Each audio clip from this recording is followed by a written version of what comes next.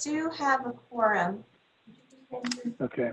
Oh, good, because we're using that same conference room. You can gather that. Waiting maybe for Okay, sorry about Jamie that. and We'll go- Kenny. Yeah, I don't think so. We'll go ahead and call the August Montana State Commission meeting to order. Yeah, thanks, sorry. Okay, Cheryl. And I don't believe we have any constraints on the, or anybody that has to leave early today or anything. So we'll go ahead and follow the order that we have in the agenda.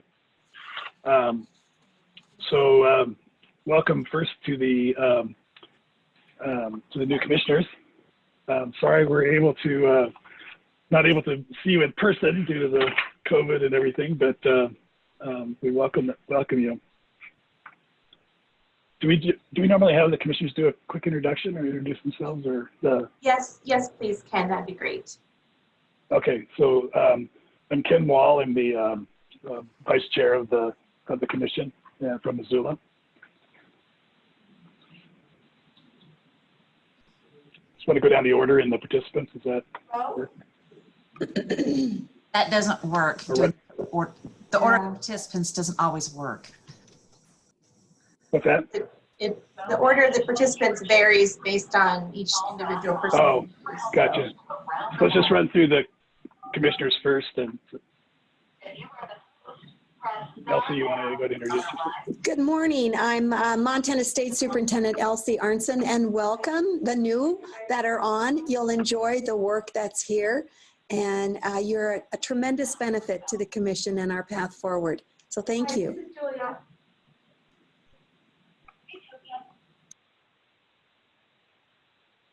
This is Bruce Newell. Again, welcome Dalton. Welcome Connie. I'm glad you're with us. This is great.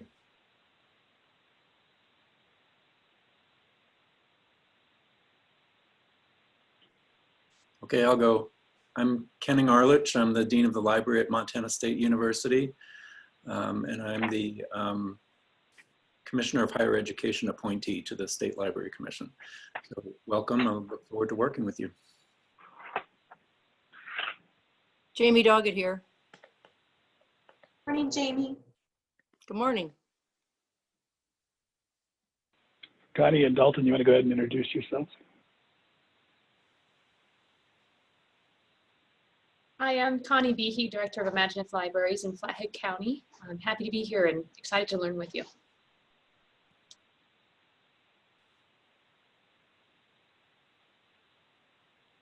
Dalton, I think you were on mute a minute ago, but you might still be on mute. Still on mute.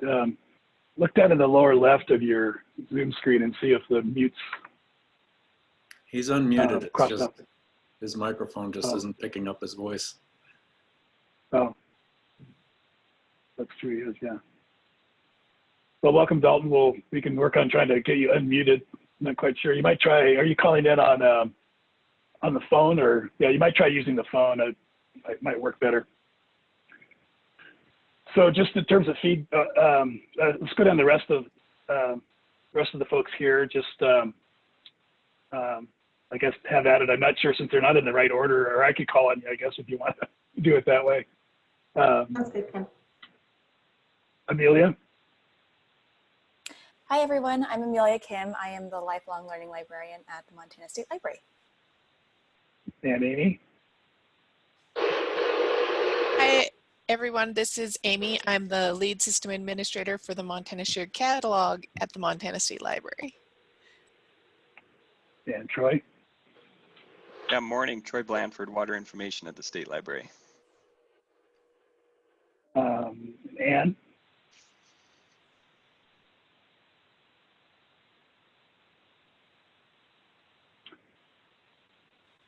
Should still be on mute. Try Bella Price. Oh, sorry. Anne's on now. Ann Booth, I'm, I guess, a consultant working with Amelia on the Economic Development Project, and I'll just be listening, so glad to meet you all. Thanks, Ann. Bryce? Bryce Maxwell, Program Coordinator with the Montana National Heritage Program.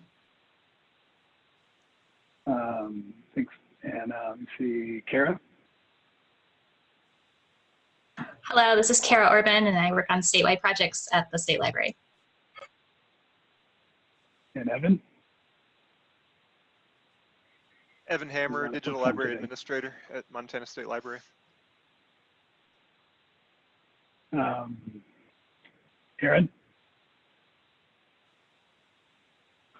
Good morning, everyone. My name is Erin Fashaway. I am the State GIS Coordinator, and GIS stands for Geographic Information Systems. Good. Jennifer? Hi, I'm Jennifer Burnell. I'm the Director of the Montana Memory Project at the State Library. And Jessica? Jessica Edwards, Data Coordinator for the State Library. And let's see, John? Good morning, this is John Kilgour, Grants Contracts Coordinator at the State Library. Let's see, and Lee? Good morning. I'm Lee Fossum. I'm the one of the new guys, the internal IT manager at the State Library. Good. Let's see, Melissa?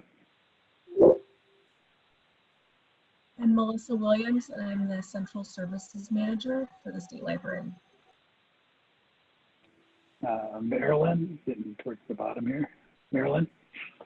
Good morning, everyone. I am the Outreach and Digital Resources Librarian for the Montana State Library. Happy to be here.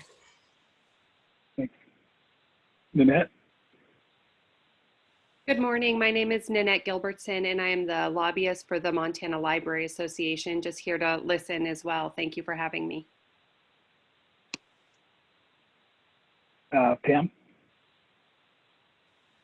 I'm Pam Henley, one of the consulting librarians with the State Library. Sharon?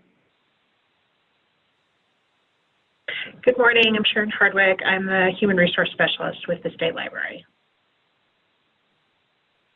Suzanne? Suzanne Reimer, another statewide consulting librarian with Montana State Library.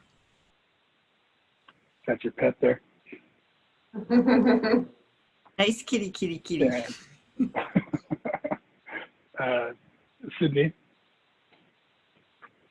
Hi, I'm Sydney. I'm the new law librarian for the State Law Library. I just wanted to kind of get to see everybody's faces and get to know you guys, so I'll just be listening today as well. Glad you could join us, Welcome. Sydney. Thanks. Yeah, thanks for joining us. Let's see, Tracy? I am Tracy Cook, Lead Consulting and Learning Librarian with the Montana State Library. Great. And I think, didn't we start with Troy? I can't remember, but not Troy. Why don't you go ahead and introduce yourself?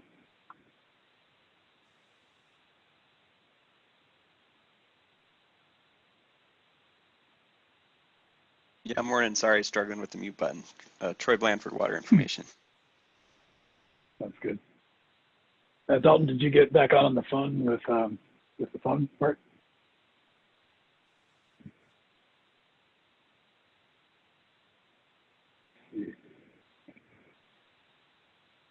Still showing, but I don't hear him right now. So we'll go ahead and get going. Well, welcome everybody. Got a lot of folks on today. So we're going to start with the consent agenda, and unless there's any objections from commissioners to move one of those off the consent agenda into the rest of the agenda.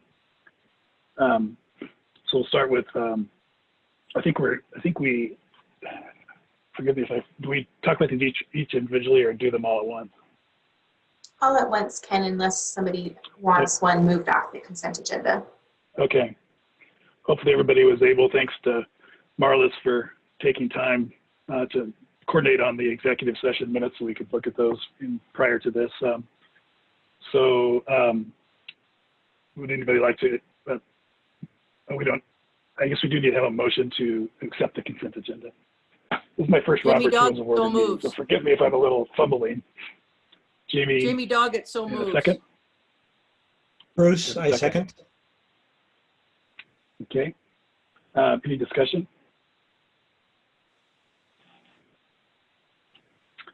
Hearing none, all in favor say aye. Aye. And Aye. carry forward staff 2021 to look at that or no. And opposed, nay.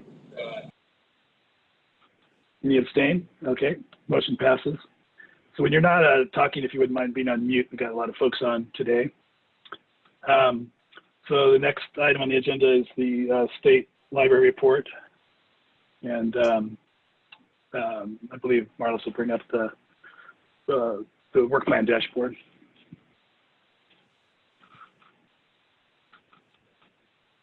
Thanks, Marlys. You ready? Do you want me to run that, Jenny? I'm fine with doing that. I just wasn't sure. Yeah, if you could, that would be Okay. helpful. Super.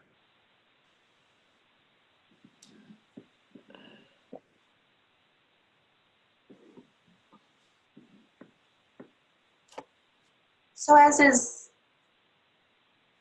our process now going forward, we have the work plan dashboard for the FY20 work plan priorities. So you can get an update on the status of those different priorities. Staff did meet on Monday to talk about our FY21 work plan priorities, and we're joined by our leads here today who are going to talk about what those priorities are a little bit later in the agenda. If there are any questions on the status of the FY20 priorities, please do let me know. I did want to share a few additional updates with you. First, with regard to the House Bill 633 study, that's a study looking at state library funding. Connie and Dalton, if you have specific questions, please do let me know. I'll try to provide as much background information as possible, but if it's helpful for you and you have additional questions, I'm happy to answer any as we go through the report. The study is being conducted by a subcommittee of the Legislative Finance Committee, looking at options to expand and diversify the funding of the state library budget. And they're continuing to make significant progress moving forward. I've included in your meeting materials draft legislation that was approved unanimously by the subcommittee that would double the amount of funding that's currently included in the Montana Land Information Act recordation fee. The statute that you see included in the proposed legislation is the statute that governs the state's recordation fees, one of which is the Montana Land Information Act fee. And again, the proposed legislation would double that amount of funding. The state library receives 75% of that funding, and 25% stays with the county where the fee is collected to help support geographic information systems, GIS work within that local county. And the proposed legislation would maintain that 75-25% split. So it would also mean a doubling of the funding for GIS work at the county level, as well as a doubling of the funding that comes to the state library. Again, the draft legislation was approved unanimously by the Education Subcommittee, and it will be heard by the full LFC at their September meeting. It's been presented to the LFC. Their process is to present legislation at one meeting and then to request action from that committee at a subsequent meeting. So that will be heard and taken action on at their September meeting. Two other efforts that are underway by the Education Subcommittee looking at our funding are to propose a fixed cost for the state library. The Education Subcommittee has drafted a letter, and it was just approved yesterday by the full Legislative Finance Committee to go to Budget Director Livers and all of state agencies, central services managers, advising them that this subcommittee is seeking a fixed cost appropriation to help fund the state library. So that letter will now go to the budget director and all agency finance directors. And further discussion about the fixed cost option will take place at a meeting of the subcommittee next Monday, August 17th. We've been talking about various kinds of metrics to help determine what would be the basis for that kind of fixed cost, from various kinds of use case metrics to more standard counts like the account of FTE or a percentage of budget or Active Directory counts. Active Directory is the authentication process the state goes through to log into various state accounts, and it's the basis by which SITSD's fixed costs are also determined. So the subcommittee will be looking at different kinds of metrics that they might propose to be the basis for this kind of fixed cost. And then the third effort that's underway is looking at the state's next generation 911 funding. There is in statute a 911 fee that is collected that funds work that's done at public safety answering points, as well as a grant program to support 911 systems around the state. In 2017, the State Library received an appropriation from those dollars to conduct a GIS readiness assessment to determine the readiness of the state to move to next generation 911. And the proposed legislation that the subcommittee is considering would create a statutory appropriation fund from that state special revenue account to the State Library for us to contract for continued GIS data assessment, as well as to provide some staff support to support local governments as they work to update their address and transportation data in support of 911 systems. And again, the subcommittee is meeting this coming Monday, August 17th, to also consider that piece of legislation. In terms of stakeholder support, the Montana Association of Counties in support with the state clerks and recorders have spoken favorably for the increase in the recordation fee. That body is also considering increasing the fees that they collect through that statute, and have suggested to the subcommittee that they work in tandem to support both of those legislative efforts. At this point in time, the Governor's Budget Office has not committed to an increase in or the creation of a fixed cost for the State Library. The subcommittee has suggested that if that is something that is not included in the governor's budget, that it would be something that would be proposed during the Education Budget Subcommittee during the legislative session.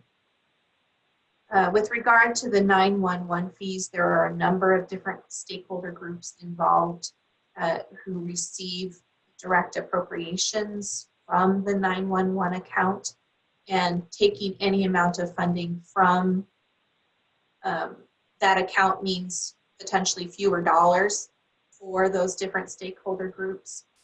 Legislative finance staff did conduct a fiscal analysis of the collections in that account, and collections are increasing, so there's adequate funding in the account to support this request. We've heard support from those stakeholders generally for the idea of statewide coordination that can make creating and updating GIS data for 911 more efficient and more cost effective in the long run. I do believe it's a more difficult row to hoe to ensure that we have all of those stakeholder support for that piece of legislation as compared to the increase in the recordation fee. But in communication with some key stakeholder groups, including MACO, as well as the state IT group who's responsible for administering that program, both have voiced support for state level coordination.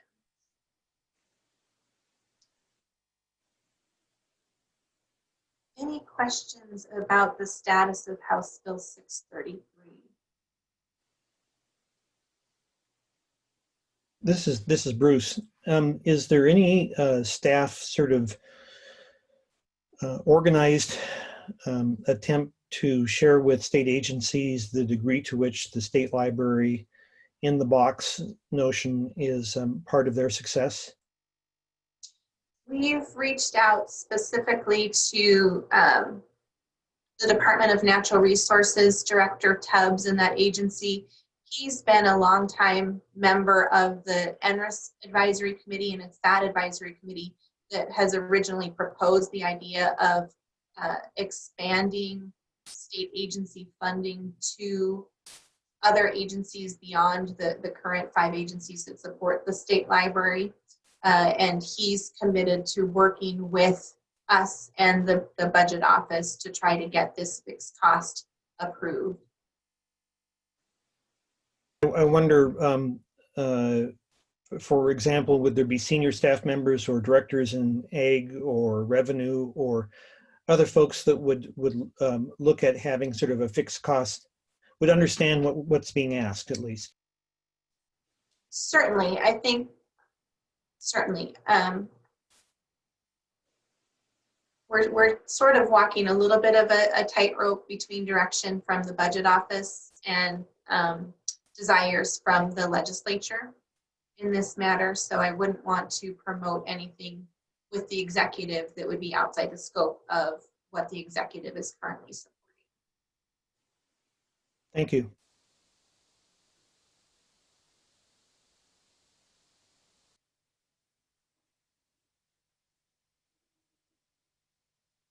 Any other questions about House Bill 633?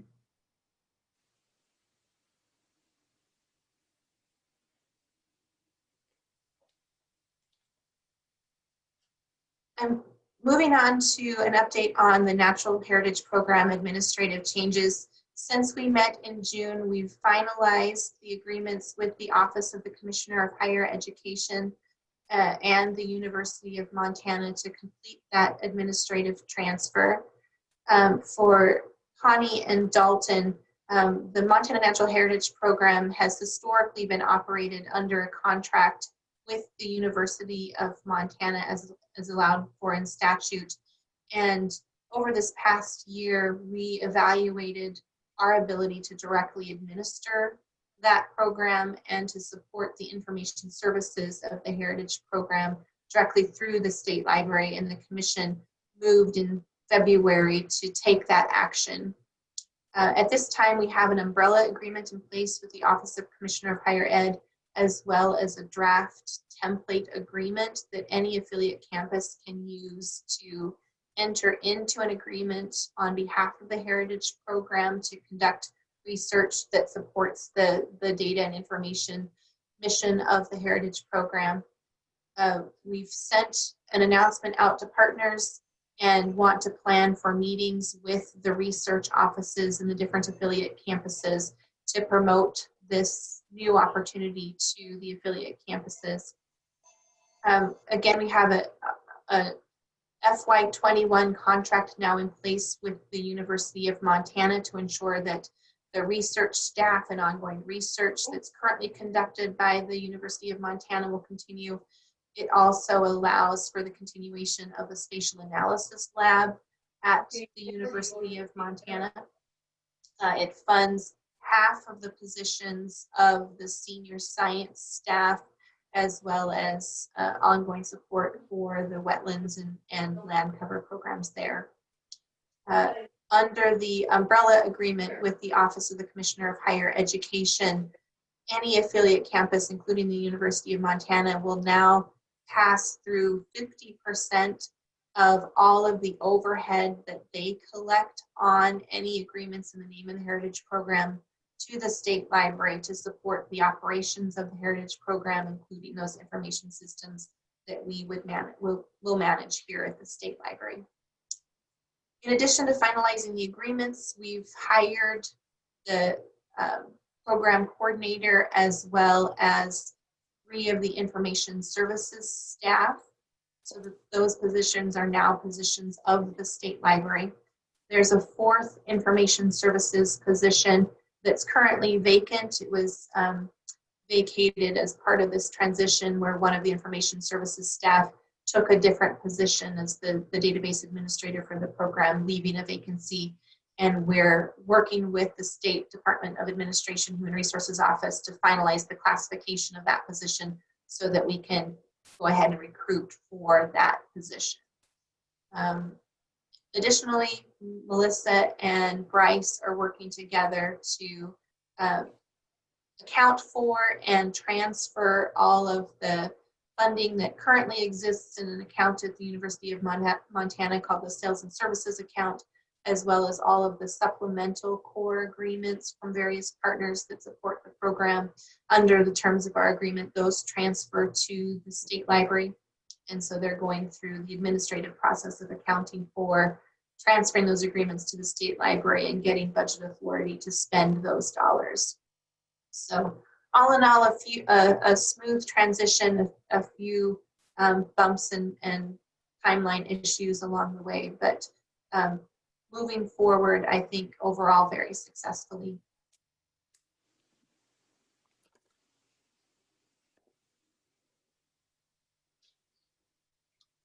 Any questions about the Heritage Program? So Jenny, this is Elsie. Yes. I have visited with Clay Christian and have said that things are moving smoothly. They appreciated not the slowdown, but they appreciated more input. And from the University of Montana, they were pleased. Now they're looking still going forward, and hopefully that it will be smooth waters going forward. But I do appreciate all the commissioners listening to when we pretty much pulled back a little bit and then re-looked at it again. So thank you for your patience, commissioners, and thank you, Jenny, for your leadership. Thanks for those comments, Elsie. Once we started the negotiations with OCHI, with Tyler Trevor and Brock Tessman, the Vice President for Research, the process smoothed out and we were able to move forward successfully. I look forward to the opportunity to begin dialogues with some of the other affiliate campuses and their research offices. I think it's going to be a great partnership between the state agency and the university system. Connie, this is Connie. Is there documentation about this process? I feel like I'm not going to be able to catch up just hearing the narrative, but maybe if I can also look at it after the meeting. You bet. Where do you find that? I would refer you to the December and the February commission meeting materials. And then this is something that we'll cover when we go through your orientation as well. Great. Okay. Thank you. Good question. Thanks.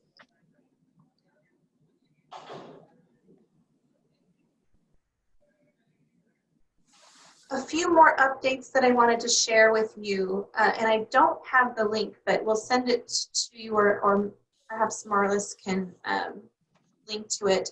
We have a new dashboard for our public library statistics. These are the statistics that public libraries are required to submit to us, and that we then in turn submit to the Institute for Museum and Library Services. Thanks, Jessica. Jessica's just put the link in the chat. I couldn't be more thrilled about this dashboard.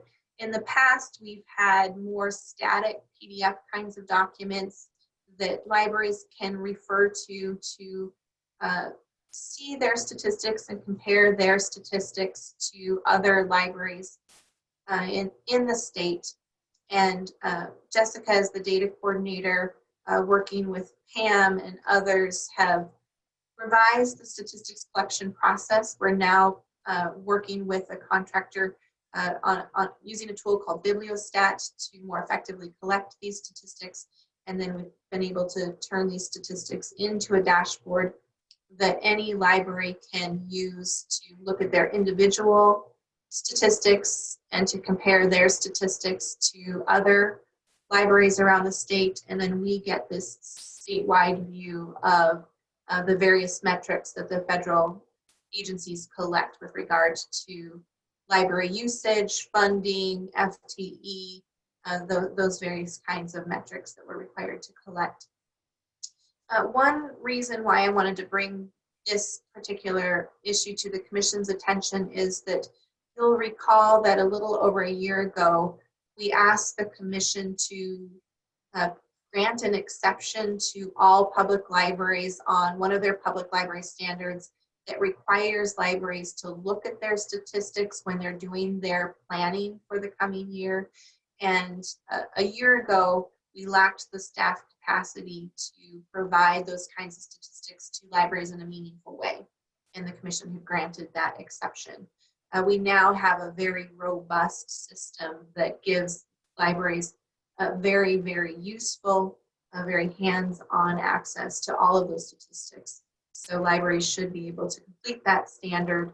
There's no need for that kind of exemption. And as I said, I'm just very excited to have access to this really robust statistical information that gives us, I think, great insights into the work that's going on in our public libraries. I wonder if the per capita view would be the view we'd want to display first.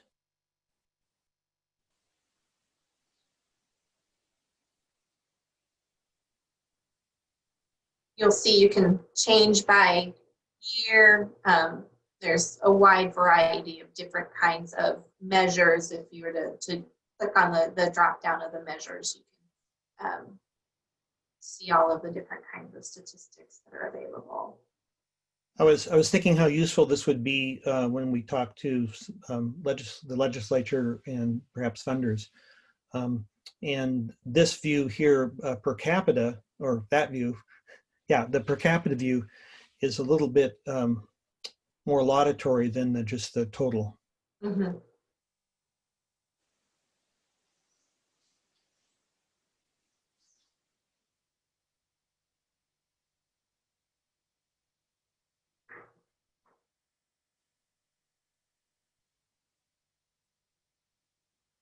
Again, I wanted to thank Jessica as well as the other staff that work on collecting these statistics for their work on getting this dashboard available.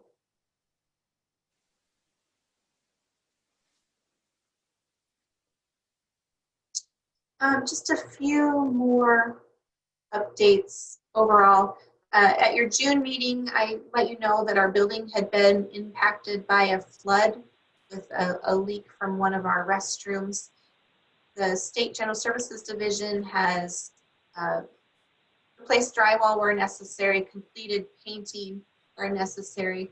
The risk management and insurance did determine that the carpet was not salvageable following the flood.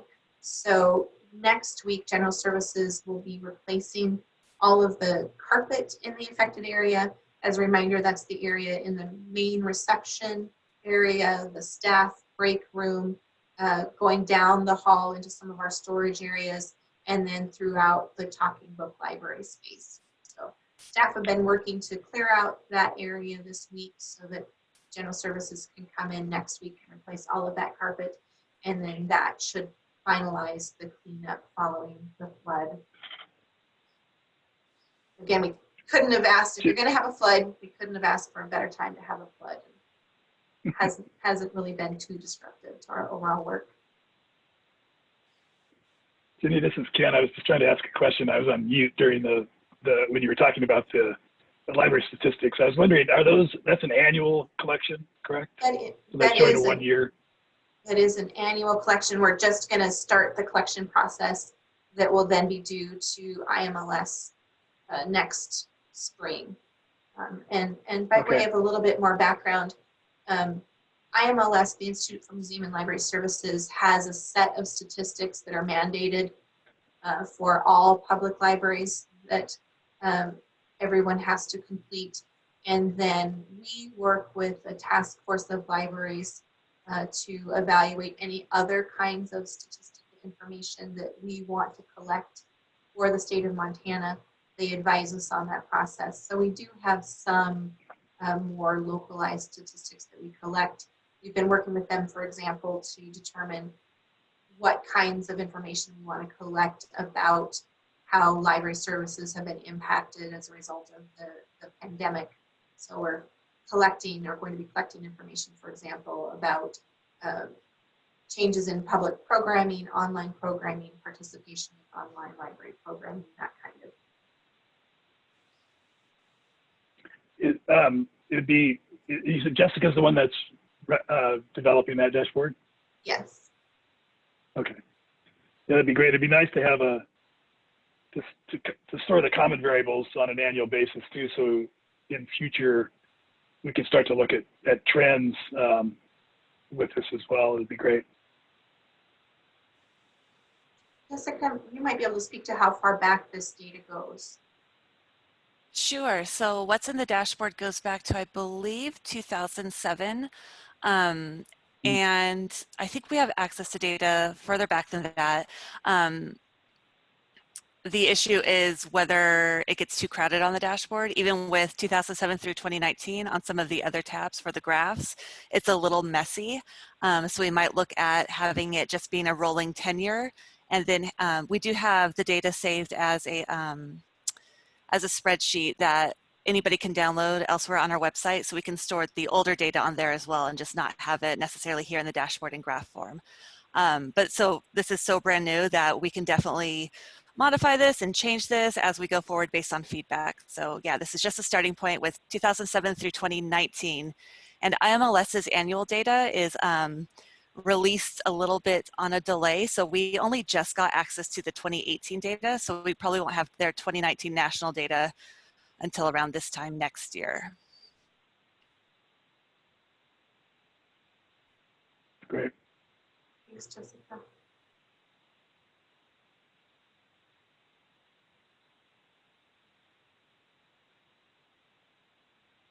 I also wanted to update you on where we are just overall with our services as a result of the pandemic. Staff continue to largely work remotely. Again, about 20% of our staff work remotely as a part of their normal operations, but everyone else who has usually physically worked from the State Library facilities in Helena are continuing to work remotely, with the exception of Martin Landry, our Talking Book Library circulation coordinator, and he's being supported by some of the Talking Book Library staff who are coming in periodically to help him with that circulation. We are going to be hiring a temporary employee to help him keep up with the volume of circulation that continues to occur for Talking Book Library patrons. We have some remaining Library Services Technology Act 2019 funds available, and then the state has some COVID-19 funds that we can use to help support that need. The circulation continues to be very high, and this will help us with the capacity to continue with that circulation, which is normally handled by volunteers. We don't have any volunteers at this point coming into the library, just to ensure the health and safety of our staff and volunteers. A temporary employee seems like the best way to help continue to support him. The direction from the governor's office is that to the extent possible, as if staff are able, they should continue to work remotely. And as I've said before, we continue to demonstrate that we have a very high ability to continue with our overall success as an agency by working remotely. So at this point, we don't see any need for us to bring staff back into the agency. We'll continue to monitor and follow the direction from the governor's office and the Department of Administration. We have taken a few steps in anticipation of a return to the physical library at some point, such as buying masks, buying additional cleaning supplies and sanitation wipes, so that when we're ready to begin to come back to the office, some of those resources are already in place. And then in terms of planning for overall trainings and other kinds of conferences and meetings that we typically host, at this point in time, all plans for this fiscal year are to have those kinds of events held remotely. We're not planning for any kind of face-to-face events for at least through this fiscal year.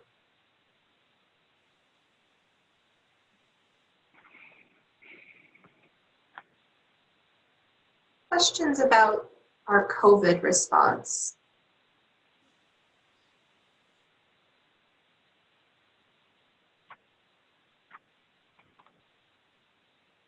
Any other questions for me generally about the work of the State Library?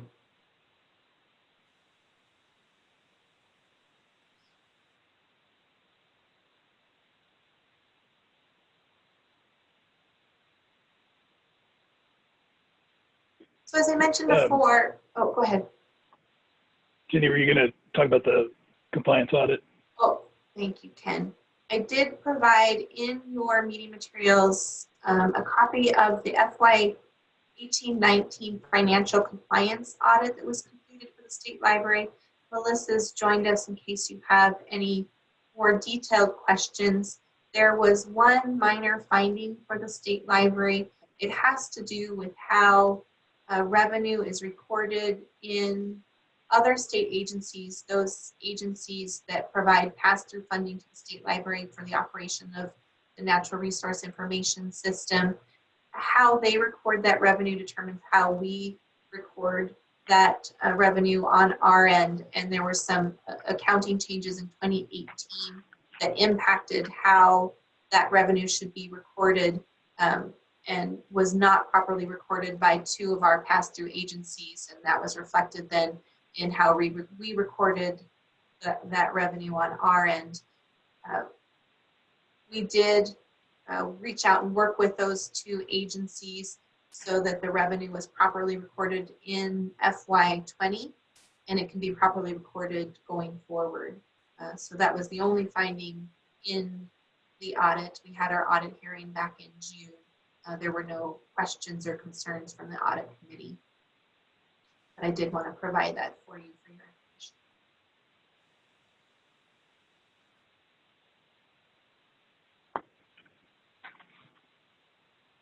Thanks, Jenny.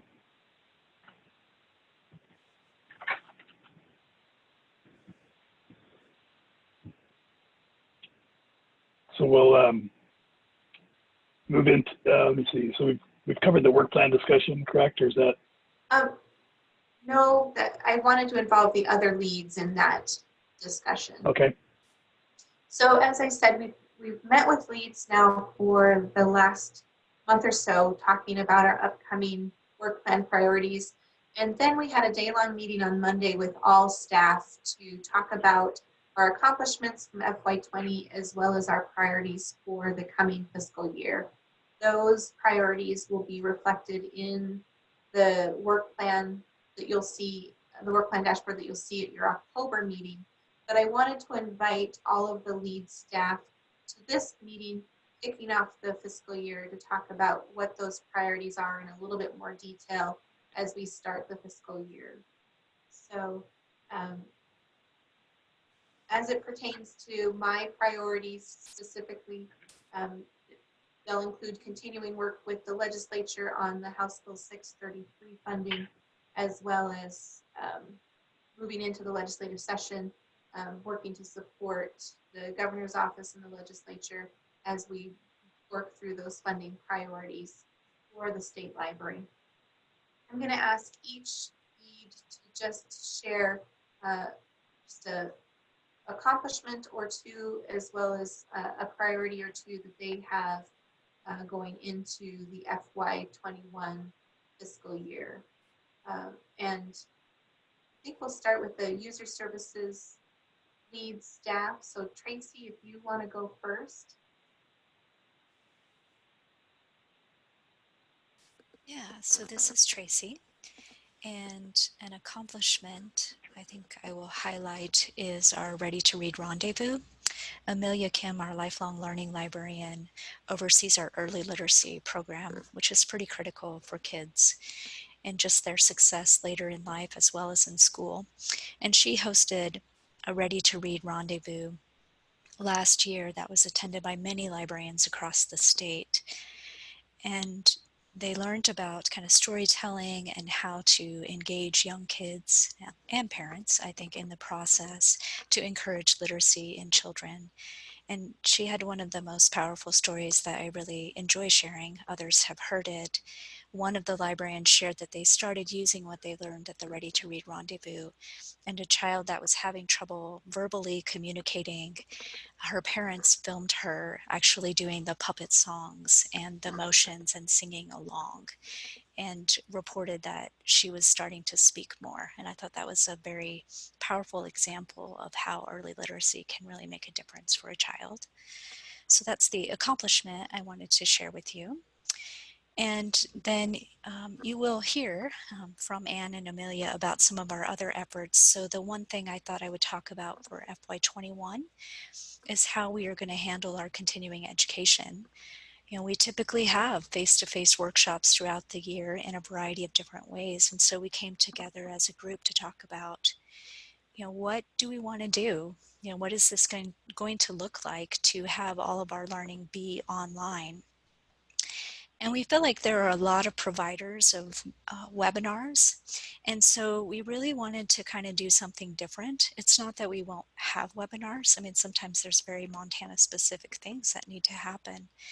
We really wanted to try and make the online learning much more engaging and try to, I guess, get to that deeper learning where you see a change in behavior.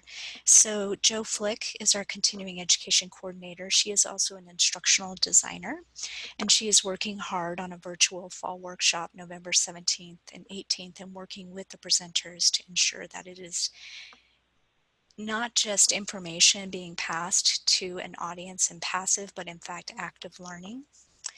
And then we are continuing a model that has been successful for us of having online cohorts. We've purchased content with United for Libraries, specifically addressing the needs of library boards. And so I will be leading a small online cohort in the fall for advocacy, hopefully focusing on library board members and directors and helping them at the local level as well as the upcoming legislative session. Pam will be leading an online cohort through being an effective board member and just running effectively as a board. And Suzanne will finish off the year in late spring with effective policy management. We've had some great success with these online cohorts, and we hope that this will actually help the learning be much more active and engaged. And that's all I have. Do you have any questions for me?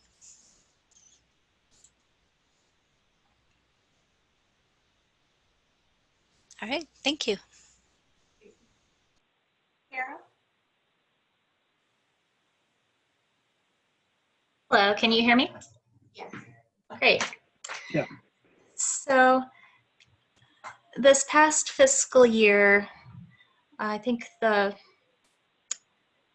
main thing that I was focused on that is represented on this work plan was the OCLC procurement process, which we wrapped up near the end of the fiscal year.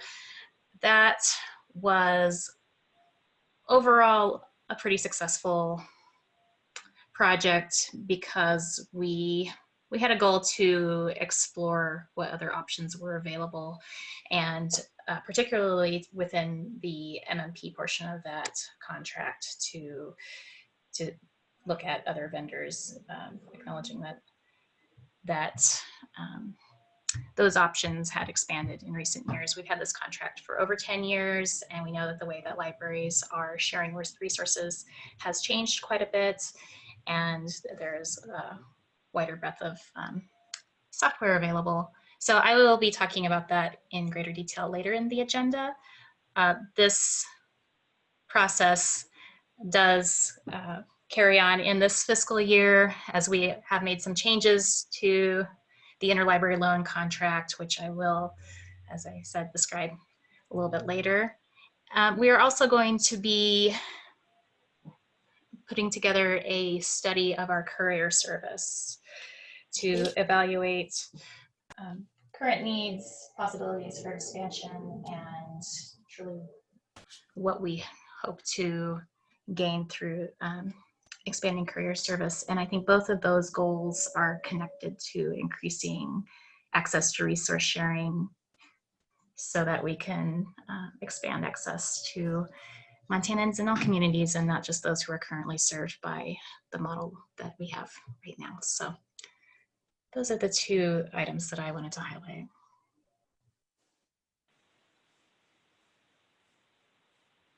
Thanks, Cara. Questions for Cara?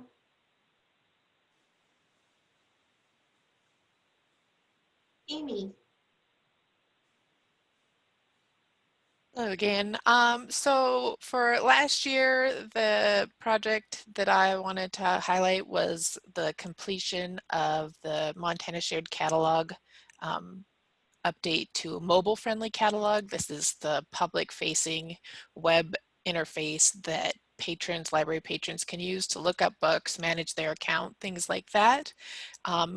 We went through an upgrade procedure to make it more mobile active as more and more users are accessing web content through devices instead of necessarily computers.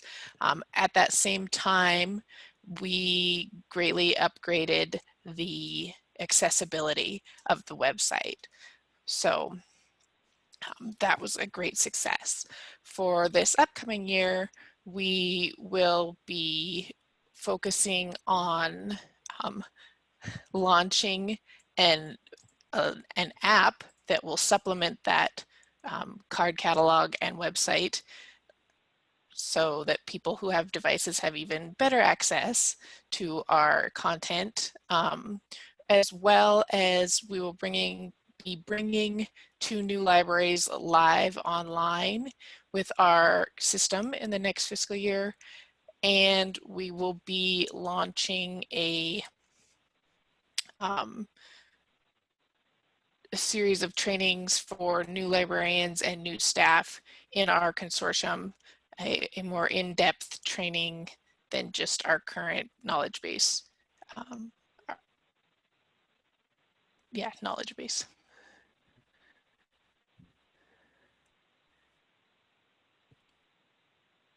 Any questions for Amy?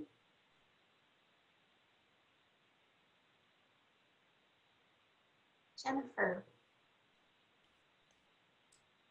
Hi. So this last year we focused on creating the Big Sky Country Digital Network DPLA local pages. Big Sky Country Digital Network is a cooperative between the University of Montana, Montana State University, the State Historical Society, State Library, and the North Dakota State Library. And we wanted a portal to get better access to our content through the DPLA site. Right now, there's over 33 million records in DPLA, and so to get to Montana's content, you had to do some careful searching. So they helped us create a local page where you could access our collections and sort by topic, as we've done some examples of on the front page. And you can also narrow down in the menu bar across the top by state. So you can actually click on North Dakota and see some of their menu topics, or click on Montana and see some of our topics. All of these then take you to lists of content related to those topic areas from our state. So we liked how this looked, and we're pleased that it was accomplished. It took a while because we asked for some different things that other states have asked for, particularly dividing out the 2 states, North Dakota and Montana, by their content. And that took some work on DPLA's part to get that accomplished, but we're pleased with the result of this page. Next year, we're looking at a new pilot with DPLA, which Kenny, I think, is going to talk about at more length later in the agenda, so I won't spend a lot of time on that right now. The other thing that we really hope to focus on is working to take submissions to the MMP from individual contributors. At this point, we've only ever taken content from museums, libraries, and archives, schools, or other organizations. We would really, after COVID this last year, realized how many great personal collections people have of content that's related to Montana history and culture, beyond just the family history, which everybody seems to have some of that, but some people have some really amazing private collections of content. And we would really like to tap into that. We want to write procedures and policies to make that possible, because we have not done that in the past.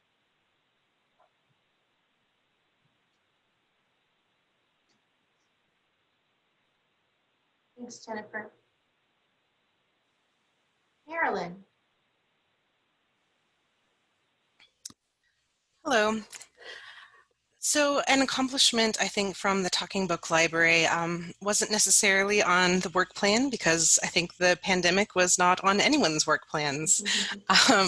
So Our accomplishment was that the Talking Book Library was able to continue to function through, the state shutdown, and we had come up with a quarantine plan for our materials in order to protect both the patrons and our staff. And we're still able to send out books and receive books in a safe manner. And I know that our patrons really, really appreciate it. And I just wanted to highlight the honestly amazing work of all of my staff, because they have, quickly scrambled to make everything work really well, and it's definitely worked. So one of the goals that I'm hoping to work toward this year is to do with our adaptive technology at the Montana State Library. So the State Library has quite a bit of adaptive technology in our possession, things like screen readers. We also have a couple of VR headsets. Those are equipped with a program called Cyber Eyes. And Cyber Eyes is a program that helps with magnification. It's a reading assistant. It provides object recognition, that kind of thing. So one of the main things that we're hoping to do with the technology is to, first of all, do an inventory, just so we know exactly what we have, and that will help frame any plans going forward. Also, we're hoping to figure out what to do in order to circulate these items. As I just got done saying, we are in the middle of a pandemic, and we're trying not to circulate, or we're trying to circulate as few physical items as absolutely possible. So that is something that we're going to have to really keep in consideration. And that actually lends itself to maybe looking into more adaptive softwares. I mentioned Cyber Eyes as a possibility, but I'm sure there's many other programs out there that we could potentially circulate virtually, or maybe during our outreach opportunities to have a virtual demonstration of some of these softwares. So those are all things that we're hoping to consider and, get a plan in place for those. Another priority for the Montana Talking Book Library is something called Duplication on Demand. Duplication on Demand has been on our priority list for a while, but we're hoping to move forward with it this year. For those that are unaware, Duplication on Demand is a program where the Montana Talking Book Library can download audiobooks onto cartridges, and there can be multiple books on each cartridge, and this has many, many advantages. One would be to kind of cut down on staff time. If we can put multiple books on a cartridge, that means that we're pulling less physical items, sending out less physical things, and then, checking in less as well. Also, to cut down on mailing costs, not to us, but the National Library Service pays for our mailing costs. And so that is, cutting down on costs is always something that we're looking out for. And then also, again, we're trying to circulate as few physical items as possible, for the safety of both our employees and our patrons.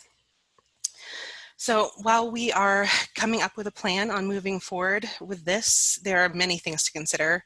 One thing is a policy called BARD First, and that is a National Library Service policy, and that is just them encouraging us and our patrons to use the website's BARD, which is their online downloading system. So patrons can log in and download books and audiobooks directly to their cartridges or their devices.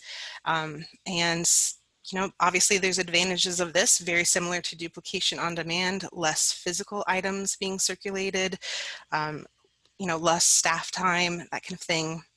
But there are other things to consider as well. Many of our patrons are rural. They have less internet access, and also they might not be as tech savvy as they would need to be in order to do this. So these are all things that we are really needing to consider and weigh as we go and move forward with this. And we have meetings to talk to not only the National Library Service about this, but other libraries who have moved forward on these things. And we're hoping to implement both BARD first and duplication on demand, and hopefully finding a good way to have those, dovetail quite nicely in moving forward. Any questions? This is Bruce. Do we have any evidence that our patrons would prefer multiple titles on one cartridge, or the BARD first? I don't know if there's any evidence about multiple books on a cartridge. We would definitely have to look into that and possibly do like a patron poll, or just have our readers advisors, ask if this is something. I would assume that it would be a good thing, but that is definitely true that we have to definitely poll them as well. And there is some evidence that, some patrons really enjoy BARD. They absolutely love going in and, kind of helping themselves to books and downloading. And then there's definitely evidence of people who are not like that and who love calling their reader's advisor and telling them exactly what book that they want, and having that book arrive the next day or 2 days from then, and, then just sending it back. So. Thank you. Thank you. I'll just quickly add that, we do recognize those as concerns, but we're also in a situation here where we work in coordination with the National Library Service. And so they provide the cartridges that we're able to use, and the players that we distribute. So at some point, we lose a level of control there as far as options and what we do. But we had a good call with our NLS rep just the other day to get clarification on their emphasis on BARD first, and it was a little less heavy than we had feared when we first read that. Nonetheless, we did discuss the idea of putting together a letter to the NLS to stress the unique nature of Montana and its rural communities and limitations with connectivity, to make sure that they understand our situation. And I feel confident that, like us, the last thing they want to do is prevent people from having access to these resources.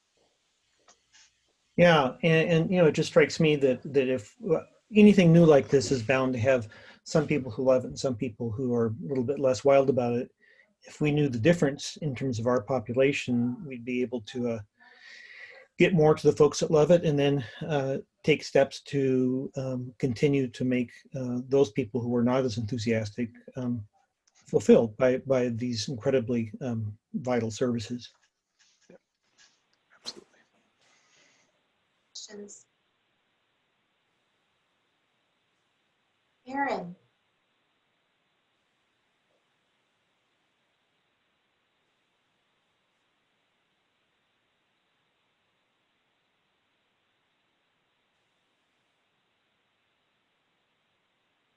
Did you say me?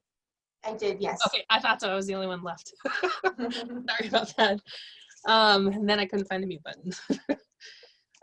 So I guess to jump off of what Marilyn stated at the beginning, not many of us could have predicted a pandemic this year, but I would say that's one of our major accomplishments, in that one of the pillars of the MLIA is to, the Montana Land Information Act is to serve as the primary point of contact for national, regional, state, and other GIS coordinating groups for the purposes of promoting GIS and land information in Montana. And so we've worked with a variety of different agencies in response to COVID to get the dashboards up and running that you see on a daily basis, or at least I hope you see on a daily basis.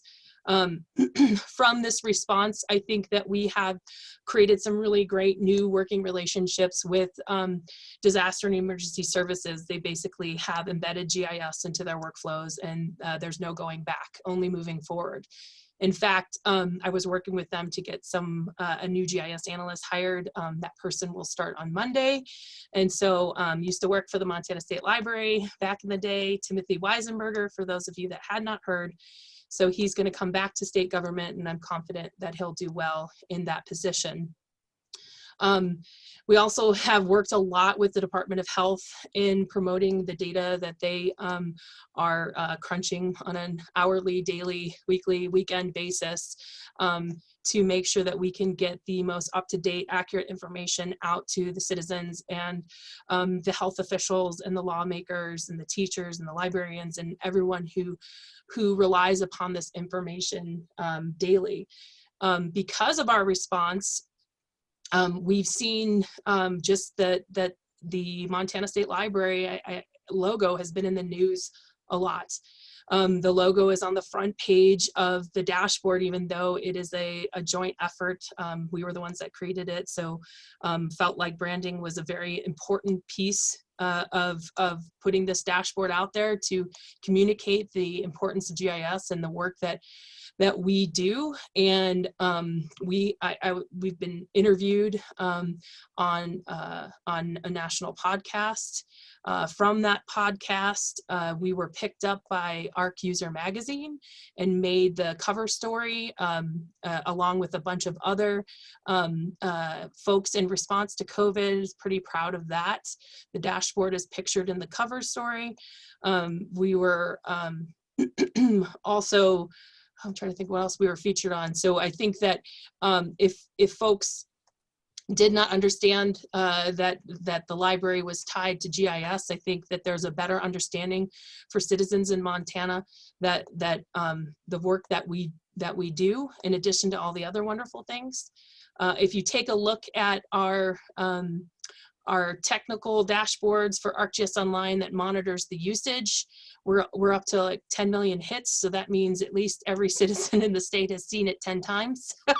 Not really, but you know, just kind of going off of our basic population statistics. And that's only since February. So in the past, I think 3 weeks, we've seen over 1 million hits. So many people I know have been able to converse with regarding COVID say that they check it every day around around 10 o'clock. That's when our updates are made. In addition to being able to respond, we've also been able to take advantage of some new technology for mobile, for creating that dashboard and making it mobile friendly. So I was really proud of the work that we did there.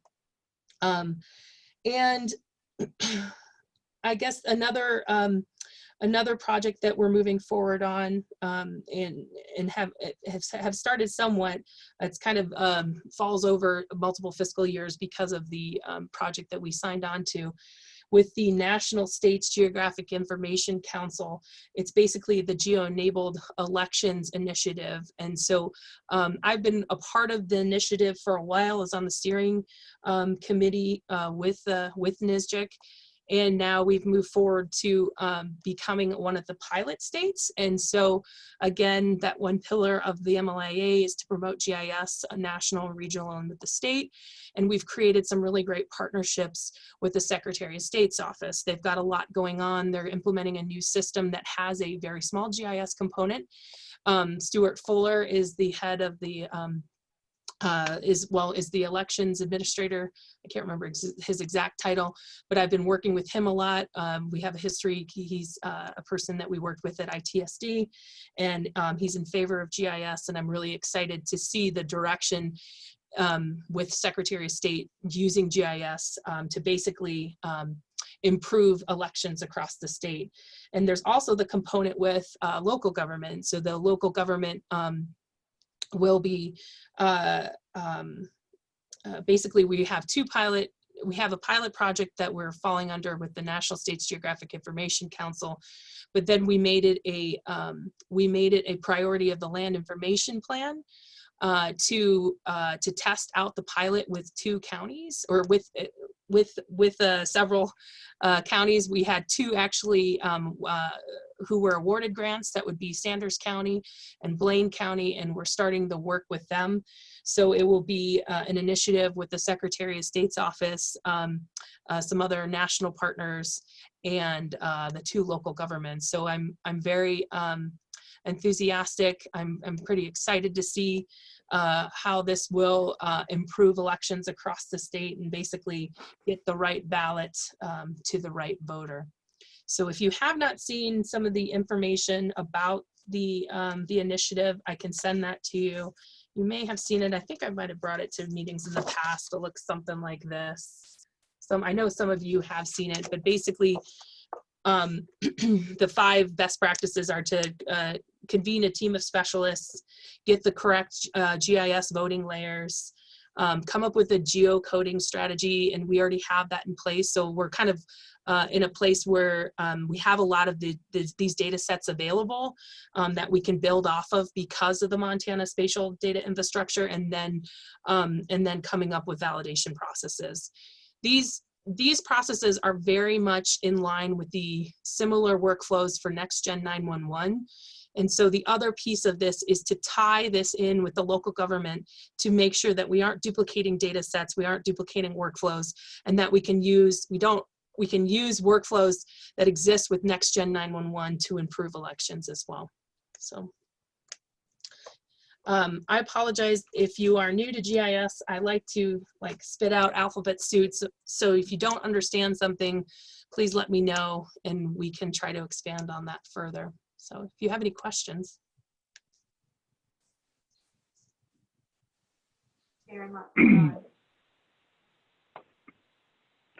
Just one other, this is Ken, just one other quick addition that, kudos as well to Gallatin County and Bozeman. They were using the similar tools that Aaron's been developing with dashboards and Experience Builder. They were highlighted during the ESRI virtual user conference this year, which had, I think, upwards of 80,000 people were watching, or close to that, when they were highlighted it briefly for their work with their COVID dashboard and other work. So a lot of good work in the state.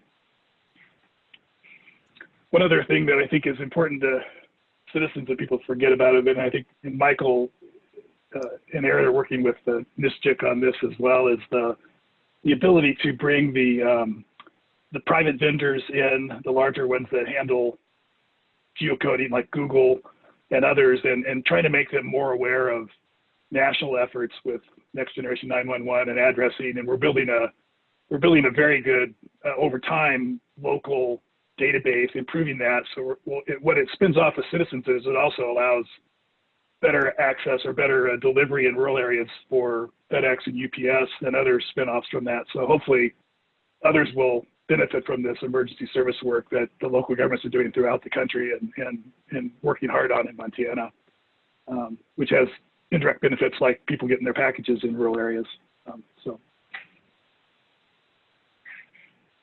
Or people not going in down a road that they can't get back from. Right. And I guess one thing to highlight for those of you that are new and don't have a familiarity with GIS, people, one question you might get a lot in your position is, why not just use Google? Well, to be frank, Google uses our information. And so we have this federated approach where we take local government, tribal government, and other state government information, and we federate that to the federal level. And there's even efforts of doing global federation. And so just so you know, there are instances where these private companies rely heavily upon the information that we put out there. And like Ken said, we're trying to partner with them to make sure that they're getting our information in an up-to-date process, so that the citizens that are using that and those data sets aren't taking the wrong turn into something awful.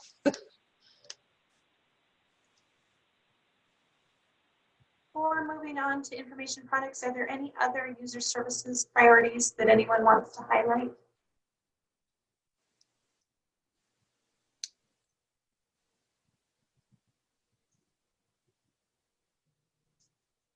All right, then Michael.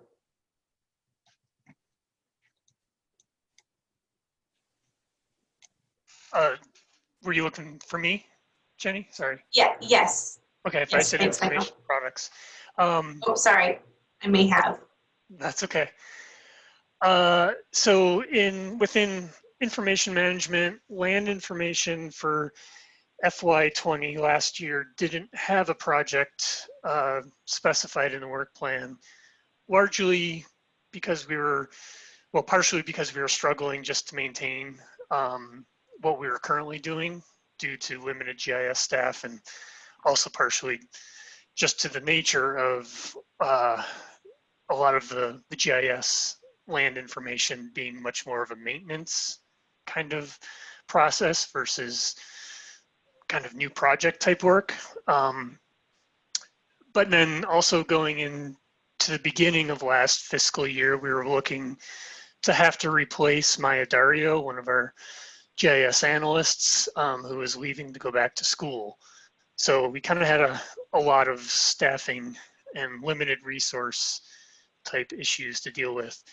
But coming out of the year, I feel like we did pretty well in that regard. We hired Jeff Hedstrom, and he's been making great progress catching up on the CAD and SDI project, which for those who might not be familiar, that's the digital representation of the public land survey system in Montana, which is basically the foundation for cadastral data, boundaries data, and so much of the GIS information that's maintained here at the library and by others throughout the state. So that's one of our kind of foundational key data sets, and we were a little bit behind on things due to some kind of bugs that cropped up with it, and on the Esri side, and there was some downtime, but just been working really hard to get us caught up on that. So I'm pretty excited about that.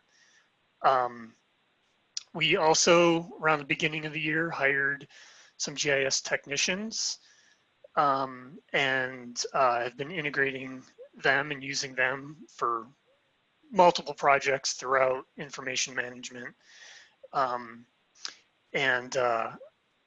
So I think that's worked really well. They've been working on LiDAR and everything. I don't know if Troy will touch on that or not.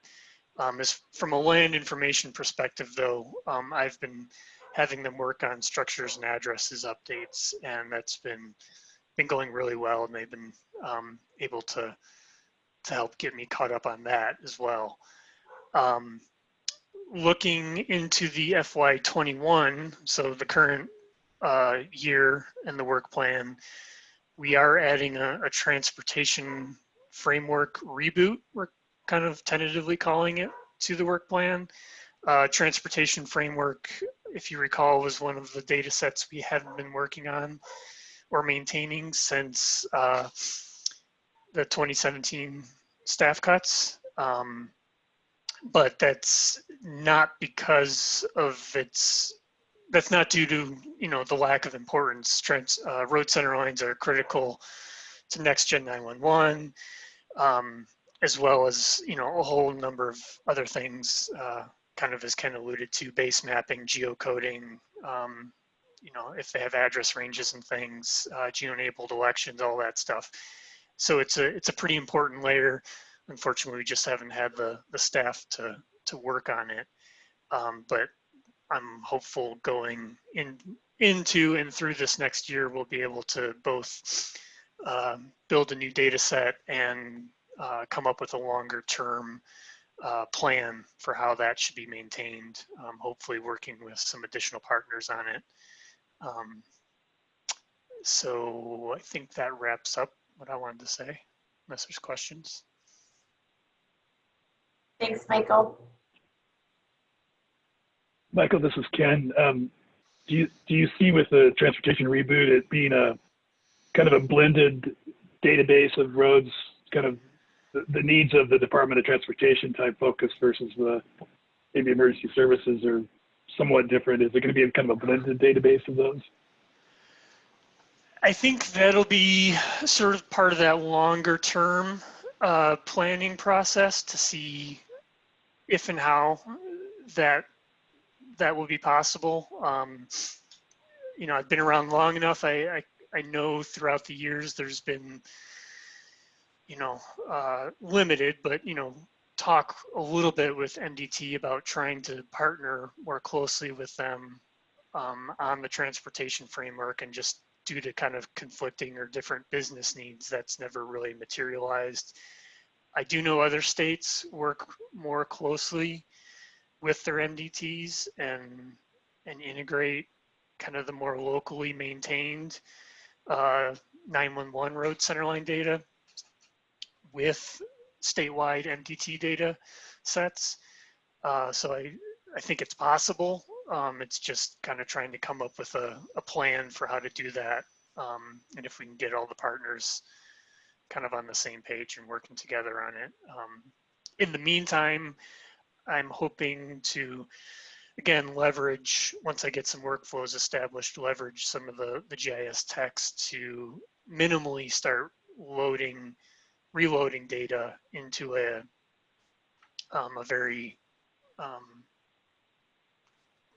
database schema that closely aligns with next gen 911 sort of requirements and standards, to at least be kind of making some progress on that front. So. Thanks, Michael. Troy? Yep, ready to go. So in information management, we're organized into land information, which is what Michael just hit on. And then I'm responsible for the water information side of things, along with Megan Burns and William Kessler. And the accomplishment I wanted to highlight today from the last fiscal year, I won't hit too much on it because I'm going to be presenting a little bit later today to the commission on the LiDAR application. But I wanted to mention that, and I know this has been announced before to the commission, that we were awarded a cost share for acquiring LiDAR through the USGS. And so this past year, we've been able to acquire roughly 3 counties worth of high resolution elevation data, along with 3 tribal reservations. So Blackfeet, Fort Belknap, and Fort Peck. So we're on a mission to acquire LiDAR statewide. We published the statewide LiDAR plan last June. And at that time, we were sitting at roughly 25% LiDAR for the state. And then looking at what's in progress right now, we're going to be at about 50%. So we've made some really good gains there over this last year. And then looking forward to this fiscal year on our work plan items. So the one that's in there now is LiDAR for LOMA, and LOMA stands for Letter of Map Amendment. And this is a FEMA thing, so the Federal Emergency Management Agency. This is the process that a public citizen would go through to get a determination on whether or not they are in the floodplain. So a property owner goes through this process, works with FEMA, submits this letter, and then FEMA makes the determination on whether or not they are required to have flood insurance. So recently, within the last year or two, FEMA has started to accept LiDAR elevation data as an appropriate means for reporting elevations of properties.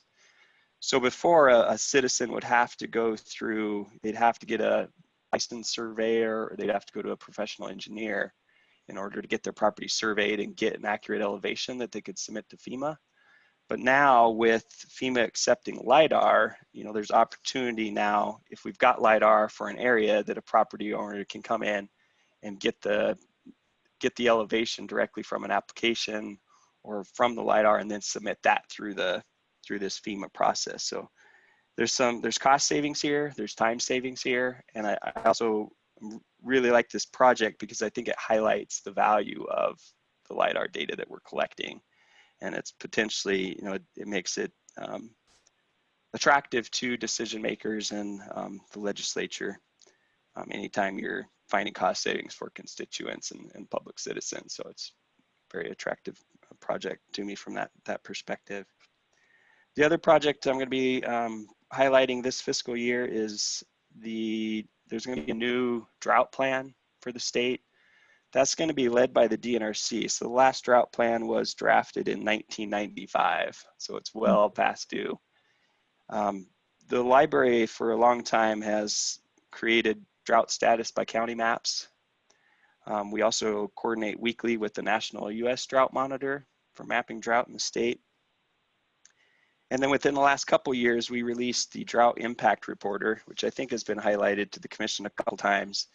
But it's an online application that allows anyone, any citizen, to come in and submit reports on the moisture conditions.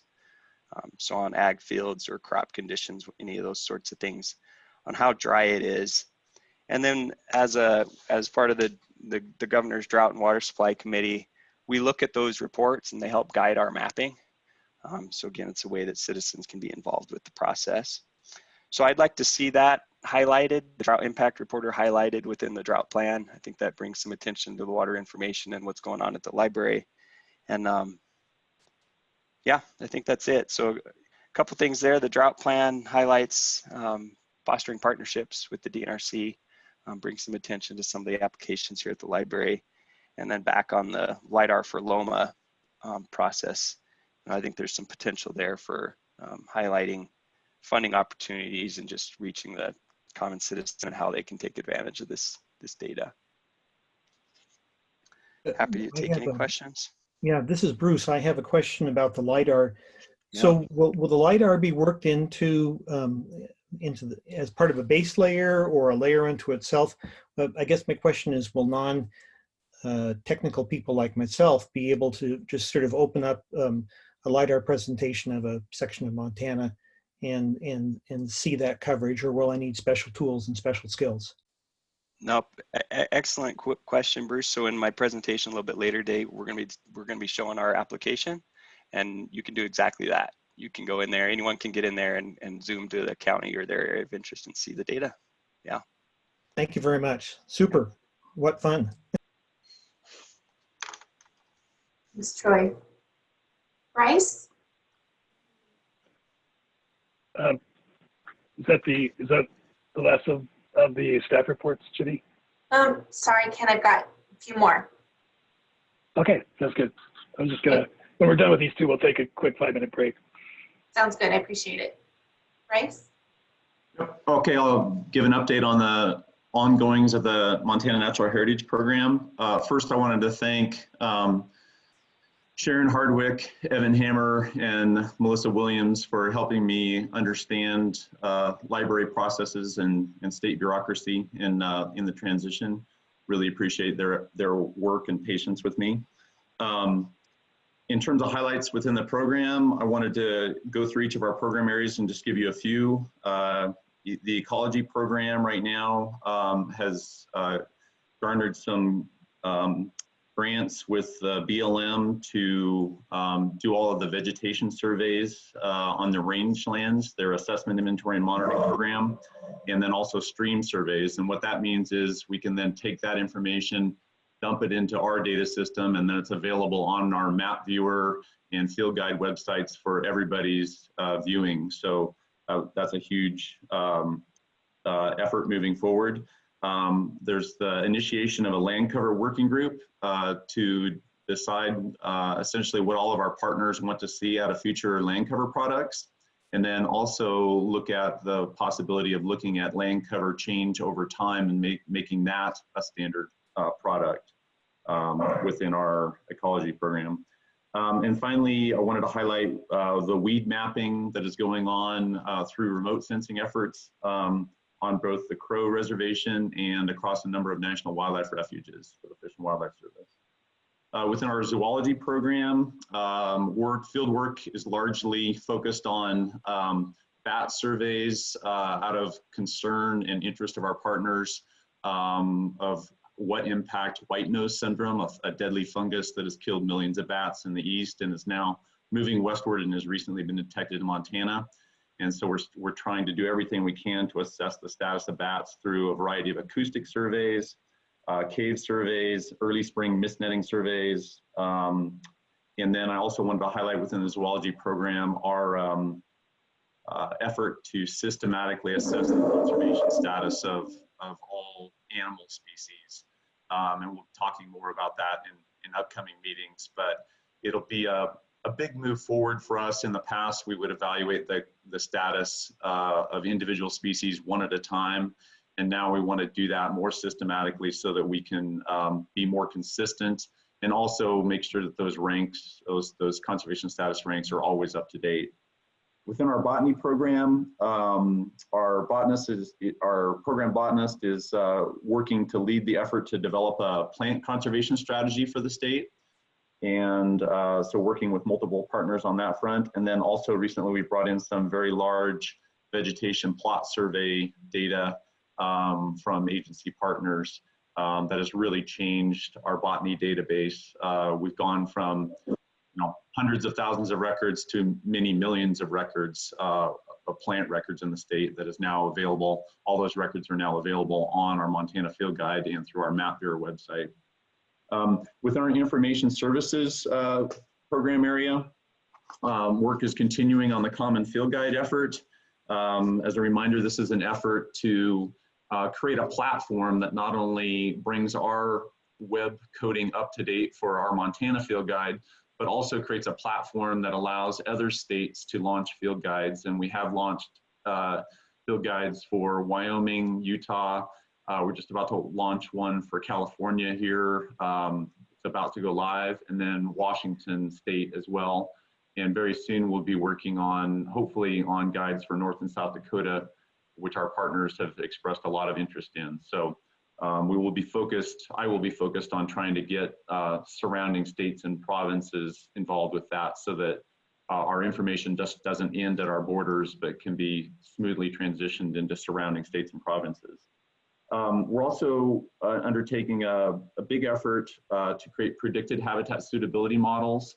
We have completed those for almost all of our plant species of concern this spring and early summer. And this later summer and fall, we're going to be moving into doing those for all vertebrate species and then as many vascular plant species as we can. And the ultimate goal there, one, is to have predicted models in place so that in areas where we lack surveys for species, there's some indication as to how suitable the habitat in that area is for those species. So it will be very informative for environmental review processes, which is the major consumer of our data. And then secondary to that, we want to create predicted biodiversity maps for the state that really systematically tell us about our overall biodiversity and can allow users to filter out biodiversity for mammals versus biodiversity for birds.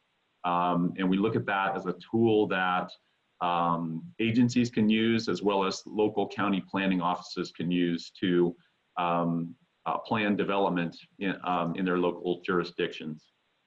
And finally, we are working on continuing to pound away on a project to geo-reference our references, our natural resource references in our reference database, so that we can spatially enable those and allow people to get lists of references for particular spatial areas in the state.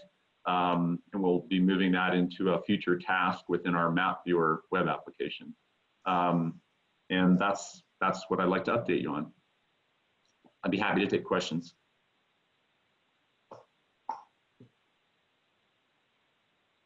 Bryce. Yep, thanks.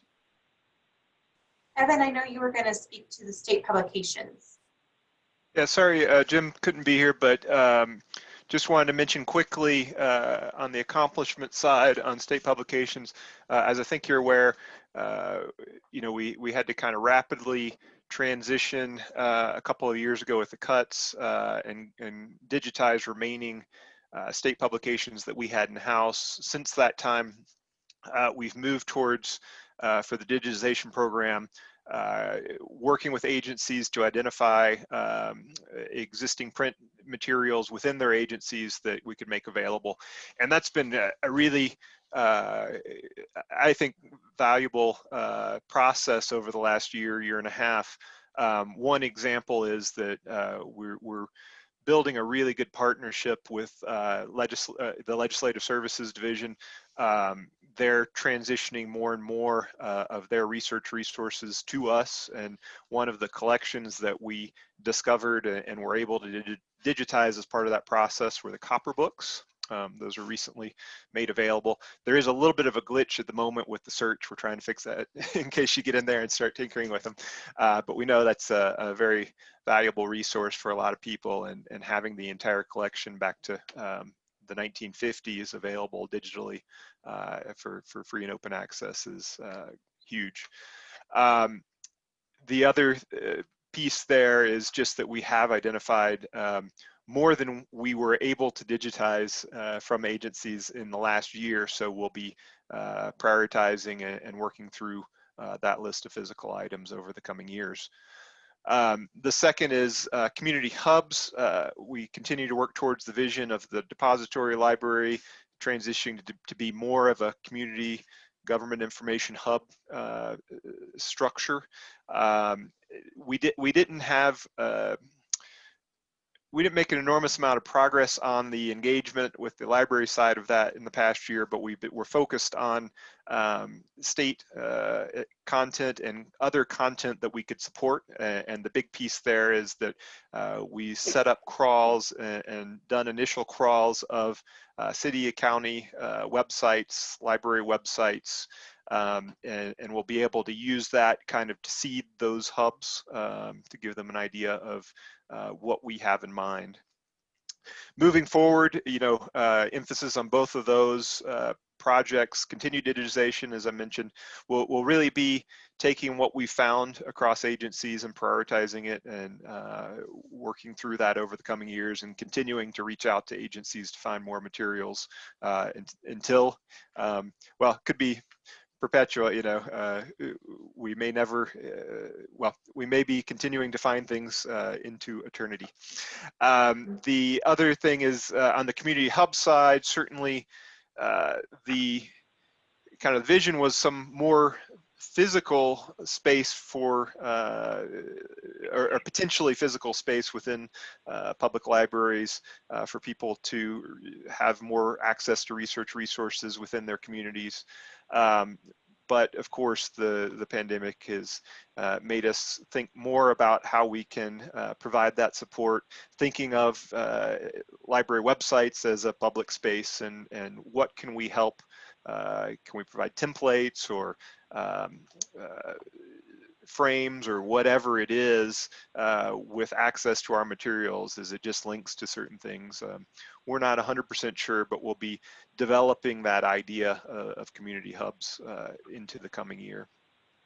And then the last is tying back again to that rapid digitization. Now that we are a fully digital state publications collection, the rapidness with which we transitioned has left our catalog records in a bit of, I'll say a mess. I hate to say it in a public meeting, but we've been working on getting that cleaned up so that it's very clear. We feel confident that the majority of our items are cataloged, but there are issues as far as whether they're identified as being physical versus digital materials, and what the location shows up. So we've been working, and we'll continue to work into the coming fiscal year on getting those catalog records cleaned up. That was the bulk of what I had to say on state pubs. I guess I'll just quickly say one other, I know we're trying to wrap this up, just higher level library work. One of the big things that we'll be working on in the coming year is, we rushed to get everyone home, and we feel like we did, that was a huge accomplishment to get transition to remote work, but we'll be, it's certainly gone on, I think, longer than anyone could have imagined. And so we're identifying issues that have come up with this being a more long-term arrangement, try to identify stressors that are related to that and ways to accommodate and address those, and ways that we can modify our workflows to more efficiently do our tasks in this situation. And I think Lee may be talking a little bit about some of the technology changes that'll be coming from a more technology transition perspective. A lot of those will open the doors to better access to what has traditionally been network information data in the past, and easier ways for our staff to access and work with those items, and easier ways to communicate. So looking forward to that. And you know, we'll certainly be looking at getting, one thing we learned from when we sent people home is we probably can't guess what exactly it's going to look like when we return. So getting contingency plans in place for how that might look, because it could happen, you know, whenever it does happen, it could happen fairly rapidly. And so we'll need to be able to adjust whatever plans to whatever specific orders we might get from admin and or the governor. So those will be things we'll be working towards. And one final thing I'll mention is that while I've been working with Marilyn on research resources for state employees, and right now the focus has been on joining the Trails Coalition, becoming a partner there, and we feel we're pretty close to getting on board with that at this moment, but there is a longer term vision of ensuring that all of our state employees have access to the same high quality research resources that our university system makes available. And so step one is working through Trails and ensuring we have that partnership in place, and then we'll reevaluate from there what other resources are needed and what other ways we can partner with our university system there. That's all I have. Evan, this is Kenning. I have a question for you. Sure.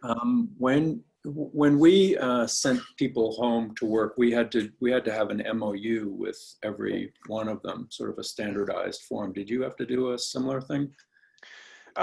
The Department of Administration put out guidance that is treated as kind of a blanket telework form. I don't know, as this, you know, again, I think they probably wouldn't have imagined that we were going to be at home this long. So I don't know, as this stretches out longer and longer, if there will be a need to revisit that.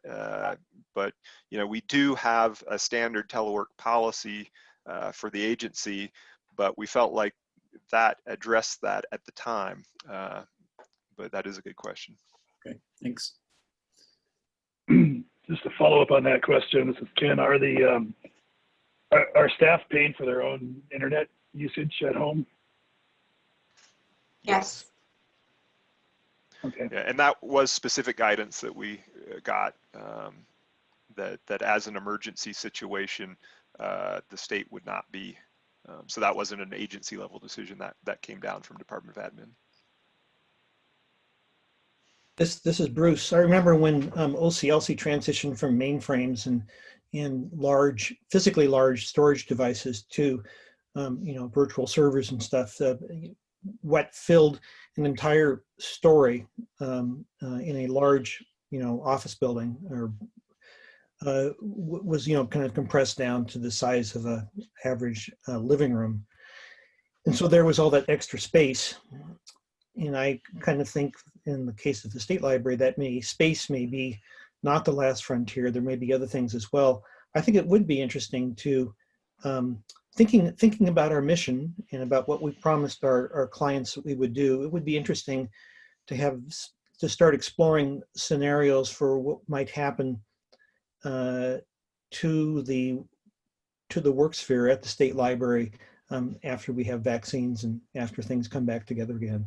You know, there may be opportunities to save some money and improve services, or redirect money and improve services. And it would be good to be thinking about those now. I assume you are, but this might be something that the commission would want to be involved in. And I think the huge opportunities that are there right now are really with the example, I think one of the good examples being with so many of these large conferences going online, becoming virtual. I hope that in the future they continue to offer virtual options, but also that as more and more of the world just gets comfortable with that form of engagement, that should really, you know, I don't see, I miss, and I can't wait for our staff to be able to get out again and engage with people directly, because I don't think it replaces that. But at the same time, the opportunity to reach so many more people through virtual means is a huge opportunity that we have to take advantage of.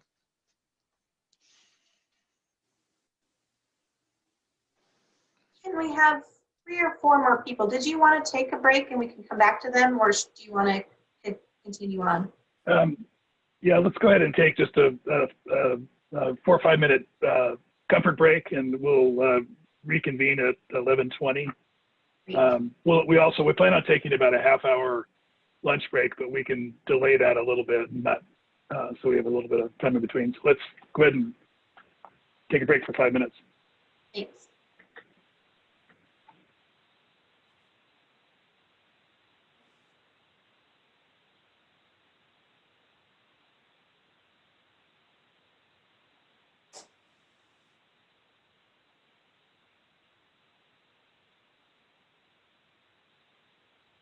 Go ahead, Jenny, with the remaining part of the lead staff presentations. Kenny, are you great, back by the with way. us? Bye. Kenny, are you back with us? I'm here, yeah. I'm You see- back. Oh, I'm sorry, I meant Kenny Kettner. Oh, sorry, not me. It's game of musical Kens, I guess. That's right. There's too much overlap. Hi, I'm Kenny Kettner with Information Products. Let me give you a quick update about some of our work plan items. And again, I'll mention a point that's probably been made already, is that a lot of our work exists outside of the work plan and just in day-to-day upgrades and maintenance of our applications, bug fixes and so forth. But we had a project to prioritize our updates and do a inventory of all of our web applications, not just in-house, but also third-party. And that was a useful exercise that resulted in a document that's helped us make some decisions. We did roll out the Aspen, the new library directory, and now going forward in the work plan, we're going to adhere to a roadmap document that has a 6-month release cycle with major features coming out every 6 months and bug fixes and so forth as needed in between those. But the new Aspen site has been pretty heavily used for all sorts of things. Think of it as the new library directory, if you will. Of course, we got cadastral beta out the door, and we're looking to get to a point where we can turn off the existing cadastral application and replace it completely with the new cadastral. Still got a little bit to go on that. We did encounter some setbacks along the way there. Some of the work that our team has done that I want to highlight around the updates to our services being standardized around Web Mercator, our mapping services. And I think that's about it in terms of major things. We also have an upcoming project on the work plan to separate out our data list, data bundler, and digital atlas applications from the rest of the website so that they can be upgraded and enhanced on their own. And that's all for me. So I'm happy to take any questions that there are. Thanks. Okay. Jessica.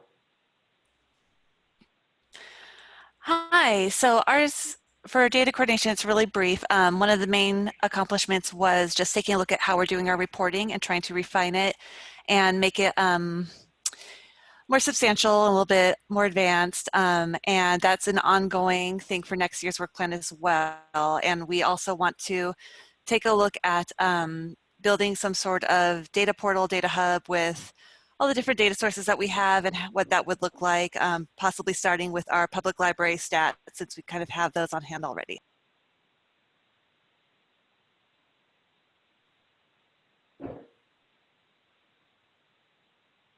Thanks, Jessica. Moving on to administration, Lee.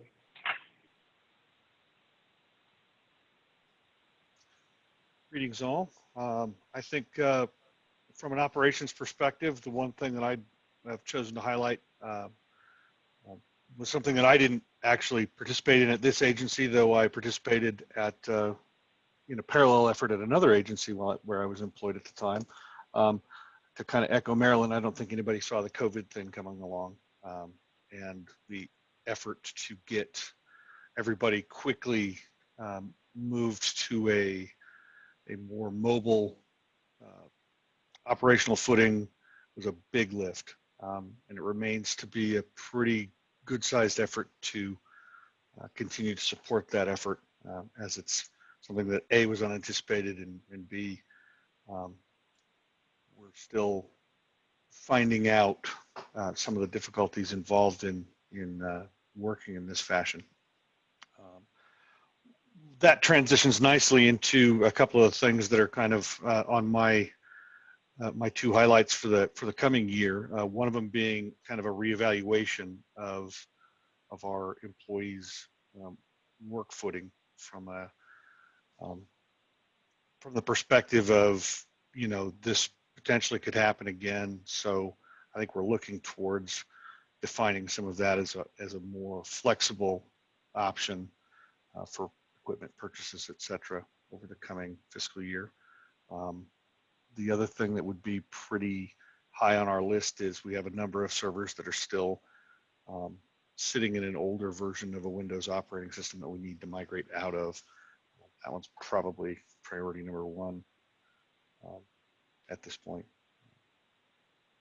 That's what I've got for right now. I'd be happy to take questions. Thanks, Lee. Melissa.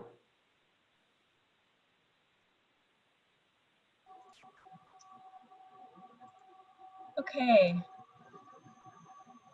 So a couple of things I'd like to highlight that we accomplished in the past year.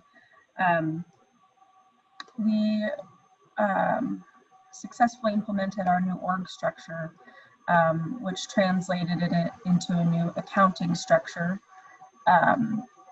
which was quite a feat to undertake, but that went very well. And we were also able to create a finance committee this year. And we have just completed our first full year of finance committee meetings, which has been great to showcase our new org structure and accounting structure. So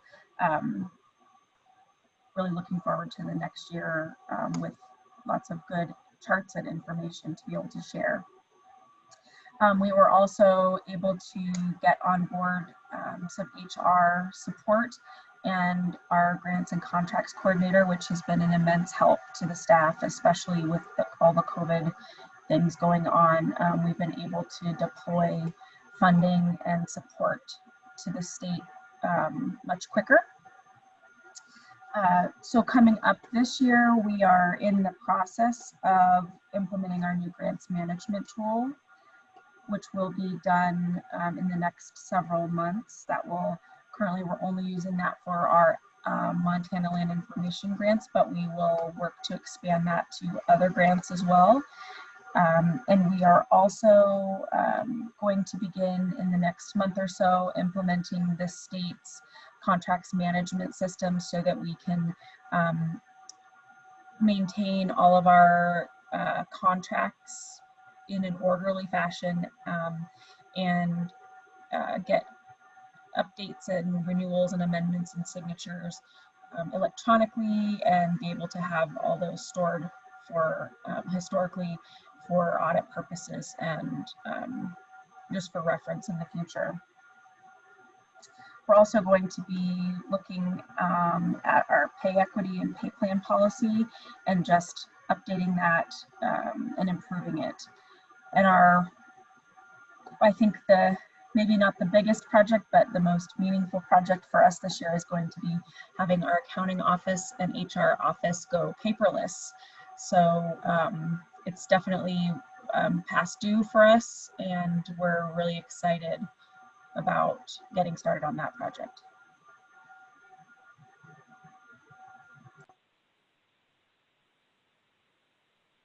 Melissa, this is Kenning. What does it mean to update your pay equity plan? And is that, sorry, you said pay equity on something else. And are you able to do that on your own? No, so the pay plan policy is something that we review with the commission each year. And I think that this year we want to go into a little bit more detail and update some new processes. And then as far as addressing pay equity, that just means really doing a deep dive across the agency at each of the positions that we have and making sure that they align with similar positions at other agencies across the state, and then also similar positions across our agency. So that's going to take a lot of work to research that and then also align that with our funding and figuring out what's possible within the constraints of our funding, especially going into the next legislative session. Yeah, thanks. That's that's what I wanted to know. If you find inequities, you'll have to find the differences within your current budget, right? Right, exactly. Yeah. Okay, thanks.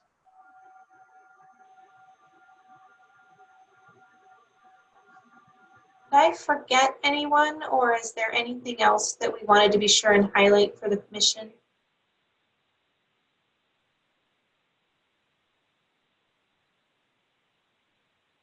I want to thank all of the lead staff for sharing their priorities. I know that this was a lot of information.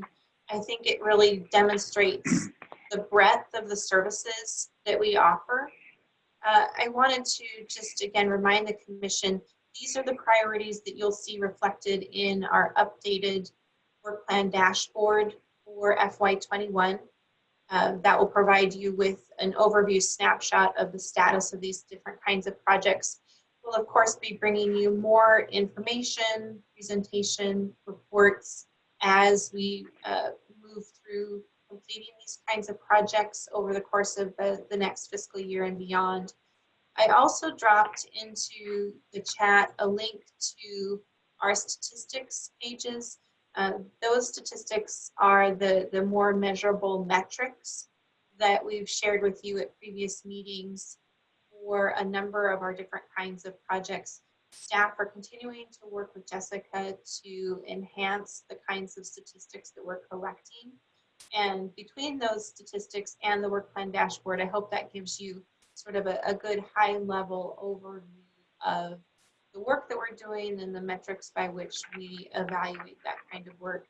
And again, supplementing all of that information with additional reports, presentations, information from partners as we move through the next fiscal year. Finally, I just wanted to mention that Jessica is working on our FY20 annual report, and we plan to have that annual report available to you at your October meeting. That will be a more detailed summary of the work that was accomplished during FY20.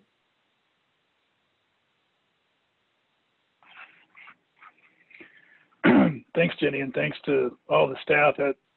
I really like this.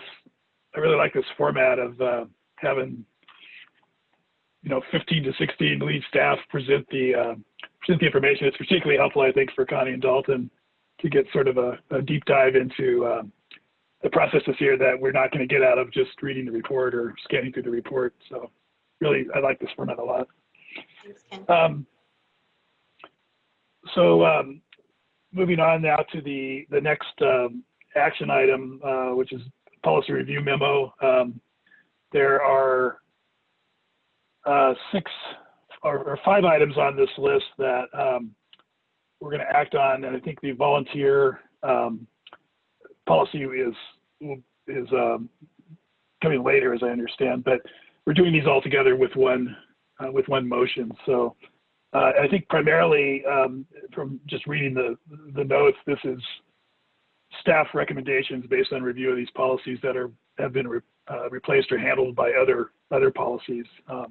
Anything to add to that, Jenny, or is that good summation? That's correct, Ken. we are trying to take a more systematic approach to looking at the policies that come before the commission.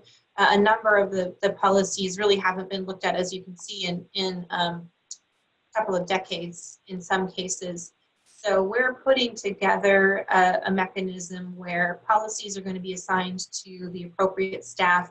We're asking staff to put together a schedule of review for all of those policies so that we can be bringing them to the commission on a more regular basis.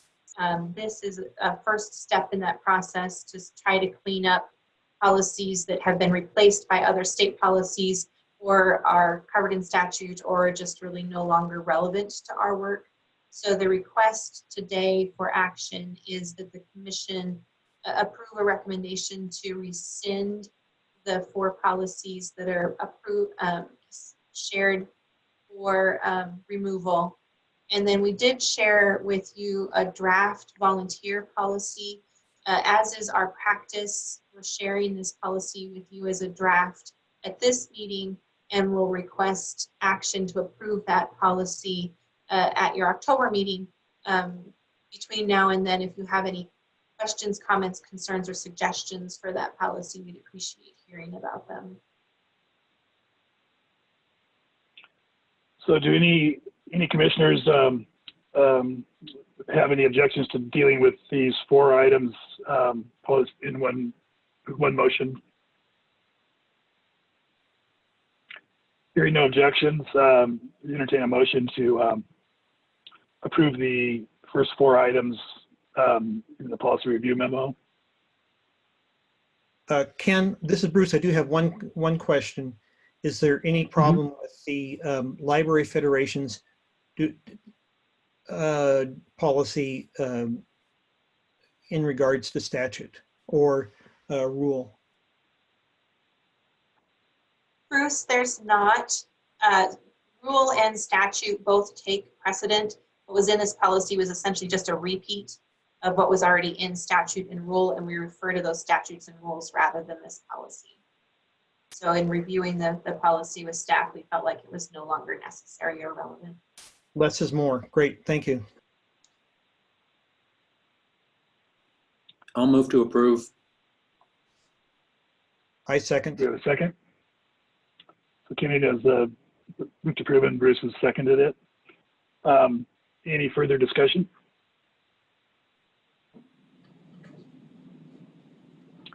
Hearing none. I think that's just background noise. Hearing none, all in favor, please say aye. Aye. Aye. Opposed? No. And opposed, nay. Any abstentions or recusals? Okay, motion passes.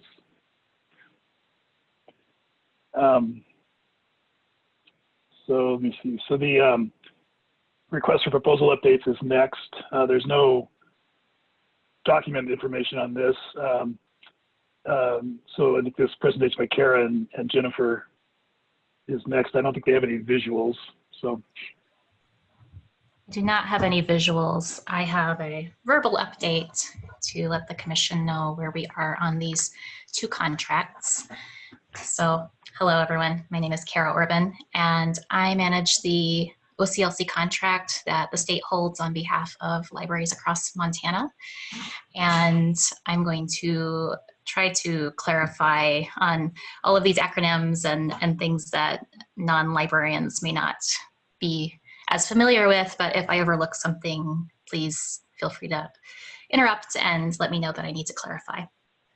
So OCLC stands for Online Computer Library Center, and it is a nonprofit cooperative that provides online subscription software to libraries around the world. And they also maintain a bibliographic database called WorldCat, which is where most of our libraries maintain their bibliographic records and find bibliographic records to import into our shared catalog so that people can discover and request library items.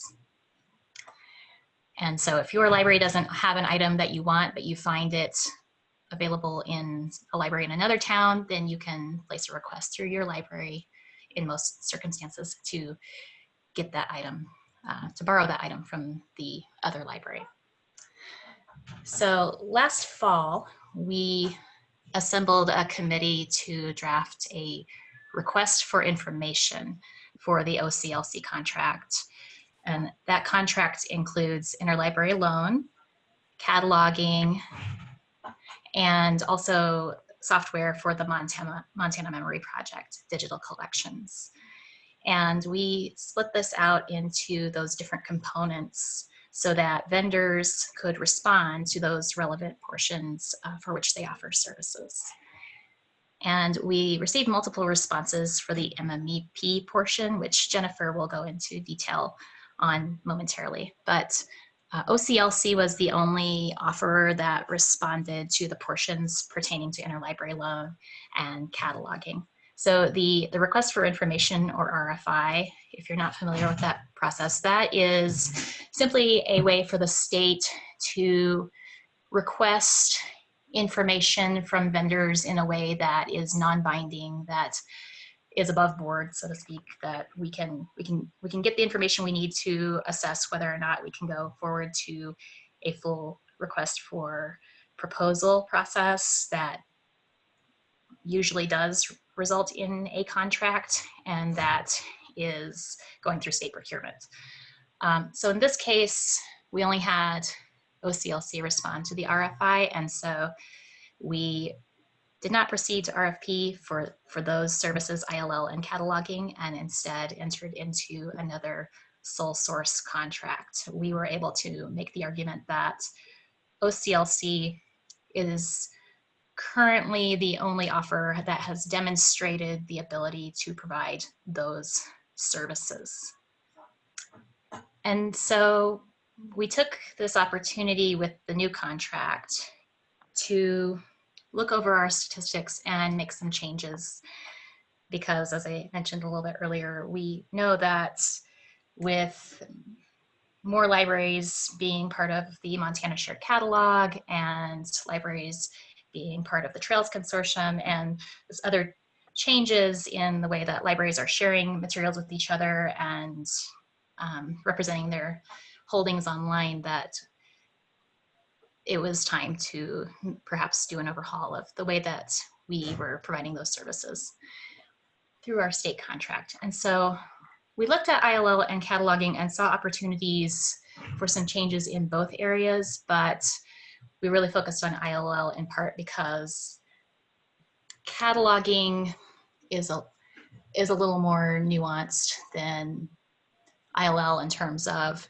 how sharing groups use cataloging, what kind of cataloging they need. And so there are more variables in the cataloging portion than we felt we had time to adequately address between the time we received those statistics and the end of the fiscal year when the contract was up. So for this fiscal year, we focused on making change to interlibrary loan.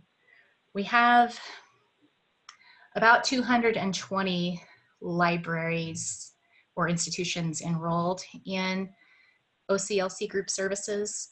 And of those libraries, roughly half of them make minimal use of interlibrary loan. And there are different reasons for this, but in part, a lot of those libraries enrolled are school libraries, and they have their own subsets of reasons for not participating in interlibrary loan. But we learned about a program that is currently in use at the State Library in Idaho, among other places, to reduce contract costs for libraries that make infrequent use of ILL, like our school libraries and some of our smaller public libraries. And this was of interest to us because we didn't want to entirely remove the possibility of making use of those services, but we also felt that we were probably overpaying for our services in our contract. So after speaking to my counterpart in Idaho about this program, I thought this was an opportunity worth exploring. And so we identified about 100 libraries that did not lend out any items this last fiscal year and that borrowed fewer than 25 items in the previous fiscal year. And so after sharing this option with those libraries, we committed to this option to set up an ILL referral center for them. And this reduced our ILL contract cost this year by about $13,000.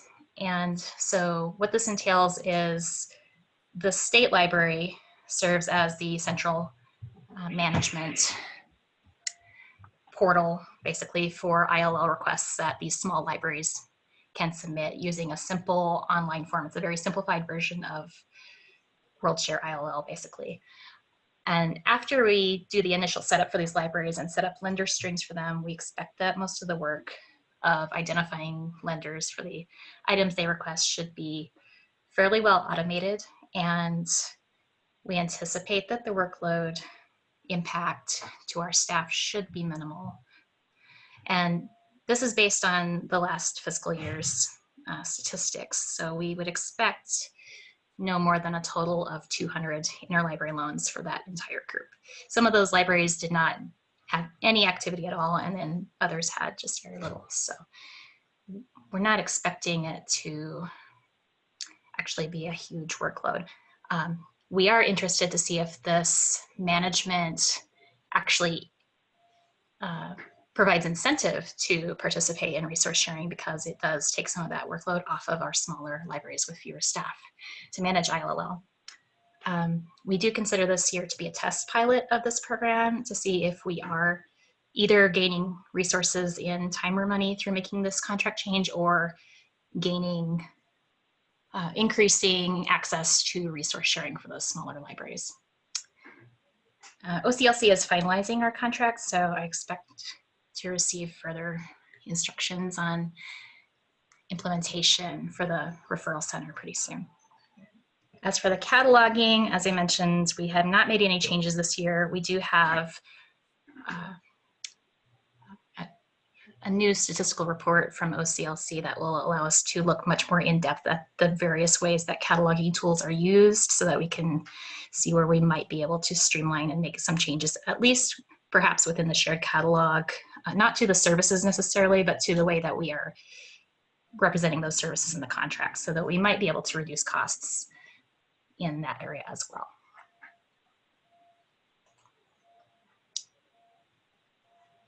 So I am going to jump down to Montana Library to go. May I make a comment and ask a question first? This is Bruce. Of course. So what is the length of time for this contract? We are doing a one-year renewal right now, so we'll have an opportunity to revisit at the end of this fiscal year. Thank you. My comment is that there are few, if not nil, incremental cost to OCLC for providing ILL services to these 200 requests made by these small libraries.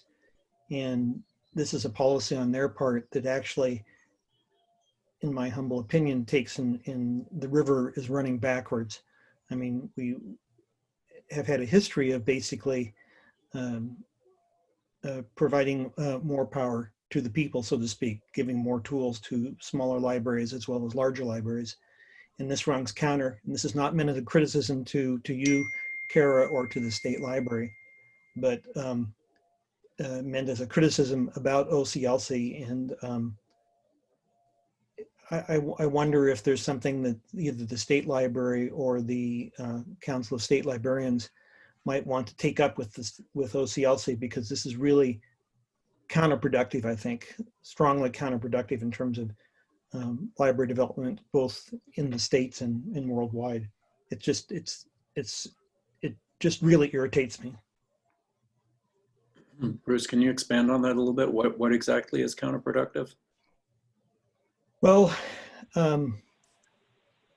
essentially what we're being forced to do is to have an ILL clearinghouse, which is not very different than what I was hired to do when I was hired by the State Library in 1980.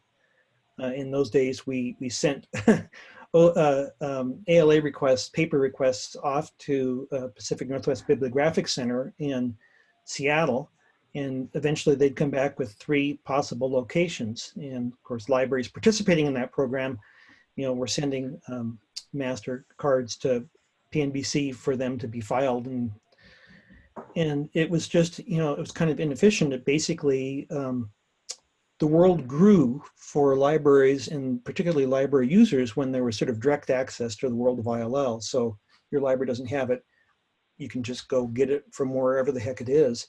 What they're doing, what we're doing for $14,000 is, or whatever the amount was, is we're basically adding more steps to the process when, in my view, we should be empowering libraries, or better yet, library users, to be able to reach out and touch any book they want on the planet. And there are no extra costs to OCLC. This is all automated processes. They have the IDs for the libraries and stuff. You know, there's a few electrons getting sort of nudged around, but it's almost, there's an opportunity cost that they're saying is valued at $14,000 for Montana libraries. And like I say, I really don't know how to express how strongly this irritates me. Did I answer your question, Kenny? Yes, thank you. I would Have there say ever been that, any competitive? Sorry, go ahead. oh, I was just going to say that, yes, OCLC has been kind of oblique in their pricing mechanisms for a long while. And we do know that we pay about $2 per ILL right now, and that cost has been creeping up as we see our ILL statistics overall going down, as we see sharing group use going up, and it's significantly less expensive for Montana Shared Catalog sharing group libraries to share items with each other if they have access to a courier, which presents its own separate set of problems, but the cost of actually borrowing an item is vastly less expensive. And so I think this is kind of also a sustainability issue for OCLC if we're not unique in that situation of physical resource sharing decreasing. But I don't disagree with you. I think this is a good opportunity to yell at OCLC and see if something can penetrate. I realize that this is a public meeting and we're being recorded, but this is really counterproductive on their part, and is not helping us with our goal of making library use more transparent for our users.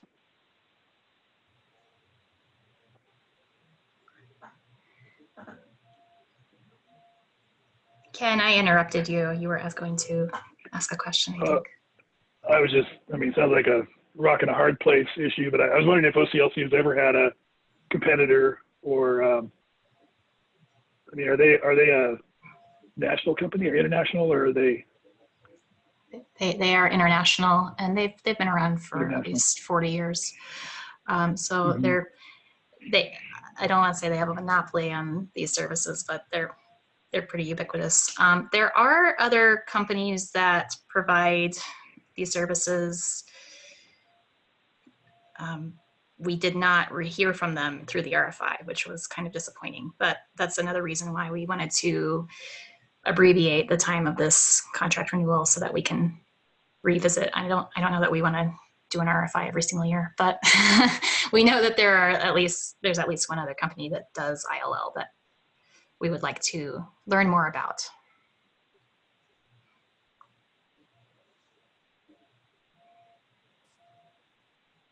There's many things about OCLC where their priorities no longer align with our priorities. And it's been a really disappointing decline in that relationship over the years, culminating in a really disappointing contract review and contract negotiation process. And so I think that's part of the reason why we're only going with a single year contract at this point, because we didn't get information in a timely manner to allow us to really effectively negotiate a contract. We don't think the current terms of the contract necessarily reflect our best interests. I hope that the marketplace is shifting a little bit. One of the things that we've been asked to agree to in the current terms of the contract is that we will not disclose the pricing that they've offered to us. And we've responded back that that's not allowable under Montana's open record laws, that contracts are a matter of public record. And so that's one of the terms that we're pushing back on, but I think it's reflective of, as Cara said, how oblique OCLC is in their practices. I'm glad you pushed back on them about that, because that's what all vendors try to do to us. And you're right, Montana law does not allow that.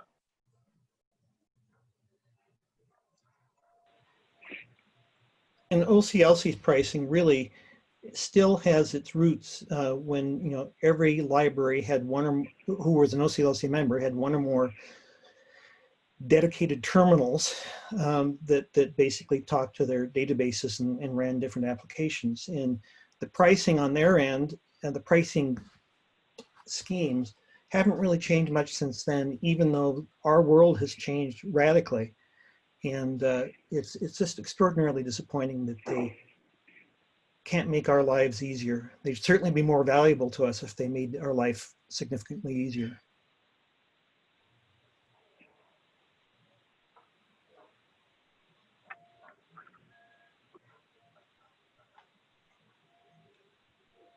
I wonder if while we're talking about OCLC, you would like to go ahead and hear from Jennifer before we talk about Montana Library to Go, if you're ready, Jen. Sure. Yeah, I could do that. Thanks, Cara. So I've had my own frustrations with OCLC and Content DM, and when we did the RFI, as Cara said, we did find that there were competitors for Content DM in the world that could offer us some alternative solutions to Content DM, which is where our content for the Montana Memory Project is hosted. So we did do an RFP for that portion, and we got 7 responses. So one was immediately disqualified for not completing the application. So we scored 6 different vendors. 3 of those were invited to do product demonstrations. And one of them I was really excited about. I was really hopeful that it might take the lead, but it came in about 20 points behind OCLC. Through that process, we realized that OCLC was had sent us an invoice at the same time for next year's costs for Content DM, and they only listed one OCR license in their proposal, their cost proposal for the RFP. We actually use 10 OCR licenses altogether, and so they weren't actually quoting what we use, and they were saying the OCR licenses were optional, which they really aren't if we want our data searchable. So I was a little frustrated with that. We did ask for some clarifying questions, and in the end, OCLC still came out scoring ahead by a small amount. We learned a lot in this process, and Lauren at procurement and myself have talked extensively with Jenny about how OCR is priced so differently from the different organizations that it was really hard to compare those consistently. So we think that for that and other reasons that we might go back out for an RFP next year, we would do an RFI just on how OCR licenses are priced by the different companies, so we can ask better questions related to that. We also learned that through this process of going into COVID, the availability of Windows machines was an issue when it came to some museums and some of our archives uploading content. Content DM is a Windows-only based client. And so if you have a Mac or if you're using a Chromebook or some other type of device, you can't download the project client to those devices and upload content to the Montana Memory Project. And so we've had, in the past, been able to work around that by partnering with libraries who usually have devices available, but with libraries shut down this spring, that became an issue. And we foresee that being an ongoing issue in the future. And so that was not specifically in our RFP this year, but it would be something that we would reevaluate and think about going back out for RFP a year from now to see if maybe we couldn't make a change. Part of the issue is that our committee was a little split on whether or not they wanted to make a change. So some of us were really gung-ho. Some of us were thinking that learning a new platform at this time and making a migration of all of our content would be way too difficult. And so I think that led to some of the scoring coming out the way that it did, unfortunately. So, and Jim, I see your question. The Internet Archive did not submit a proposal during the RFP process. Anybody else have questions for me? Jennifer, are you saying that people's feelings about wanting to make a change or not influenced how they scored? I feel like that played a role, yes. I mean, the scoring, the questions are supposed to be rather objective, aren't they? They are, and so was actually something that I felt like we were watching two different product demonstrations when we started talking about the product demos for the same company. I thought I had seen something completely different than other people on the committee had seen. So it was interesting. It was a very interesting process. So if you try this again next year, you try an RFI or RFP next year, what will you do in the meantime? Is there an imperative right now to change the contract, or? We're in the negotiations of the contract right now. There isn't a lot of change that will happen. OCLC didn't present us with anything new or ground shaking as far as what they're offering. They're offering pretty much the exact same model they've always offered us. We are asking, you know, how they did mention that they would be moving to an online platform at some time that would not be Windows based, but they gave us no, and that was in their product demo that they mentioned that, but they didn't give us an actual timeline for that. They also mentioned their linked open data project, which has been going on for over 7 years now, and they have not integrated that into. So they keep promising things that I don't see them actually fulfilling. And so that's one of the things that I asked John, our contracts, in our contract negotiation, was to ask for a timeline of some of those things and to give us some goals for which they intend to follow through on. Because I am a little confused about what their actual goals are for Project Client, because although they've said these things are goals, they've been goals for many years now and without little change. Yeah, that's unfortunate that they still rely on a desktop project client and haven't developed a cloud-based or a web-based client. Yeah, you can do one item at a time in a web-based client, but not a batch, which is absolutely not helpful. Nobody has one item, and we don't allow that. We ask for at least 25 items to make a collection, and so do one item at a time when you have over 100 photographs is just ridiculous.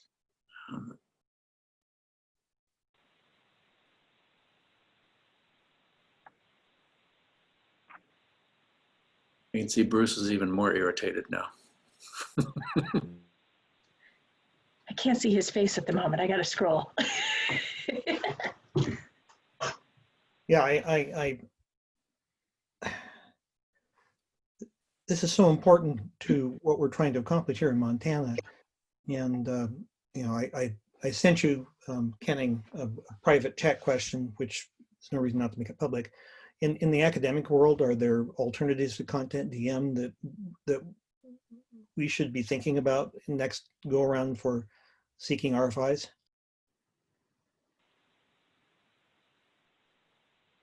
Kenning, you're muted. Thank you. I'm sure that the RFP solution drew out some of those other solutions. I think Jennifer mentioned they had 7 respondents and 6 were scored on, right? And then there are always, well, no, I don't want to go there.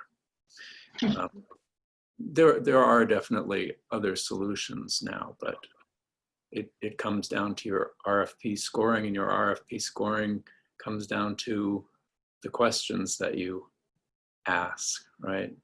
Right. And like I said, I learned a lot about how to ask some of those questions. So yes.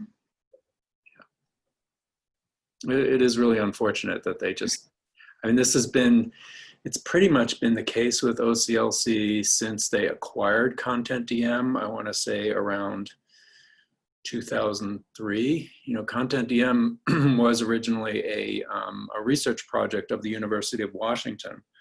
And that's when we started using it at the University of Utah in the year 2000, when it was still at UW. And then it got spun off to a private company. The research group spun themselves off into a private company called Demima. And then several years later, 3 years maybe, they sold to OCLC. And since then, the development really seems to have just ground to a halt. The administrative page in the 7 years that I have been the director of the MMP has not changed at all. And I know the 2 years prior to that, it was also the same because of all the documentation that got passed on to me. So I don't know how long the administrative page has looked exactly like it is, but it's well over 9 years now. So, Jennifer, for sure, if there's anything the commission can do to help you with the next round, sign us up. This strikes me as I've got a page of things to worry about regarding the MSL, and I'm gonna add this as I think number 7.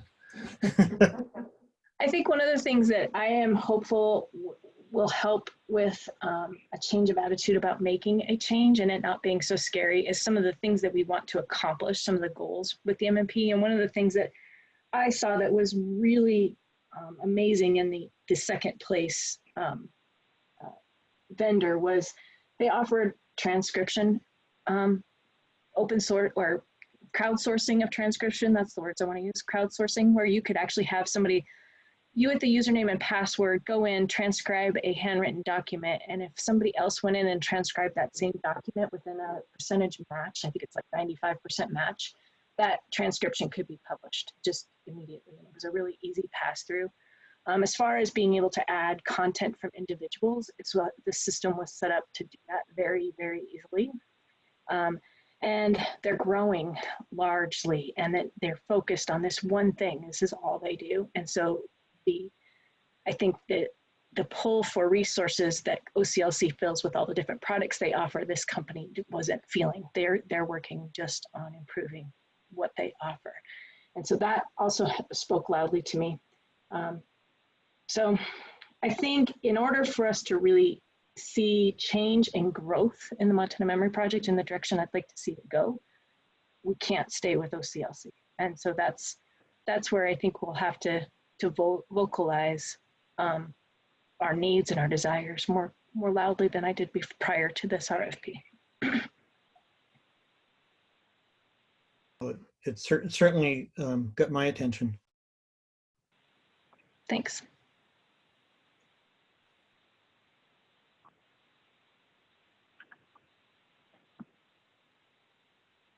We're ready to talk about the Montana Library to Go RFP. Okay. So again, for the benefit of anyone in attendance who is not familiar with some of our services, I will briefly explain. Montana Library to Go is a program that allows libraries to provide downloadable and streaming e-content to their communities. And currently we provide ebooks and e-audiobooks through that program. Some libraries have e-content services that also provide things like movies or magazines, comics, things like that. This service is currently on a platform called Overdrive, and we have about 93 libraries across the state participating. They are mostly public libraries. We do have a small number of academic libraries and tribal libraries that are part of that contract. We are not able to add any new academic libraries to our current Overdrive contract. and we are not allowed to add school libraries directly to our contract, though we do now have some options to share e-content to the school app that they use for their separate contract. So e-content has some more restrictions around lending and sharing than physical books. And our use of Montana Library to Go, we have about 100,000 registered users throughout the state, of which about 18,000 are active on a monthly basis. So our current contract with Overdrive, we initiated this contract again about 10 years ago. We did go through an RFI process about 5 years ago, and essentially awarded a sole source contract to Overdrive at the time because they had an exclusive agreement with Amazon for the Kindle format. And so we continued our relationship with Overdrive through a new contract in 2015. We initiated this current procurement process last fall with an RFI and received half a dozen responses, which helped the RFP committee to refine that draft. We knew that we would go to a full RFP this time because the availability of different options has changed a lot over the last several years for different software products. We received half a dozen responses to the RFP this spring, and we ended up with 3 finalists doing product demos with very similar model of having a hosted platform and lending out the same sorts of materials and same kind of licensing models for those materials. Unfortunately, the pricing models for e-content services are pretty diverse, and so it was more difficult to score the cost proposals based on the scoring rubric that we were required to conform to from state procurement. And the information that the offerers submitted was not sufficient to score within this model in the first draft. And so we had to revise the cost proposal section of the RFP and actually reissue the RFP a second time near the end of this past fiscal year. And so we are quite a ways behind where we expected to be, but we are near the end of the second RFP process. We received 3 responses to the second RFP, and they were the top 3 scorers from the first round. And there were still some additional complications with the cost proposal responses that we have recently resolved. An offerer had to resubmit their cost proposal, basically. The scores between these 3 offers is close enough that procurement recommends that we go through at least an abbreviated version of the product demos once again in order to score those demos. And so we are scheduling those demos for next week, and we very much hope to award a contract by the end of the month. So as for our current Overdrive contract, we have an extension of 6 months on that contract so that we can ensure continuity for those libraries, even if we were to change vendors.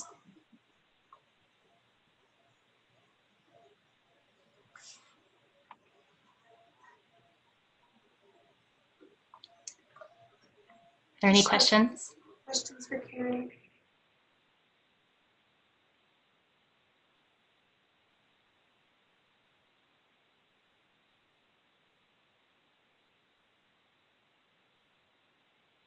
As you can tell, Cara and Jennifer have been working very hard on these procurements. And as I said in June, I'm so grateful that we have John Kilgour now helping with this overall process. It's very heavy lift to go through these procurements and then the resulting contract negotiations.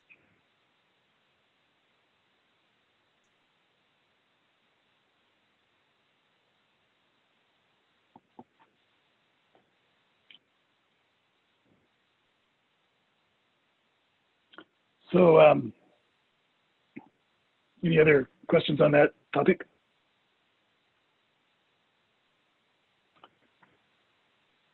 feel the pain, Cara and Jennifer. It's a lot of work again and again to go through these things. It's 12:15. We're I think fairly well on schedule. Instead of originally we're gonna, since we took a break about an hour ago, was gonna wait a little longer, but maybe this is a good time for a half-hour lunch before we jump in, because I'm assuming that the COVID-related expenditures update and planning is gonna, Tracy and John have some stuff to show on that, so it's probably gonna take a while. So does that sound good to everybody? We take a half hour for lunch. Is that enough time for commissioners?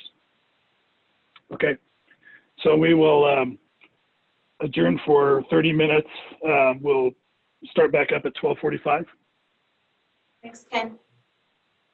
Okay. Thanks.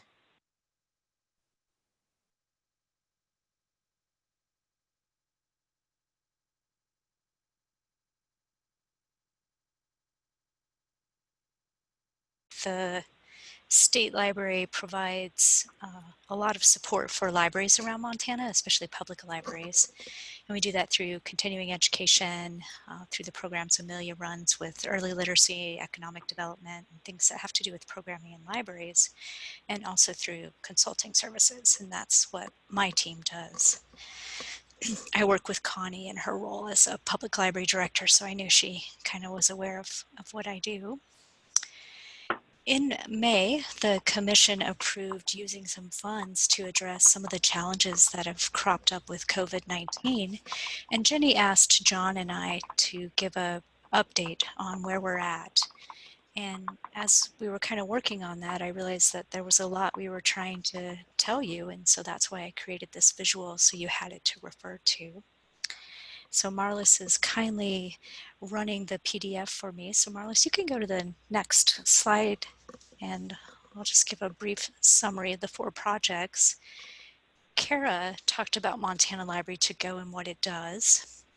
The Gigabit Toolkit, about a year ago, we went through a process where we hired an IT contractor who visited every single public library, main library and branches in Montana. And he used a nationally developed report to basically give us a summary and assessment of where Montana's libraries were at in terms of internet speed, hardware, software, all of that. And it became clear that some libraries are farther behind and others are doing okay. And so we had proposed using part of the CARES Act, which is federal funding, to purchase updated Wi-Fi routers for public libraries in the most need. And this by far was the project where we learned the most. I'll kind of talk about that later. And then the third project was mobile hotspots. This is working with T-Mobile and Verizon. They provide the devices. We are purchasing a year's worth of data. And so this allows people to use the mobile hotspots to get internet access through cellular data. And Read Squared, the final product or project, is one that Amelia is in charge of, and it has to do with the online reading app and online programming, and it became clear to us that there was a need for this as libraries were having to shift to more of a virtual digital library services model with COVID-19. We brought these 4 projects to the Commission because in talking to libraries regularly throughout the COVID-19 closures, it became really clear that they needed more ebooks and e-resources, hence Montana Library to Go recommendation, that people needed internet access, which is what the Gigabit Toolkit and mobile hotspots are about, and that we needed to help libraries shift some of their face-to-face programming to a virtual platform. And so that's why these 4 projects were the ones we recommended and the Commission approved. Although John and I are kind of the lead on this, I did tell Cara and Amelia that they should jump in because Cara and Amelia took on the Montana Library to Go and Read Squared. And then Suzanne, Pam, John, and I have been working mostly with the Gigabit Toolkit and mobile hotspots. Tracy, can you remind us what GEAR funds are? That is the government the governor's office, the $500,000 we received from the governor's office from the state's award of the Federal CARES Act funds. And so although I am talking about what I am now calling round one, I am going to talk a little bit about round two, and that is the use of those funds and some remaining LSTA 19 funds. All right, go to the next page, Marlys. So John, do you want to talk about the breakdown of expenditures for each project? Or do you want to add anything to this? Sure, I'd be happy to. So what you see here is pretty straightforward. It's just a summary of what has been dedicated to these projects so far. So for purchasing content for Montana Library to Go, we were able to use about $96,000 of FY 2020 state general fund monies to do that. Same thing with Read Squared, and the Read Squared contract is a 2-year contract, so that's in place until May of 2022. With the mobile hotspots, we've used a mix of funding and anticipate continuing to use a mix of funding. So to this point, we've spent about $23,000 to pay for the data plans that we've distributed. And that has come from a mix of general fund, 2020 general fund monies and LSTA 19 monies. And so to date, that brings us to a total of about $145,000. One difference between the previous slide and this slide with the mobile hotspots is that in the last slide, we showed you what we've committed to spending for the 12-month period that we've distributed the hotspots for. We're billed monthly by the mobile service providers. And so up to this point, we've only paid for a couple months of service, but we expect to spend over the course of the year about $188,000 for 12 months of data.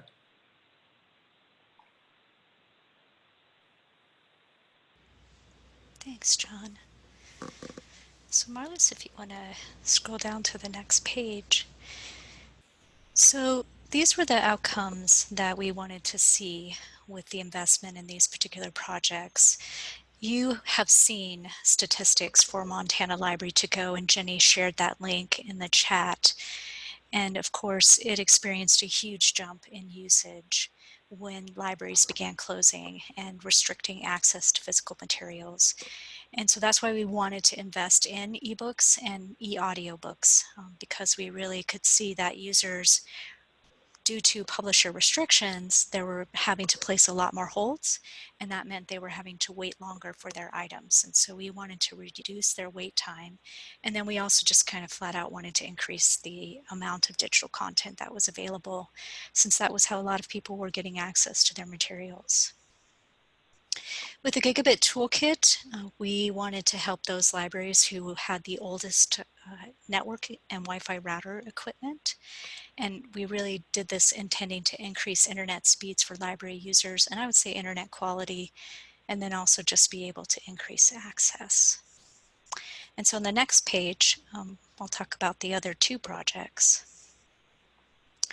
The library hotspots was very much about getting internet access out into the hands of community members. Librarians talked a lot about their worry about community members who did not have access to the internet. And many of us work closely with our schools, and we have colleagues who work for schools who also talked about the impact of this on families who don't have internet at home. And so the hotspots were designed to try and increase access to the internet by allowing people to either check out the hotspot and take it home, or some libraries actually chose to place it in bookmobiles, the Boys and Girls Club, and various organizations around their communities in order to be able to increase access for people.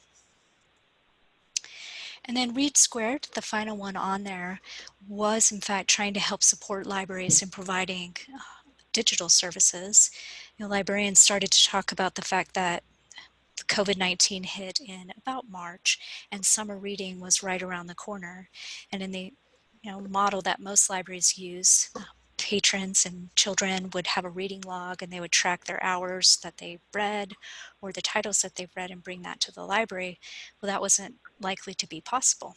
And so Read Squared gives us an online app where parents and children can track their reading. It also actually has the ability to do customized reading challenges and other things as well. So those were kind of the things we hoped these projects would achieve. And in the next page, I'll start to talk about how we did. So Cara shared with me sort of what we saw with the investment in Montana Library to Go. And so the pie chart is actually showing you that the selection team, which is made up of librarians from around the state, opted to put about 60% into purchasing new items and 40% into filling holds. And they could probably have put the entire amount into filling holds, but then there would be no new items added to the collection. And I've talked to Cara about Montana Library to Go, and the demand is pretty high for it. And so it could probably take every dollar we could throw at it. This seemed to be, I think, the best way for the committee to try and meet both outcomes of reducing the wait time for holds and also adding more digital content. And then the chart on the right shows that we've been able to reduce the wait time by about a week. So people are having to wait one less week for their items to come in. I have been hosting library board meetings and talking to library directors, and just ad hoc, people have been saying they have noticed the difference. The power users have seen a difference in that. And Cara, if you're on here, do you want to add anything? I think that's a really good summary, Tracy. And I would just add that the selection team, as Tracy mentioned, is an all-volunteer team of librarians from participating libraries, and we absolutely could not run this program as effectively as we do without their significant monthly work that they do for the consortium. And another factor into how they decided to spend the funds was that time commitment. They already spend about 25 hours a month selecting new content on a monthly basis, and to add another $10,000 a month in content, that puts a lot of additional hours on the committee. So there is certainly a demand for filling holds, but that's also more of an automated process. And so filling holds is also, it's not only something that patrons want, but it's also kind of easier for the selection team to absorb that gratefully accepted additional funding. Thanks, Cara. Yep, you're right, Marlys. You read my mind. So here's where we're at with the mobile hotspots. We've deployed 375 of them. We actually have added 2 more libraries to this, so there are 65 libraries participating.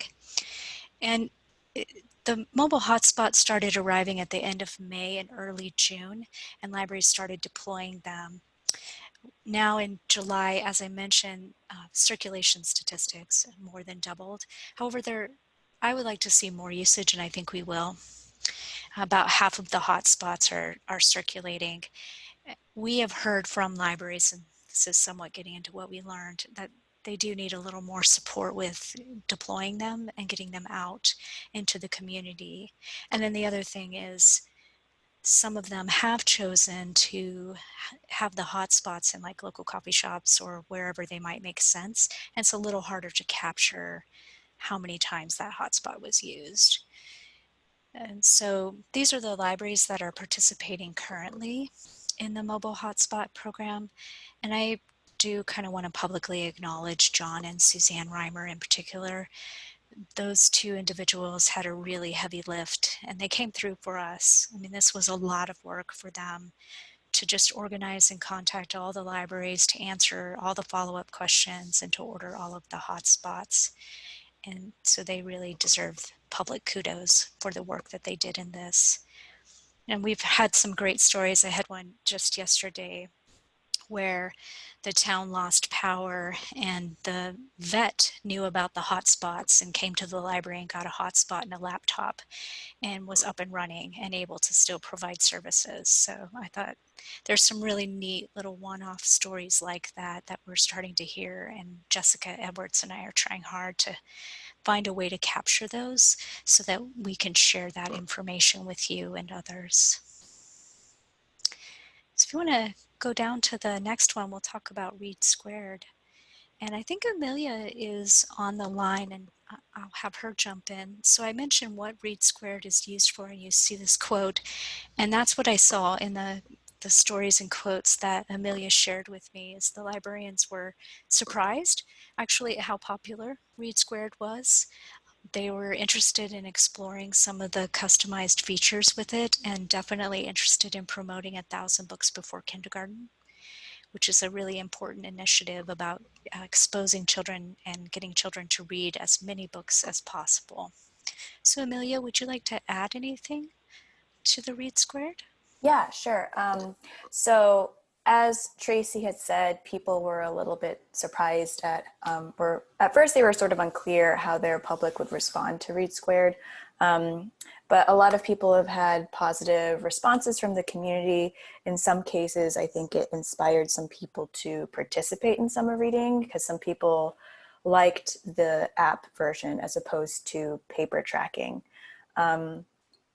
So I was curious myself to see how Read Squared would go, because beforehand there were actually only 2 libraries in Montana that were using some sort of tracking online program, and there was maybe a couple other libraries that had sent out some feelers before COVID hit asking about if this was something we were looking into. So there wasn't a whole lot of demand on the library side, but a lot of the people who have used it, they said that there's a learning curve, but that it actually was interesting and they're excited to use it for next year. I did just send out the summer reading evaluation survey for librarians to fill out. So that information won't be fully analyzed and collected until probably end of August or so, or even into September. But there were a few comments on there about Read Squared, and there I found a little bit more sort of like suggestions for how to better improve Read Squared for next year. And a lot of it I think has to do with training.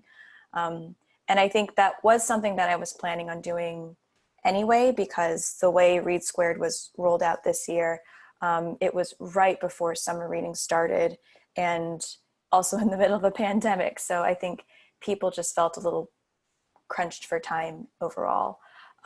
So that's something that I'm hoping to address next year. And I think, but it sounds like a lot of people who used it this year will be using it again next year, and are excited to explore more of the functionalities. Thanks, Amelia. So we'll finish with kind of what we have learned in the process so far. And Cara shared these with me for Montana Library to Go, and I thought all of them actually apply to library services in general, especially with the way COVID might be changing things.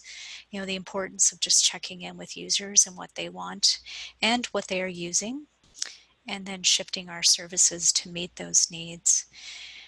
Also, the second point, you know, libraries typically have been, public libraries, I think our academic library friends and possibly some of our school librarian friends have already begun to lead the way into electronic resources, as well as us at the state library. Public libraries are still have a lot of physical materials, and you know, one of the things that probably needs to happen is looking at their collection and including both e-materials and physical materials and thinking about both and how to offer them. And I think that's probably true of services in general, whether it's the collection or programming. And then one of the things that we are running up against and librarians are mentioning is that sometimes some of the stakeholders and funders of libraries, particularly public libraries, have a pretty traditional role model in their minds, and it's going to be really important to talk about the value of these, what are considered non-traditional services. Anything you want to add, Cara? I don't have anything else to add unless there are any questions. Yeah, are there any questions? This is Connie, and it's less of a question and more of a comment, but you helped us quite a bit with the hotspots and deploying them quickly. We had just a handful, and so after the first round of talking to Suzanne, we had 16 pretty quickly after that. And it's been amazing for our community and has also turned into a bigger partnership with KRH that may, in the end, have jobs be put here with a big research project that can become the product of it. So it's been great in multiple different ways. And I just wanted to say thank you so much for your professionalism and being quick to pivot to that when we needed it at public libraries. We also helped with the COVID emergency shelter, giving them a Wi-Fi hotspot, and we didn't have any of ours here yet. And Jo Flick sent us one of her personal ones, and we loaned it to them. So state library staff going above and beyond all the time, and thank you so much. Yeah, you're welcome. The Gigabit Toolkit has proven to be the most challenging one. And Suzanne Reimer has been working a long time, as has Jenny, on addressing the issue of lack of really good internet access in Montana. And you saw that in your Simmons report at the June meeting of how Montana does kind of lag behind. What this has proven to me is it truly is very individual how to fix the problem and very local. Because what we found when we went back to talk to those libraries who had reported older equipment and unreliable internet access is a couple of them had fixed the problem. Others, Suzanne had gone through the work of figuring out what to recommend with the help of the IT manager at the Missoula Public Library. But she found that the librarians were uncomfortable and uncertain about which way to go. And I think it shows that there's a real need for IT support in public libraries. Some of our larger libraries are lucky to have IT managers. The small to medium libraries might not. And it's pretty overwhelming for them to figure out what to do and how to best solve the problem. And then there are issues with just what internet service providers do and what they're able to provide at the local level. And so we've gone back to the drawing board on this one to try and figure out how to solve the problem. And Suzanne has done a lot of work studying the Simmons report and working with Pam and I in trying to figure out what to do to help libraries. And I think Suzanne's on here. Do you want to add anything, Suzanne?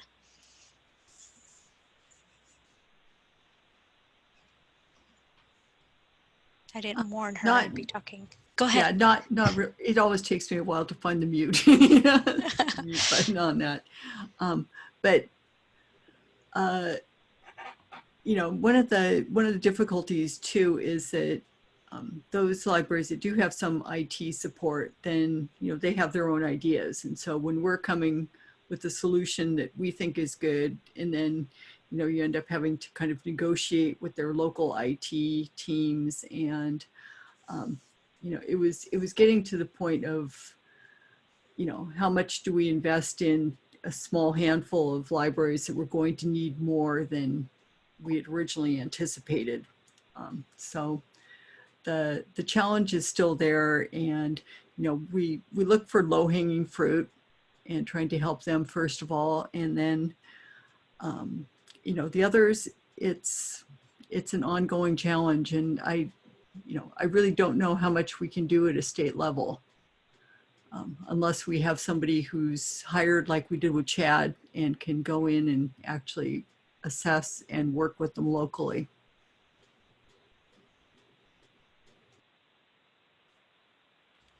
Thanks, Suzanne. All right, last page.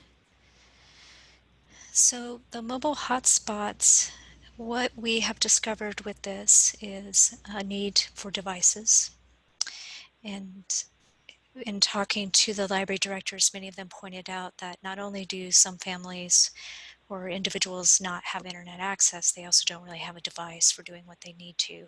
So in round 2 with the governor's office award to us with the $500,000 and the remaining LSTA 19, we are going to purchase iPads and HP Pros, which is a small tablet, much more robust tablet device with a keyboard that we will give to libraries who are interested in providing this service, which I've talked to a few of the libraries I serve, and they've been pretty excited about that because they see a real need for that.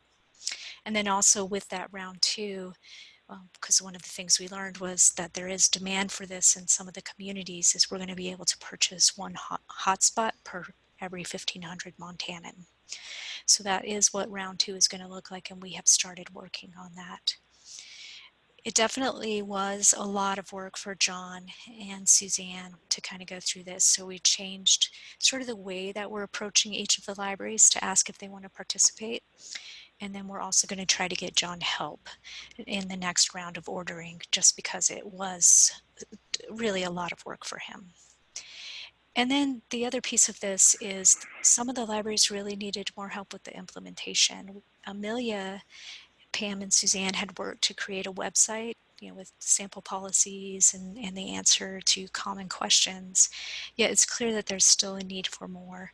And so we have reached out to a couple of libraries that have been able to successfully offer this service and ask them to share their stories in a webinar format with other libraries in the hopes of being able to help libraries get the word out and increase usage of the hotspots. And then Pam, Suzanne, and I are following up individually with each of the libraries that we serve to just kind of see what they might need and how we can help them.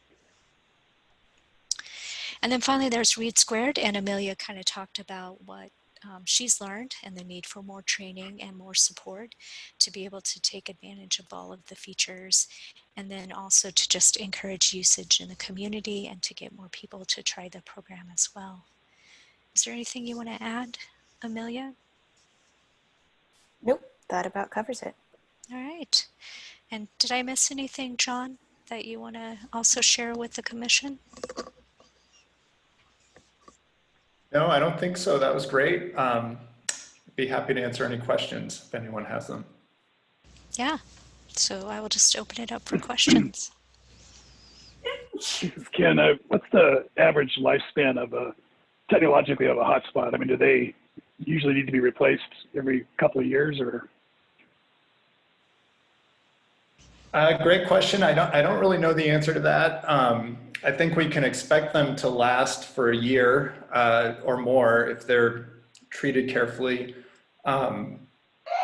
T-Mobile, at the end of a year, T-Mobile will replace them at no cost if we have the need to do that. Verizon does charge full retail price for replacement of a hotspot. But that's a good question. I can look into that. I don't know off the top of my head how long they're estimated to continue functioning. A couple of thoughts on this. I have a lot more thoughts than we have time to talk about today, but most importantly, perhaps, I mean, last Friday, I watched the 50 or so SpaceLink satellites go by on their way up to orbit, and there's a lot of action in that whole area. So, I mean, this whole thing is going to, probably have more competition and change in both rural and urban areas in the next couple of years as more of that gets deployed, alternatives for internet. It's kind of two issues here. One is the hotspot thing, which is fed primarily now by mobile carriers, as I understand it, and then there's the core services and fiber, et cetera, to the libraries themselves. And I wonder if there's potentially a longer term strategy for, in many of the rural communities, the library is one of the only public, locations for particularly population at risk to be able to get to the internet. So, there's probably alternatives, and maybe these are the most, they're certainly the most mobile and the most flexible. But in terms of a more permanent solution, we do have, with Senator Tester's sponsorship of I don't remember the exact name, the latest Broadband Act, where all the providers are moving towards structure-based mapping instead of census block mapping and service. So there's a lot of interest and a lot of skills the library can bring to bear, as we've seen earlier in our presentations during the LEADS presentations on our experience with crowdsourcing and that sort of thing. And the FCC is establishing that capability so citizens can, challenge what the providers say in terms of their availability. But what I'm kind of wondering, I mean, we got a couple big change agents coming up in the near future in Montana in relation to COVID. One is, probably the most important one is we got Montana winter coming up. And in my mind, that's going to be a whole different use case in a whole different situation than we've been going through now in a spring and summer COVID versus a winter COVID in Montana. So the dynamic is going to change a lot. And the second, of course, is an election coming up, a national election, which is has the potential for changing things as well. So there's a lot of things that are going to change, but I wonder what our response, what this presentation is going to be like next spring. I think everybody like me is hoping that we'll have a vaccine sometime next year, and if not sooner. But from what I've seen, the way the U.S. has been dealing with this overall, I don't have great confidence that even if a vaccine is available, everybody's going to get it in any timely fashion. So I'm just concerned about a whole different, scenario coming up than we have had so far with COVID. And personally, I'm not optimistic that things are going to change anytime soon. So I don't know if there's any questions embedded in that, but there's just a lot of dynamics going on. And from what I understand from the presentations, most of the use of Montana Library to Go has been from more urban libraries and larger libraries, but that dynamic could change over the next couple of years. So I think as we move through these strategies of hotspots, et cetera, we need to keep the long-term vision in long-term meaning, not very long in the future, another year away from now, in terms of what might be happening in this sort of fast-moving environment.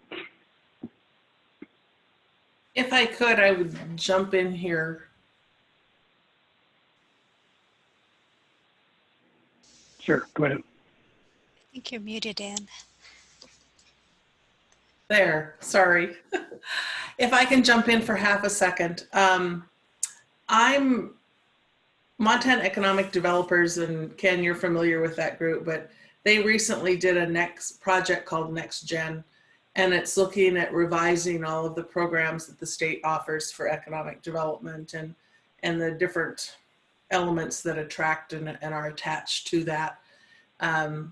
20 years ago, there were the 2020 programs. Now they're going to be the Next Gen.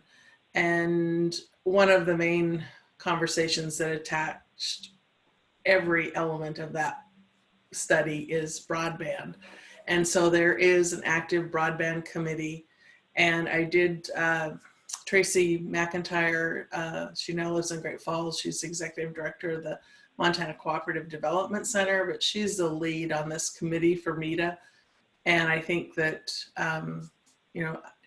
I have lots of notes here that that's just, it's a need and we need to figure out how to do it. I think there's some pretty key people on that committee, and I encourage you to consider being involved in it. So Jen has that information and she can pass that on to you if there's others that are interested. You might want a couple different aspects. I think, the GIS side of things and some others. So just an FYI. Thanks, Ed. Yep. Yeah, and Ken, your points are ones that I think we've started talking about. I had an interesting conversation. I did an online training for a library board where we talked about the future of libraries, and we were actually talking about the library's physical space. It was a program we had canceled with COVID and then decided to redo, but we spent a lot of time talking about how COVID-19 is lasting long enough. It's probably going to make permanent changes in people's behavior, and what does that mean? And so we ended up spending time on the internet and infrastructure and digital services and the importance of those. And that should definitely be on Bruce's list of concerns, especially the e-resources, because Amelia just hosted a COVID-19 check-in for school librarians. And one of the things that came up was the need for access to databases and e-resources and periodicals and ebooks for kids, because schools are looking at a hybrid model or perhaps even a totally virtual model for a long time to come. And so those are things to just keep in mind. Tracy, it's number 2. I'm not surprised that it's on your list. What's number, Bruce, out of curiosity, what's number 1? Money.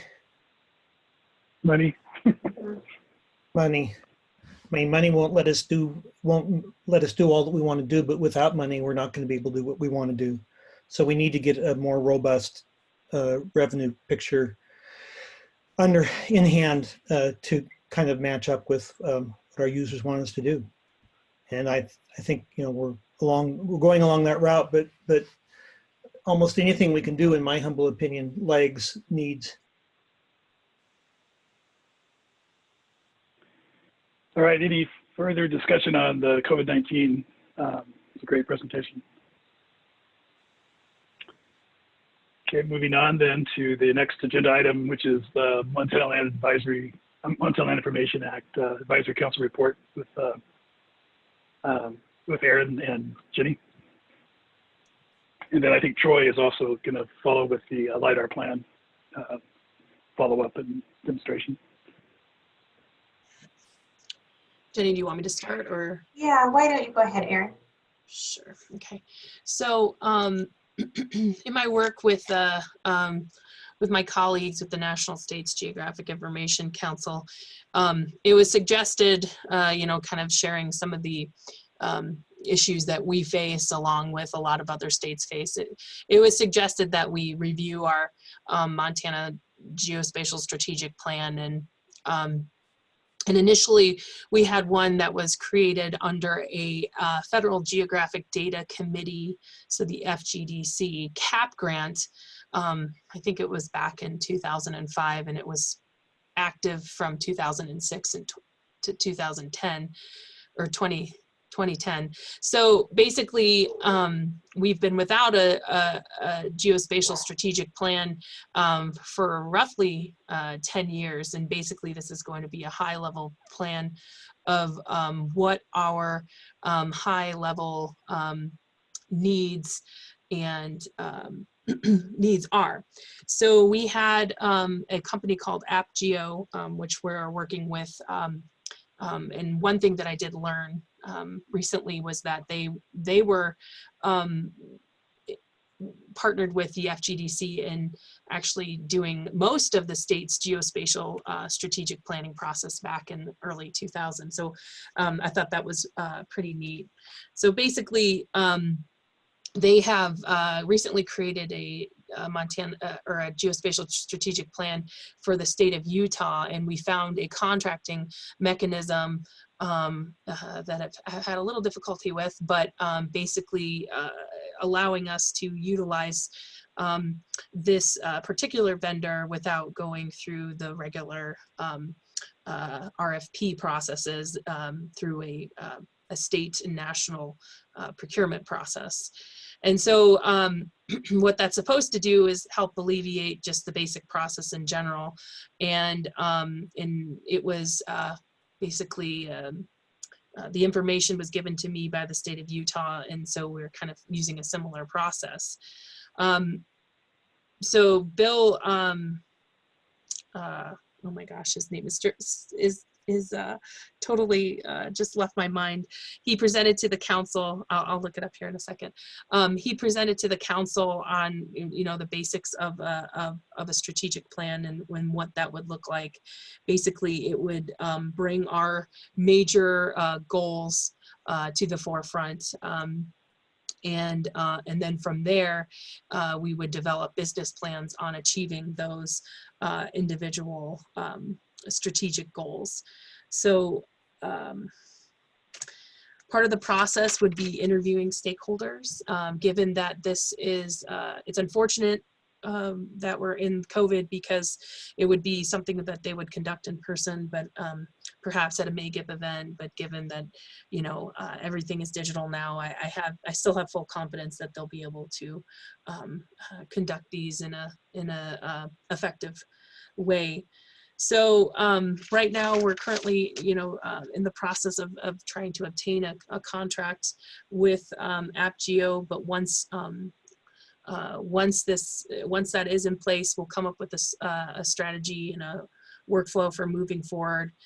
We plan on having a subgroup out of the council basically help define the process with this particular company called AppGeo, and then of course include the commission as well, and our other stakeholders at state agencies, tribal government, and some perhaps feds and also local government.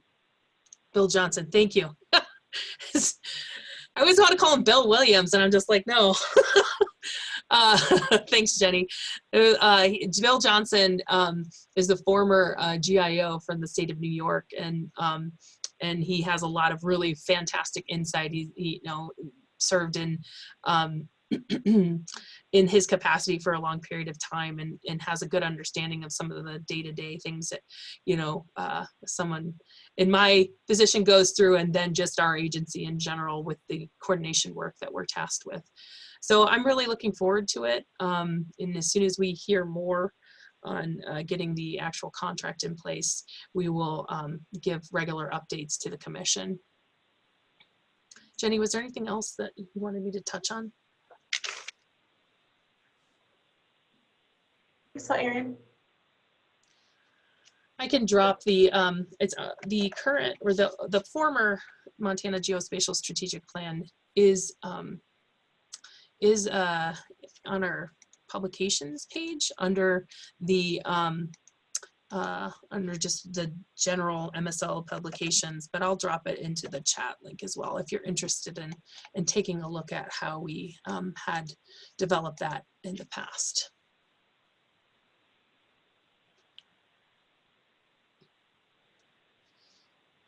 Any questions?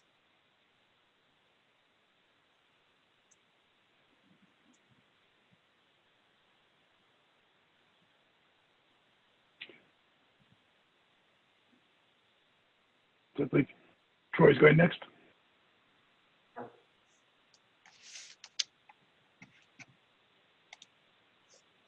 Troy, let me know if we need to make you the host so you can share your screen. Yeah, if I could share my screen, that'd be great. It looks like it says host disabled right now.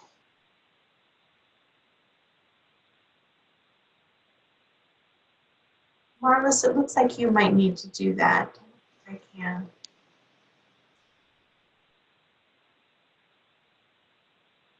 I'm really not familiar with how, so I'm looking, but if you know how to tell me to do it right away, then we'll get it done faster. If you rest your mouse over Troy's name, you'll get, I think it will say more, and one of the options will be make a co-host, and then he'll be able to share his screen. You have to pull up the participants list. All right. All right, yeah, got it.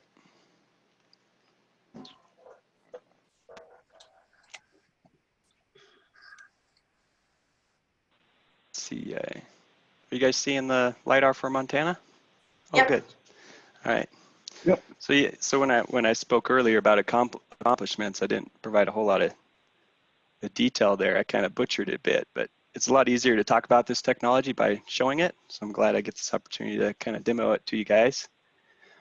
You've seen this before, had a couple of last commission meetings.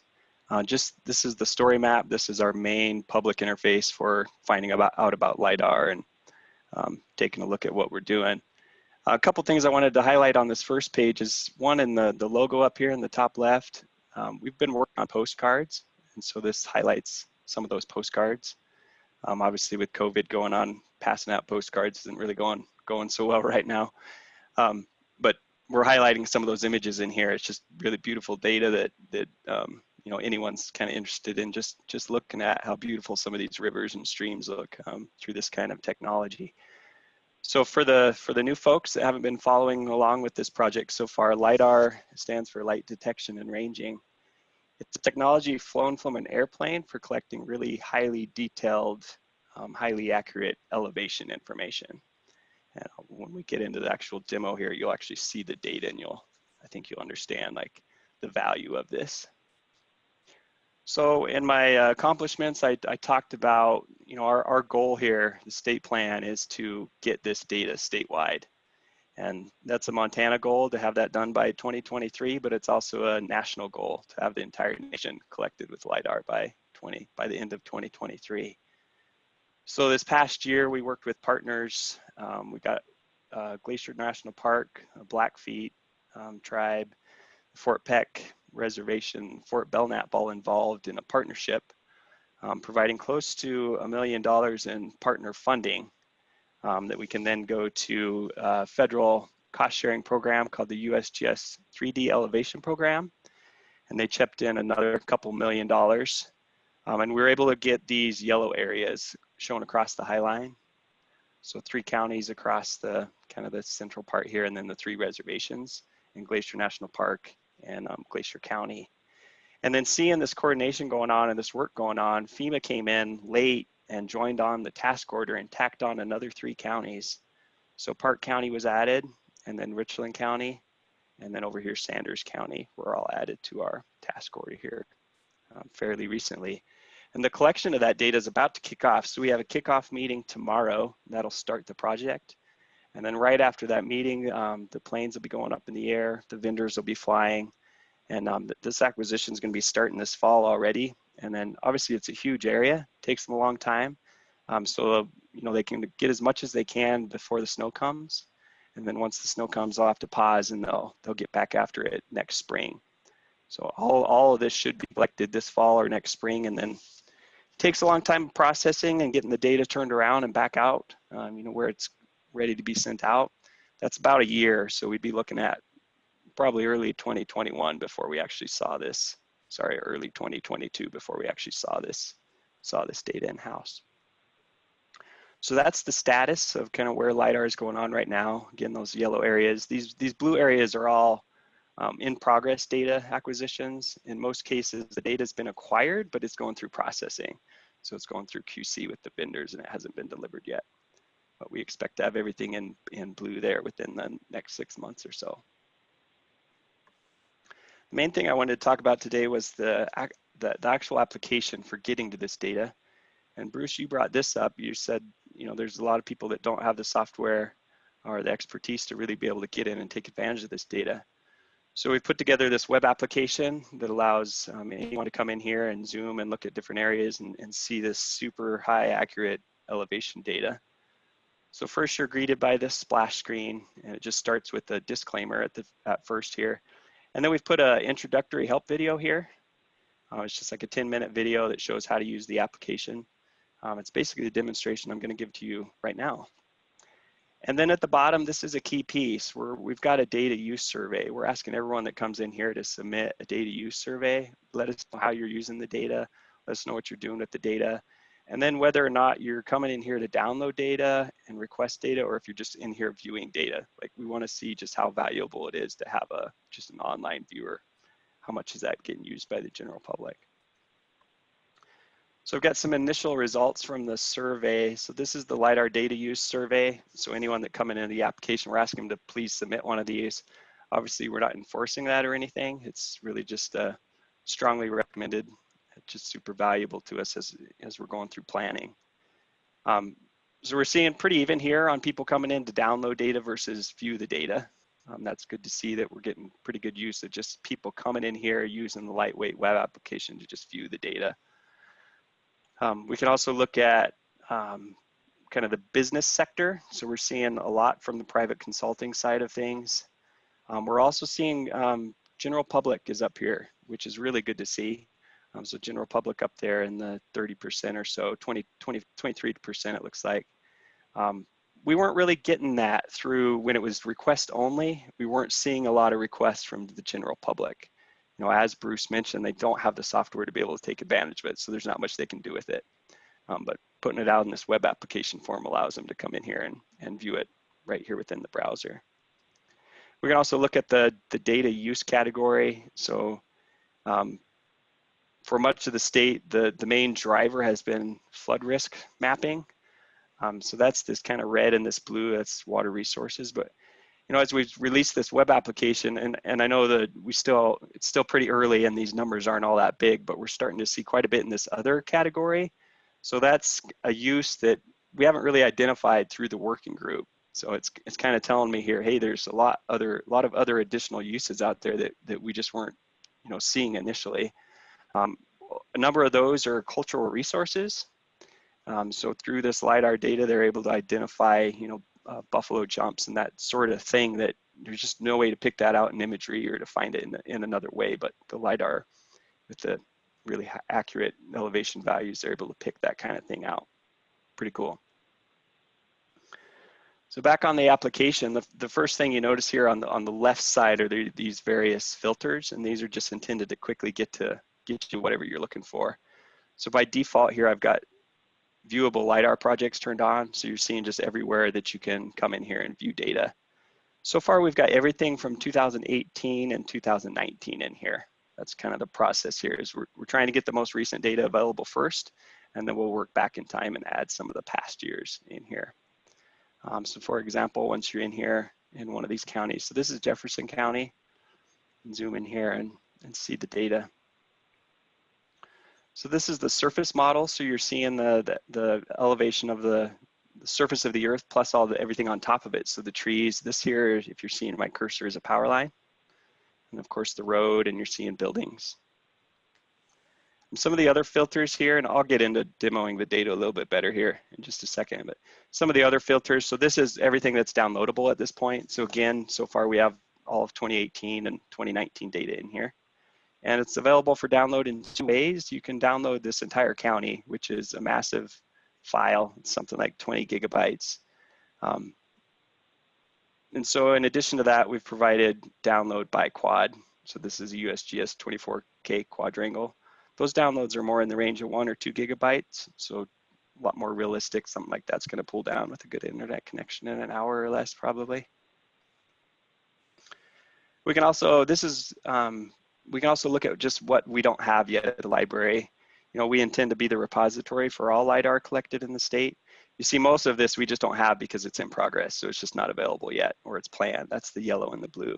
There's a few projects here, these green ones, that we're working with agencies to get that data. Some of these are Forest Service projects, and some of these are nonprofits that we need to work with to get their data added in here. So far, everyone we've contacted about, you know, getting their data has been really supportive and more than willing to provide it. It's just massive amounts of data. It's quite burdensome to store, and any type of request you get that, it's going to be quite involved because you're transferring lots and lots of data. So agencies are more than willing to provide that to the library, and happy that we can make it publicly available. A couple other filters here. One other handy one is just what's less than 5 years old. So this is all the recently collected LiDAR. I'm going to switch back up here to viewable LiDAR projects, and then if I can move my, sorry, the zoom window is kind of in my way here, but let me see if I can move that. Okay, yeah, drag it. So I could just go to full screen here and just get full real estate here so we can see a nice large map. And then across the top, we have this in the top right corner, we've got the help. And this is just kind of bulleted, the quick help type stuff. There's also a link to a full PDF to get additional help documentation. Moving across the left here, we see the legend. Of course, right now we're only looking at completed projects, so everything's just green there. We can also switch the background image, so we could go to like an aerial imagery. Here's the background of an aerial imagery. Let's see the other options here as well. And then lastly, the layers here, and this is where you can really start to dig into the data. So if I just turn off, the LiDAR projects is showing us where stuff's available. I can just turn that one off, and I'll turn quads off. So now we're seeing just the clean slate of the actual data that's been collected. So this is the hillshade. So this is a depiction of the surface of the earth with, you know, trees and everything on top. And we can also look, so you might be thinking like, well, we can see that sort of stuff in imagery as well, but what you're getting with LiDAR is you're getting heights here, you're getting elevations. So the elevation at this particular point is 3,436 feet. And I happened to click on a tree there, so that's actually the elevation at the top of that tree. We can also turn that one off and turn on just the bare earth. So this is the bare earth with the trees and everything stripped off.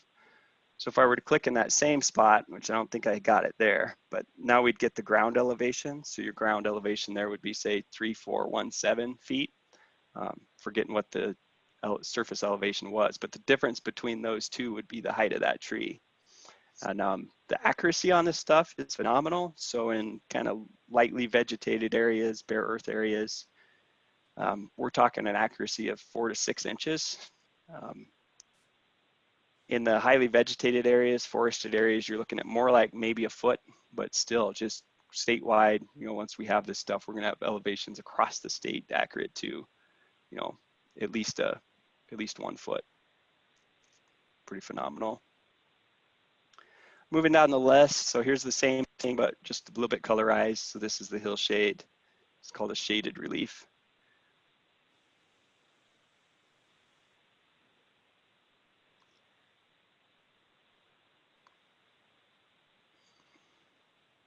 Looks like it's freezing a little bit on me. You can see the colorized higher elevations and the bright colors there. We also get this image called an intensity image, and this is the strength of the light returning to the sensor. So again, this is flown from an airplane and it shoots down these high intensity beams of light that go down and bounce off the earth. Some of that energy gets absorbed, and something like water is going to absorb a lot of that energy. So you see very low intensity values. So you see all the water turning, showing very dark. Something like a building is going to reflect a lot of that light. So it's going to have a very high intensity. Bare earth is going to do the same. So here's a building here, if you're seeing my cursor, bright, shiny white. So we know for sure that's a building. It's really reflecting a lot of the light directly back to the sensor. We can start to look at things like aspect. And earlier, Bryce mentioned habitat suitability modeling. You know, something like this, when we're talking 1 meter resolution, we can see things like these north-facing slopes. I believe that's these blue areas, north-facing slopes, and that otherwise weren't really revealed in the data. So when you're talking at that 10-meter resolution, you're going to see kind of broadly the north-facing slopes, but with this, you're really getting some micro detail type stuff. So if you're you know, modeling vegetation habitat or species habitat, stuff like that, you know, they might be associated with certain north-facing slopes. That kind of habitat wasn't even revealed before in some of this elevation data. Similarly, we can look at slope. So in this image, the brighter colors are the steeper slopes. So the valley locations are kind of these blues and greens. And then as you get into the hilly area, you're seeing these brighter colors. The best existing current data set is this 10-meter data set, and you're seeing what that looks like. You're getting very little detail there. So that's the currently what's best available statewide is this 10-meter data set, and we can look at that. I got this swipe tool here. We can look at that in comparison to the 1 meter.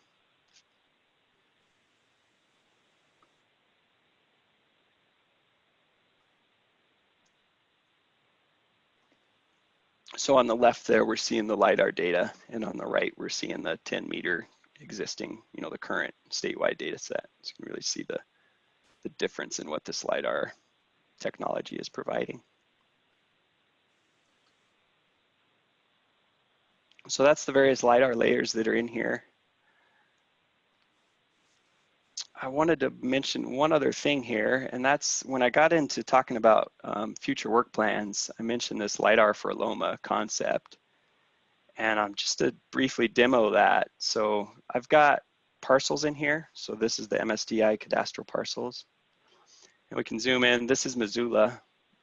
We can zoom into this Missoula area and find, you know, some of the properties here along the Clark Fork River.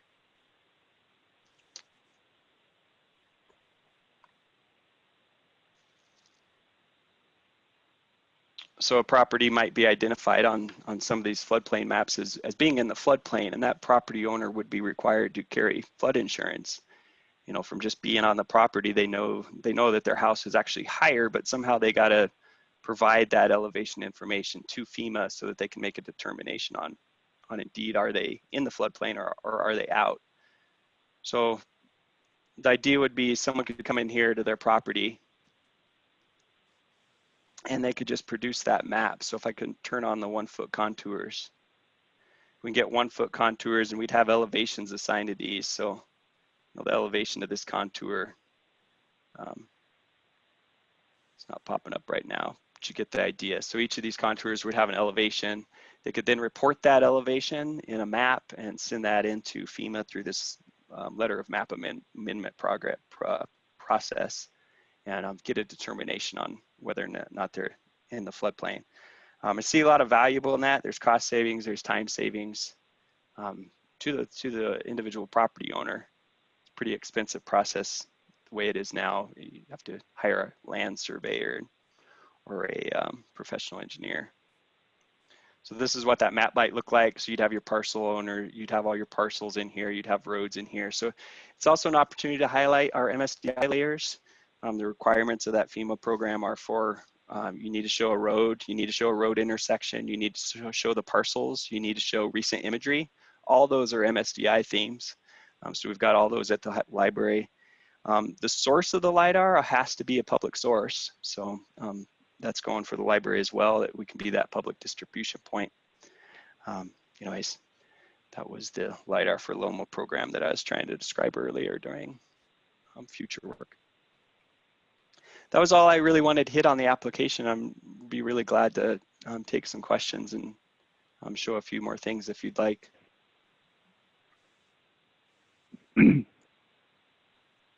Troy, this is Ken.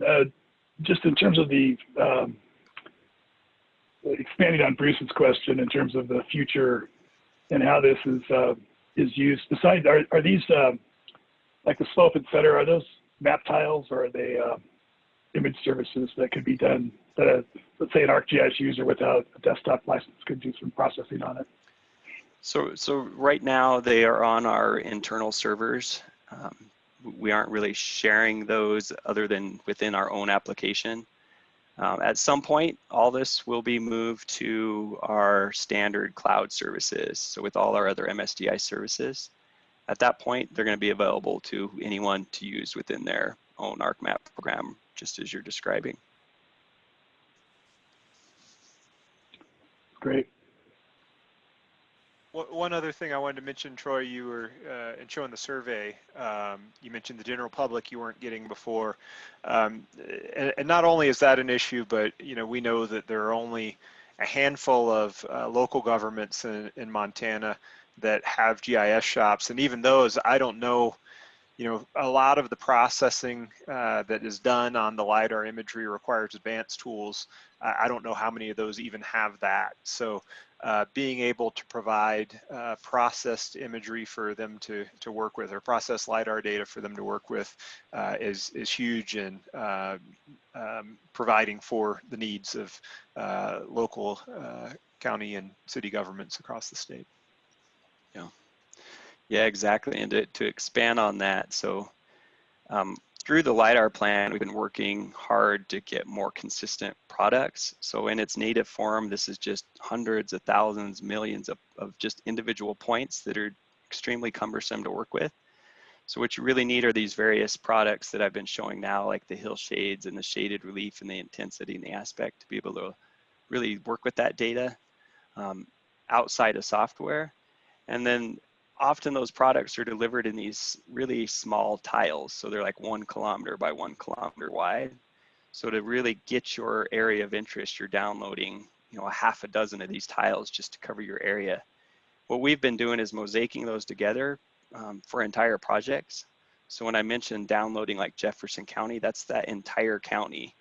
So you don't have to worry about downloading all these dozens of individual tiles that you need to keep organized to know which one to work with, or to then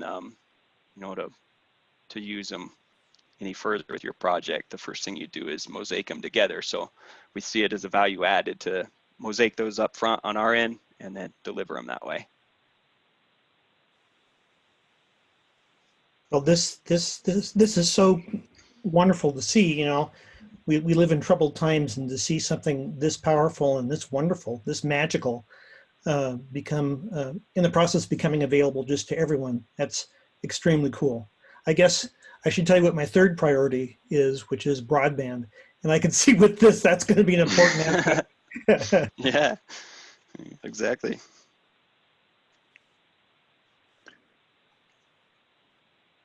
Unless the surveyors are concerned, because we've mentioned several times today that this provides services that, you know, in lieu of a surveyor.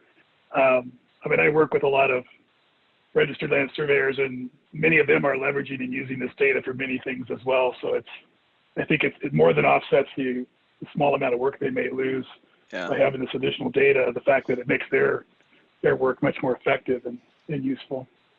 Yeah, contractors and engineers have by far been our top requester. So I think they're getting a lot out of this. I would cover one more thing here, and this is our planning for this coming fiscal year. So I mentioned that we're trying to take advantage of these federal cost share programs, this USGS 3D elevation program. The planning for that started now. We had a working group meeting 2 weeks ago. Had really great participation. We had 40 people turn out for that. You know, Evan mentioned that these online meetings can be burdensome, but they also bring some advantages that we can reach people that we otherwise wouldn't. That working group before was averaging somewhere in like 15 people. When we went online only, we had 40 people participating. It was just awesome. Really great participation there. But this is just showing areas where people are interested in LiDAR that we don't have it right now. So you're seeing there's a lot of interest across the state. We only have a few areas that are still, you know, they're white right now, just meaning that at least no one has kind of brought that area up as a priority for them. So this is how we're doing our planning, is just through this application. People can come in here and draw where they're interested in having LiDAR. And then we just take all that in consideration as we plan for our next priorities for this coming year. And we can also look at it by organization. So the different colors here are different organizations that are interested in the data. So if we go to a place like Gallatin, we're starting to see, you know, a lot of different interests here. See if the labels come on. So we see Montana Bureau of Mines and Geology, Montana NRCS, Craighead Institute. DNRC is also in here. I'm not seeing their label right now. This is the Forest Service. So we're trying to find those counties where there's lots of different interest. So right now, Gallatin is really standing out. We've got 5 or 6 partners there. They don't necessarily have funding. They may be looking for funding, but just having that interest helps us in going to USGS and saying, hey, if we collect data here, it's going to be used. These are the people that are going to use it, and this is what it's going to be used for. Similarly, we have the same kind of situation developing in Flathead. Just half a dozen partners here: Glacier Park, Bureau of Mines, again, Forest Service, Fish and Wildlife Service. So those early on here, those are the two counties we're really looking to target for next year. Gallatin County, so we'd look to get the entire county finished out, and then Flathead County. And then from there, you know, based on how much money we can find and what partners come in, we'd look to build on those areas. So we might expand towards Lake County, or we might expand, you know, towards Madison County. That's just an early indication, an early idea there of where we're looking to kind of target LiDAR for next year.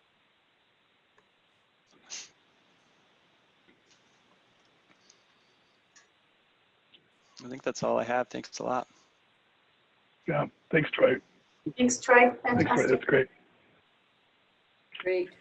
So moving to the next item, Montana Libraries and Economic Development. Amelia and Ann are up next. Awesome. Thank you so much. I will go ahead, and I have the things pulled up, so I can go ahead and share my screen, but either Jenny or Marlys or someone might have to make me the host, I think, or the co-host. I don't want to be the host.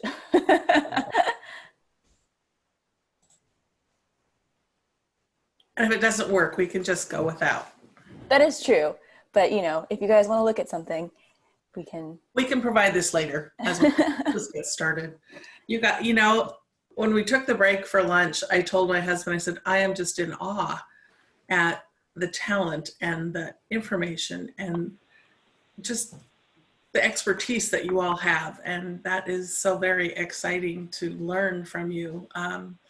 Kudos for doing such great work. I really had no idea. So Amelia and I have been working on this project, as you know, since early last year. Kind of, I think we were into it actually a month when COVID hit. So it's been a time of transition. And I think what I'm just going to share with you today, I have another document that I shared previously, just an update of kind of the work that we've done. You know, we've identified some professional development concepts. We've worked very hard with outreach and partnerships. We did some programming ideas, some technology investment, just looking at what might be needed. We've looked at models across the nation, and we've looked at funding options for a variety of things. So I think it also comes back to validation. And you know, what is the need? And I think it's just pertinent to tell you that I think we're on track. Amelia and I are a good combination because she's ready to move, and I'm like, oh, we need to, you know, review this a little more. So we're good for each other in that way, and thank you, Amelia, for that. There's lots of national research out there. We've looked at that. We've looked at the survey that the libraries, State Library did with librarians. I did a survey with MEDA, which is the Montana Economic Developers, just asking, you know, what are the needs? How do you see yourself self-partnering with libraries? What could the most impact of libraries be to your community? So we've kind of taken that information, and it really dovetails with this national research. And this is probably old data. Some of you probably have seen it. It came off of the a city's plan, and but it talks about early literacy, and I already knew that you guys were doing that very well, and today just truly proves that. The other thing that libraries could work with is workforce initiatives. And I think early on that was a priority that was identified in a lot of different avenues, and COVID really kind of hit us front face with that. We had developed some good relationships. Kathleen O'Leary at the Montana Department of Labor and Industry was really on board to communicate and work with us, and they have just been on overload within their agency. So, you know, we have that promise that they want to further conversations, and I think that things could somehow work out there. That was one of the things in your librarian survey that I saw.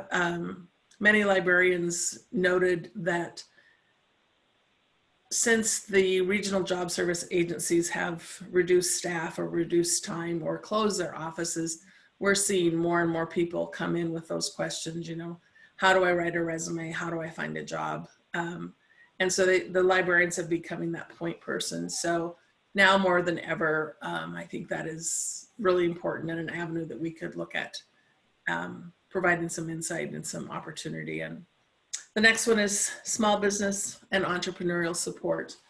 That's what we heard most from the MEDA folks. And I think that came from the librarians as well, that people were coming in asking for help with different things, and the librarians probably felt inadequate in providing information. And even from my perspective as an economic developer, you know, it's a Google search, and it can be daunting at least. So if we could somehow provide some better information that's easier for librarians, and I'm going to turn this over to Amelia in a little bit, and she's going to talk about a partnership that we're really quite excited about, and she can detail that. The last thing here is public library buildings are catalysts for physical development, and I've heard your conversations about how that may change in a new world, dealing with COVID and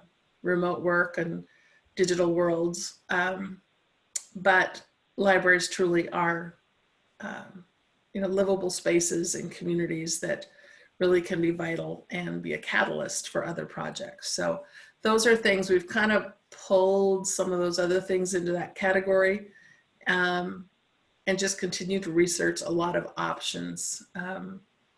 Amelia, do you want to talk about this business and entrepreneur support and AMRI opportunity? Yeah. And I also just want to say that it's been super great to work with Anne and to receive guidance from her. And I mean, not just with, the AMRI partnership that I'm going to talk about was like largely orchestrated by Anne and her connections, but it's just been really great to have someone with this expertise kind of guide the project, and also, yes, be a very good force of like, maybe we should sit and think about this a little bit more, because sometimes I do tend to jump the gun. But so something that we're working on right now, and I'm sorry, my computer is super slow, so I'm trying to scroll down and it's freaking out every time. But hopefully I will be able to show you some of this. This is a proposal draft that we have right now with AMRI, which is the Accelerate Montana Rural Innovation Initiative. They are folks based out of Missoula, and they are super great to work with, and they have been really enthusiastic about working with public libraries and reaching patrons through that channel. AMRI is focused on small business and entrepreneurship. And as you can see, Anne and I have been doing a lot of discussion about the various different aspects of economic development. But for our first program, we decided to have a pretty focused and narrow scope and focusing on the small business and entrepreneur community. This particular program is based off of the Libraries as Launchpads model from New Mexico. Can't call it that though, because it's trademarked. So we're trying to think of a new name. If you enjoy clever word punnage and wordplay, feel free to contact me and give me some ideas.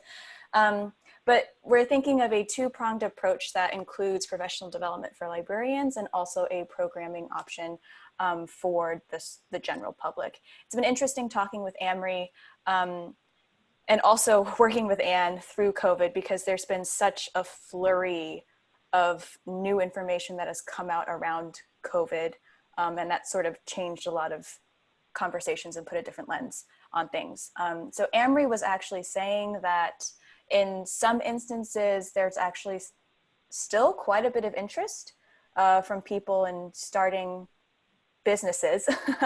And so they've actually been super busy, not just working with us, but with some of the other work that they've been doing. And they've said that this is still an active and growing group of people in Montana and probably across the country. So I have here, if this will let me scroll down, this is still a proposal draft. This is what we're actually hoping to send to libraries. There were already a handful of libraries who had expressed interest. And then we're also hoping to recruit a couple more to work with on this. So this is what AMRI and Anne and I have discussed, but obviously we want some feedback from the libraries themselves to see which parts really work for them, which parts might need to be adjusted on an individual level, and also to see how they want to put their own spin on it and utilize their own connections. So let me see if I can scroll down. Right now, we are talking a little bit more about the training structure. The patron programming part is based around a program that AMRI already has in place with entrepreneurial coaching. And it's these 1-hour coaching sessions that AMRI provides to people to, like, one, identify where they are on their entrepreneurial journey, and then two, to give them some sort of action item. So whether that's gathering more information, whether that's connecting them with somebody, whether that's, sort of giving them the next step so they can figure out what they need to do. So for the For that part, Amory is planning on giving us a lot of support to help with that training, help librarians practice that. And that will also be part of the professional development training that we're developing. And so that will be kind of what Tracy had mentioned, the self-paced model that we've had really good success with. So having different modules covering various topics and librarians working through that, and then also having online discussion sessions to really consolidate and put that information together.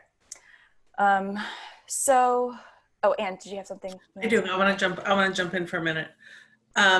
This all sounds exciting, and as we had worked through some of this stuff at midnight one night, I'm in my office typing a memo to Carl and just saying, okay, I just have to, the elephant in the room is we have not talked cost. We've not talked money. We've not talked anything, and I guess that is the ideal situation we kind of landed in. And it's an opportunity. It's not confirmed yet. It's not committed. There's no commitment, but it is an opportunity. Amory received an EDA grant. It's a 5-year grant. They have been working very hard during the COVID process and really gained a lot of reputable and a good reputation in delivering services to businesses. And so they, I was a little leery, how are we working with this new entity? But this project would be part of their outreach to rural communities, and there would be no cost. It's a service that they would provide in partnership with us. So I think that that's an exciting opportunity. There's still things, and certainly with all your expertise in the room, we invite your input.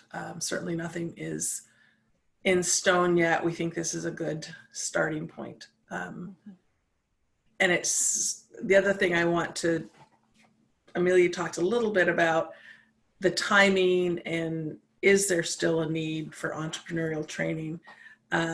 Amory questioning this a bit themselves. They've seen the need, but they are reaching out to both business owners and entrepreneurs across the state and economic developers in a separate survey.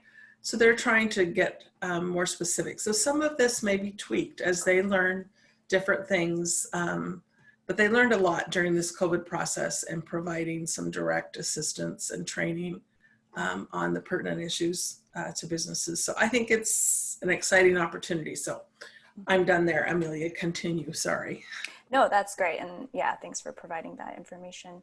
And one of the questions we do have is, we're obviously very cognizant of the already pretty heavy workload that a lot of libraries have right now, which is why we want to send this out and just see who's interested in trying to get volunteers to see who has the bandwidth to take something else on top of what they're doing. And then also, we're just kind of curious to see what this will look like in COVID times. Amory, I think, has, and also other organizations across the state have been delivering things virtually. But, the situation is so different in various places throughout the state, and it's seemingly changing all the time. So that's something that we'll probably have to work out individually to see what the library themselves are comfortable with and what people are willing and able to do on top of their other responsibilities. I think initially we want to call it a model. Yeah. We're looking for 5 to 10 libraries to participate across the state. There's been, some conversation already, but we haven't shared anything really. So it's minimal outreach within the library system, but it'll be a model and a starting point. It'll come with additional resources. We're working on just a digital business resource page. There isn't, to my knowledge, kind of a one source of a variety of information for businesses that's generic, that's not, all SBA or all Montana state government programs. It's a variety, and it's kind of the tried and true that we're trying to put together that really businesses have, that they utilize regularly and that are free typically. So yeah. So if any of you are interested in looking at this proposal draft and would like to give feedback, let me know, and I'm more than happy to send it to you. We are still working on this with AMRI, and they're giving suggestions and comments. But we are hoping to send this out to libraries sooner rather than later. So that's our next action step, and then identifying those people who want to participate, and then going from there. So I think one other thing that's important to stress in this partnership, it may be with AMRI, but AMRI has been working to develop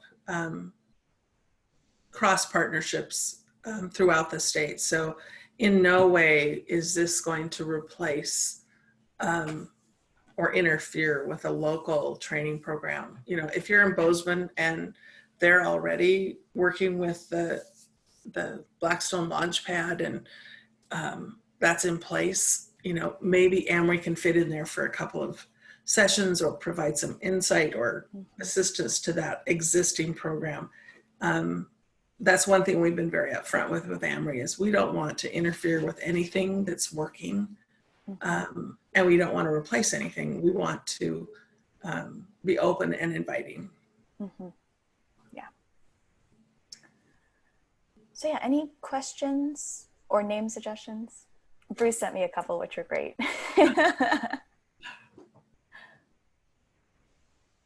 It's a work in progress.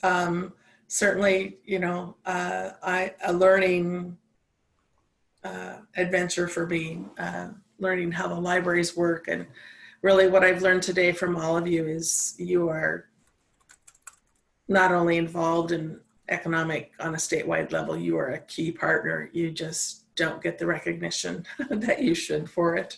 So I think that's something that maybe this can help improve, because you're certainly a vital part of every community that you're in. Thanks, Ann. I just want to emphasize how grateful we are to be working with you as well.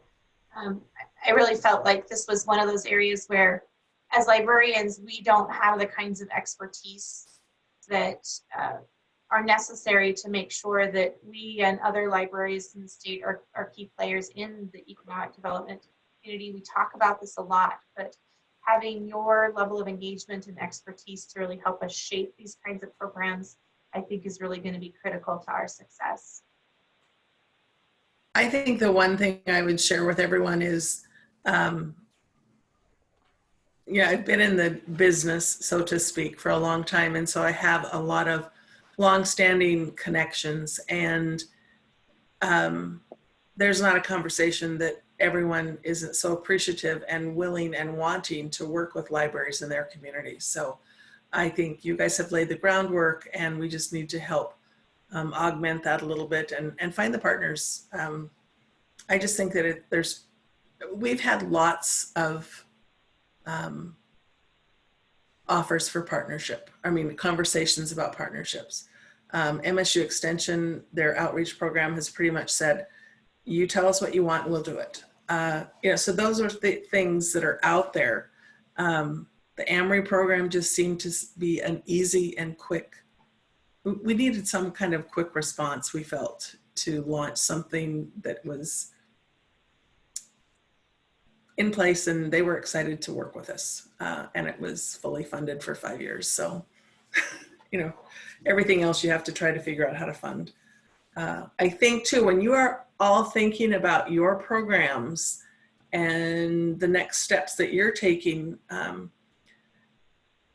if you see, you know, there's tons of grant funding out there that, you know, I don't think there's a project in the state that they wouldn't love to say, oh, Montana Libraries supports this.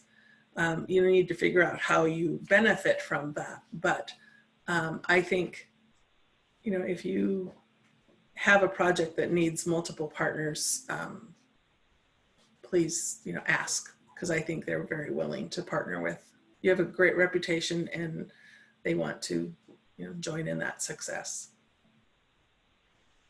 So thank you very much. If you have any questions, email me or please ask now.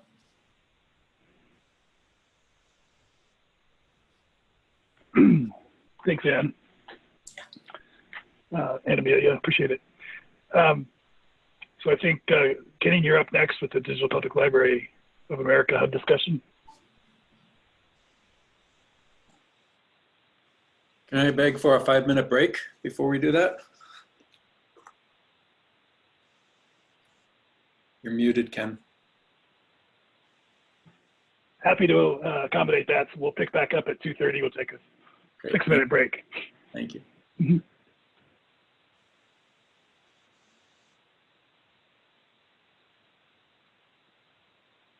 Start up the recording. There we go. Okay. So go ahead and reconvene, and we'll switch to move to Kenny's topic on the Public Digital Library America Hub discussion.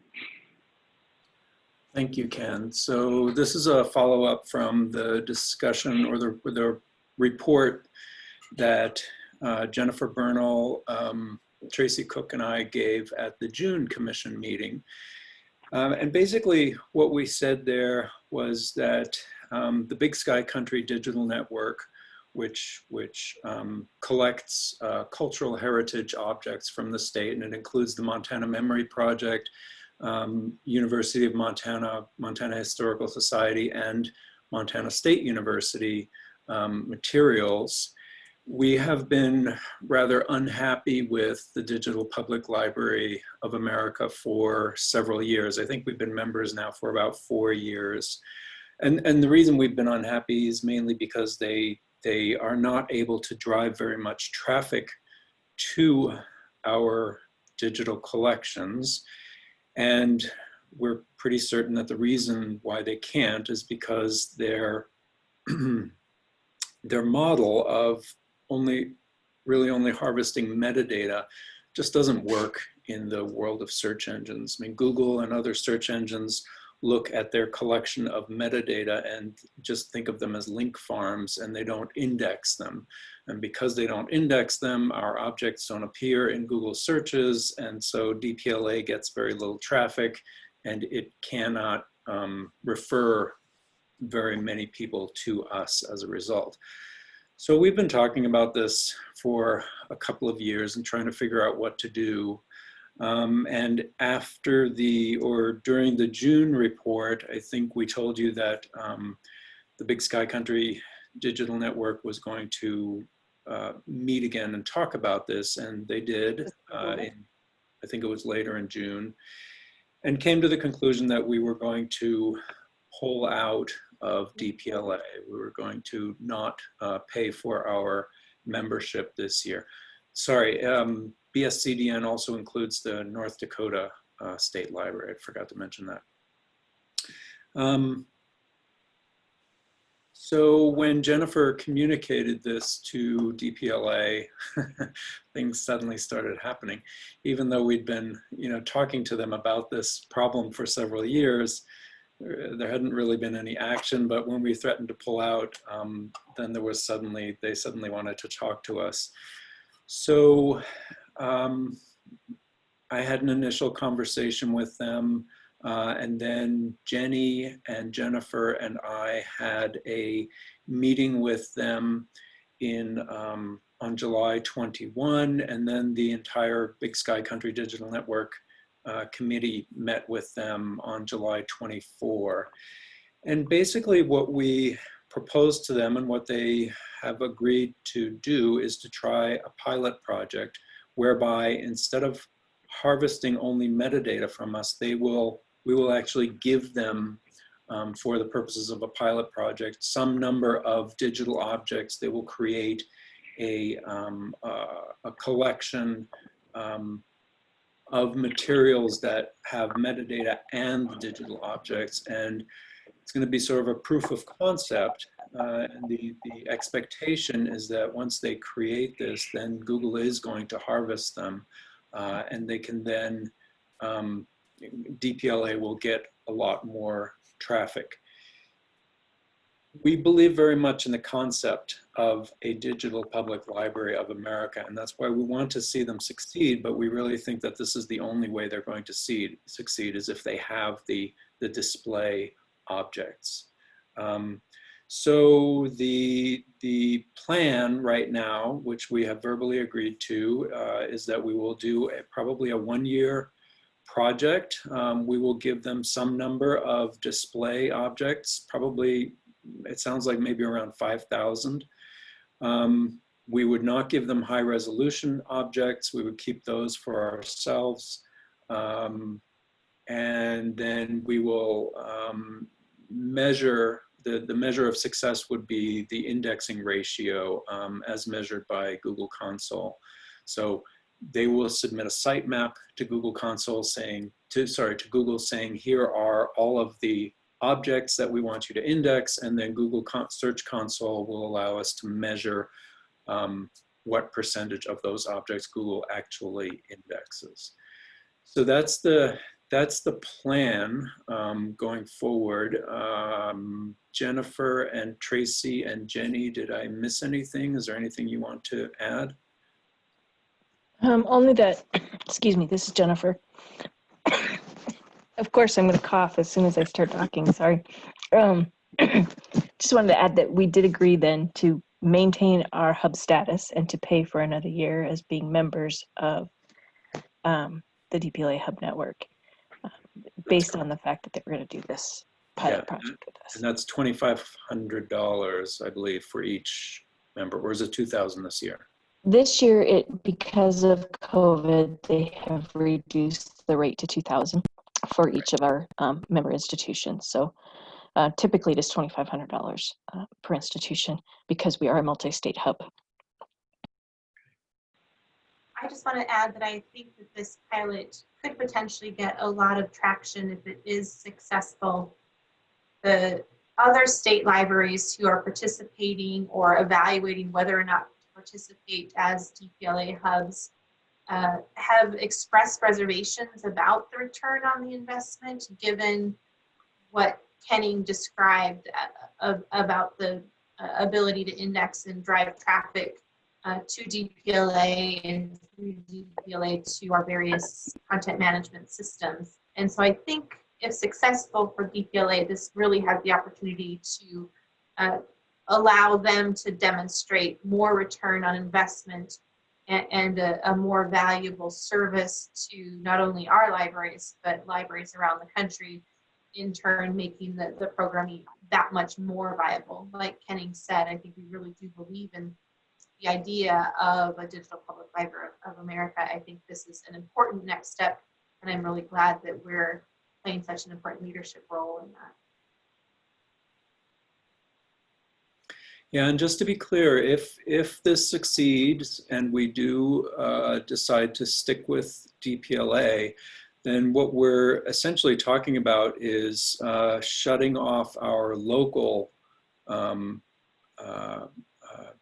repositories of objects, and our objects would then reside with DPLA, and they would still be able to display them as Big Sky Country Digital Network objects, and they should be able to provide us with statistics on how many visits those objects are receiving, but they wouldn't reside on our local servers anymore. And frankly, I think that that's sort of a long overdue model. I mean, this is, every other business has moved to this kind of a model rather than having local instantiations of objects.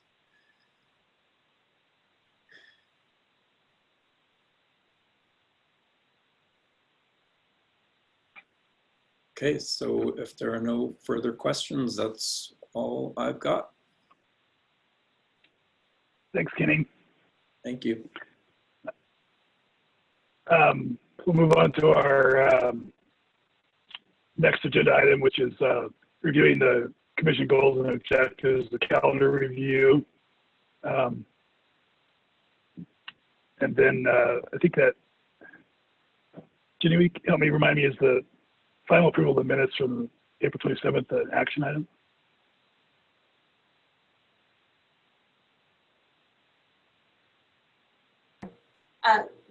Those are the minutes that you previously approved at your last meeting. We just always provide them in your meeting materials, Okay. so you have access. So Gotcha. no need to take action, Okay, thank you. on those. Thanks for the reminder. Okay, so in terms of our commission calendar, thanks Marlys for bringing that up. I think we have several still unallocated times. I know it's a bit challenging in times of COVID to go to attend the, I mean, I'm not sure how many of these are actually in person that remain on the calendar for this coming year, at least in the fall. At this point in time, well, we know for sure that Broad Valleys and the Tamarack Federation will be online because their fall meetings are always online. We've had confirmation that the Golden Plains Federation meeting will be online. I know Tracy is still waiting to hear from some of the other federations about the plans for their meetings, but regardless, I would anticipate that even if some federations choose to have an in-person meeting, we would still have the option of attending online.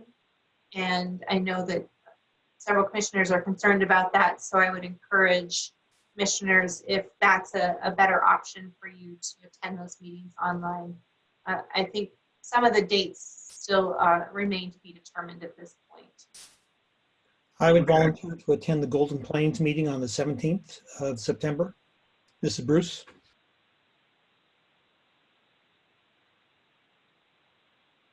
And I'll attend the online. I always do the Tamarack.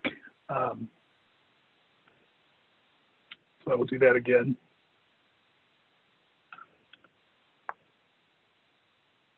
For the benefit of Connie and Dalton, we basically try to get a commissioner to attend each of these as whether they're in person or online. Trying to get someone to attend each of these sessions, federation meetings. And for Dalton's benefit, there are 6 library federations that are geographically organized around the state. The meetings are meetings of trustee representatives and library directors. They talk about how they're going to spend grant dollars that are awarded to the federations through the state library to support resource sharing and technology and professional development and other needs in their areas. They meet twice a year. And as Ken said, the commissioners work hard to attend those meetings to hear the discussions that go on at those federation meetings. They're also staffed by some of our staff as well. And in non-COVID times, among the best homemade treats I've ever had at some of those sessions. So not too useful in these times, but so what other ones do we have that are left without someone attending at this point that are known dates? Got we would need to scroll down to November, December.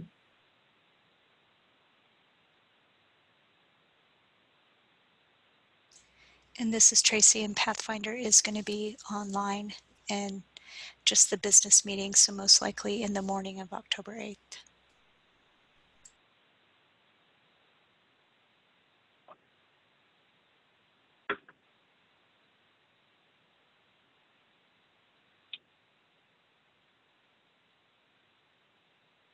we can try to attend that one as well if no one else is able to. I can attend Pathfinder, I think. Okay.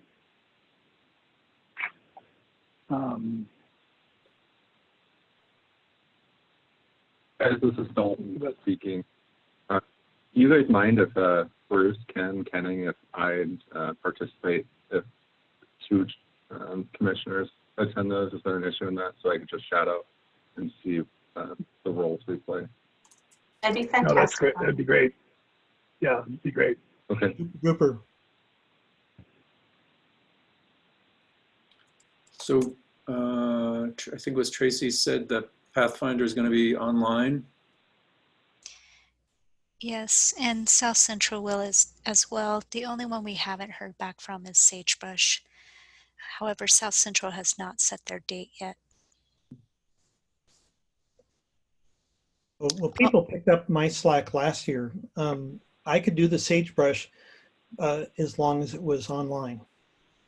And all of the coordinators indicated they would have an online option if they, I mean, most of them chose to go completely online.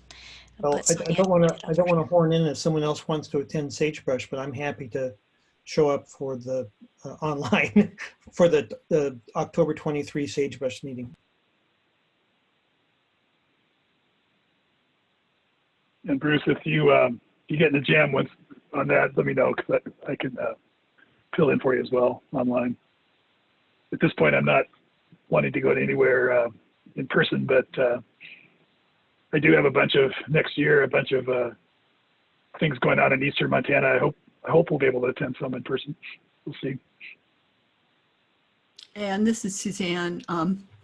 Broad Valleys hasn't set theirs yet, but they have a brand new commissioner. So I'll be working with her on this, but it's usually, they usually just do a very brief, phone call in the fall anyway. So I imagine it'll be a similar sort of situation at this point. So we'll set a date and let you know. Okay.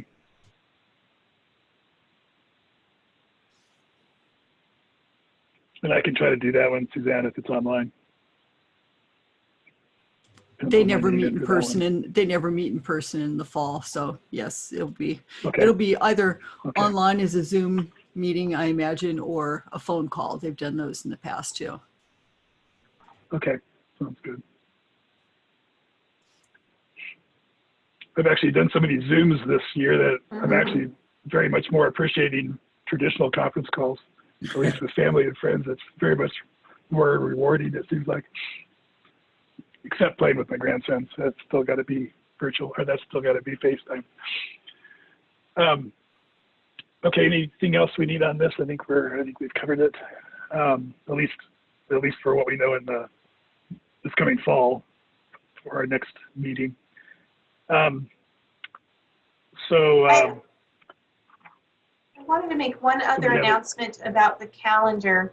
I think it was Evan mentioned earlier that the NISJIC conference offering is going to be open to anyone within state government, and that includes commissioners. And as we have more information about that agenda, we'll go ahead and share that with all of you. But our hope is that as many of you as possible can at least attend some of that online conference. You've heard Ken and other staff talk about how much they've gotten out of that conference. Again, that's the Conference of State GIS Coordinators that Erin participates in as our representative and as a member of that board. There on your calendar in September. I don't know if Evan or Erin wanted to add anything more about that opportunity.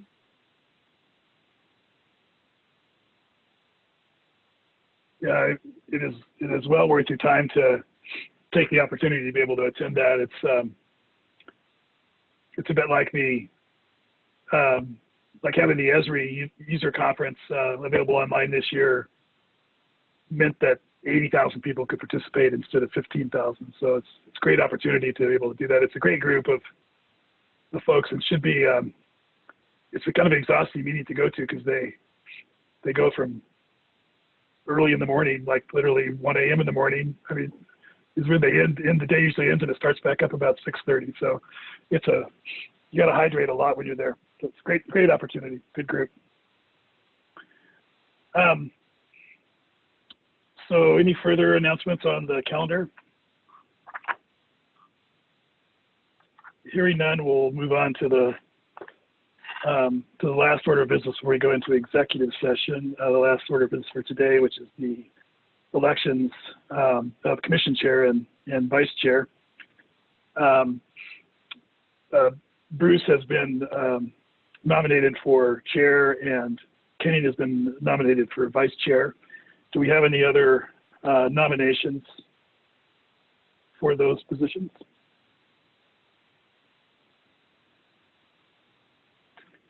Hearing none, we'll go ahead and do chair first. So entertain a motion from the commissioners for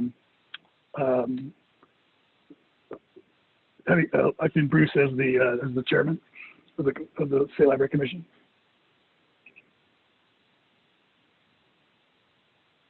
Moved by Dalton. Dalton's moved. Do we have a second? I'll second. That was Kenny. Okay. Standing, yeah. So any other discussion? All right. All in favor of Bruce being elected as chair of the commission, say aye. Aye. Aye. Any opposed, say nay. Anybody like to abstain? I feel like it would be modest Okay. to abstain, but I did vote for myself. Okay, Bruce has been the chair, and for vice chair, all in favor of Kenning for the position of vice chairman of the commission, signify by saying aye. Does he need to be nominated? Well, I think I was doing both. Let me back up. Sorry. Are there any other nominations for vice chairman of the commission?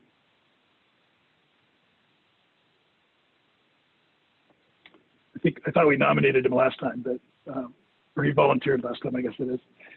Hearing none, is there any further discussion? I nominate Kenning as vice chair. Okay. So do we need a second on that? I guess we do, don't we?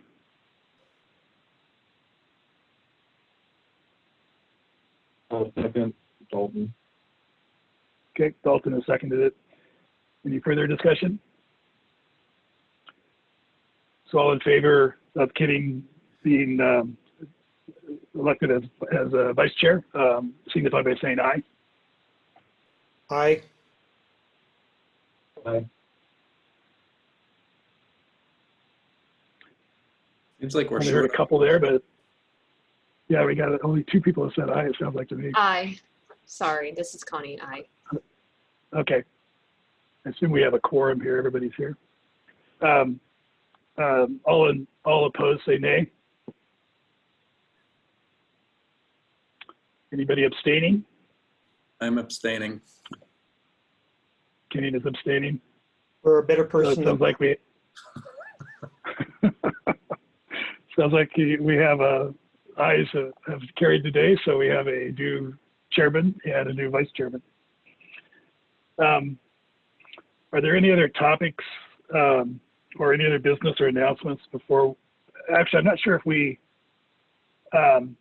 adjourn now to go into executive session to do Jenny's review, or if we come back to adjourn, or And we'll come back to adjourn. we will come back to adjourn. Okay. So I would like to make one other announcement quickly before we lose staff. Something I forgot Sure. to mention in my state library report. I wanted the commission to know that staff nominated and we've selected Martin Landry as the recipient of the Governor's Award for Excellence from the State Library. He was truly commended by staff for all of his work these past several months, making sure that our patrons continue to receive excellent talking book services, supporting the circulation work that's been going on, and really holding down the fort of the state library, keeping us informed about work that's been going on in the building, working many times by himself in that building. Staff really appreciated all of the work that all of the staff do to support our partners during the pandemic, but particularly wanted to call attention to and show appreciation for Martin and his work. So we've shared that nomination with the governor, and he'll receive that award in September. That's great. Congratulations, Martin.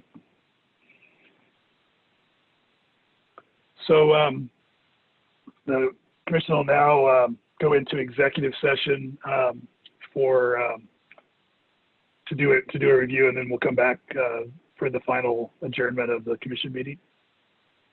And Marlys, I need you to move the commissioners into a separate room. Doesn't look like I have the ability to do that. Hey, Jenny. Yeah. This is Erin. I just wanted to make an announcement, but I didn't know how long the executive session was going to be for. So could I make it really quickly before? Go ahead. Sure. I just wanted to let everyone know that that we've changed our membership model with NSGIC, and that basically under the new model, we have unlimited state unlimited amount of membership, and so that means all commission members can be NSGIC members, and any other state agency representative could be a NSGIC member. With that, the upcoming fall online conference will be free to members. And so I think it would be really fantastic. I know Ken has gone in the past on numerous occasions for the commission to to attend part, if not most of the conference. So I'll send that information along, but it's a really great resource. And because we're not traveling, we have the money to basically up the ante with our membership model and allow for more employees and the council and the commission to access NSGIC. So I just wanted to encourage everyone to attend the conference, and I'll work with Marlys to get you guys registered if you are interested. There's a wealth of information available online. There are online forums you can get into and kind of dive into some of the national discussion topics. Thank you, Jenny. So, sorry, quick question before you guys go on still. Jenny, anyone other than commission and yourself into that room? Just us. Okay.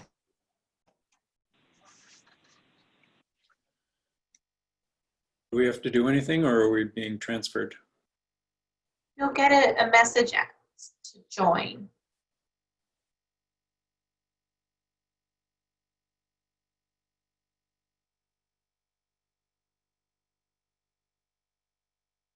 It's like maybe Bruce is still wandering around in the ether, huh?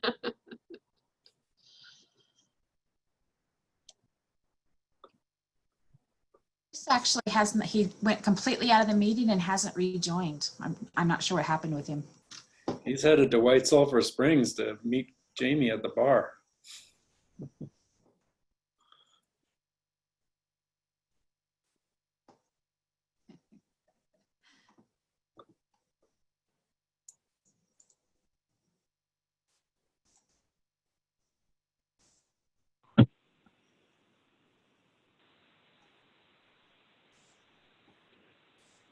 Okay, I think I'm back. Sorry, I was in some other place for a while.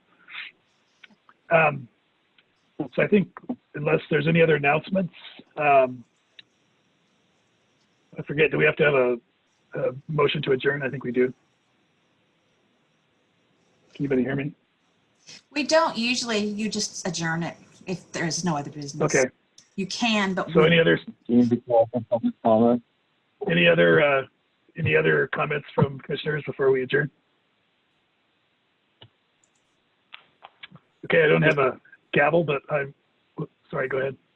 I was just going to say, nice job, Ken. You should run for Pretty easy. chair. We didn't have too many motions. So that's exactly why I'm glad you guys are doing it. All righty, well, thanks everybody. We'll adjourn the commission meeting at 3:30 p.m. Okay, thank you. Bye, everyone. Bye. Thank you. Yep.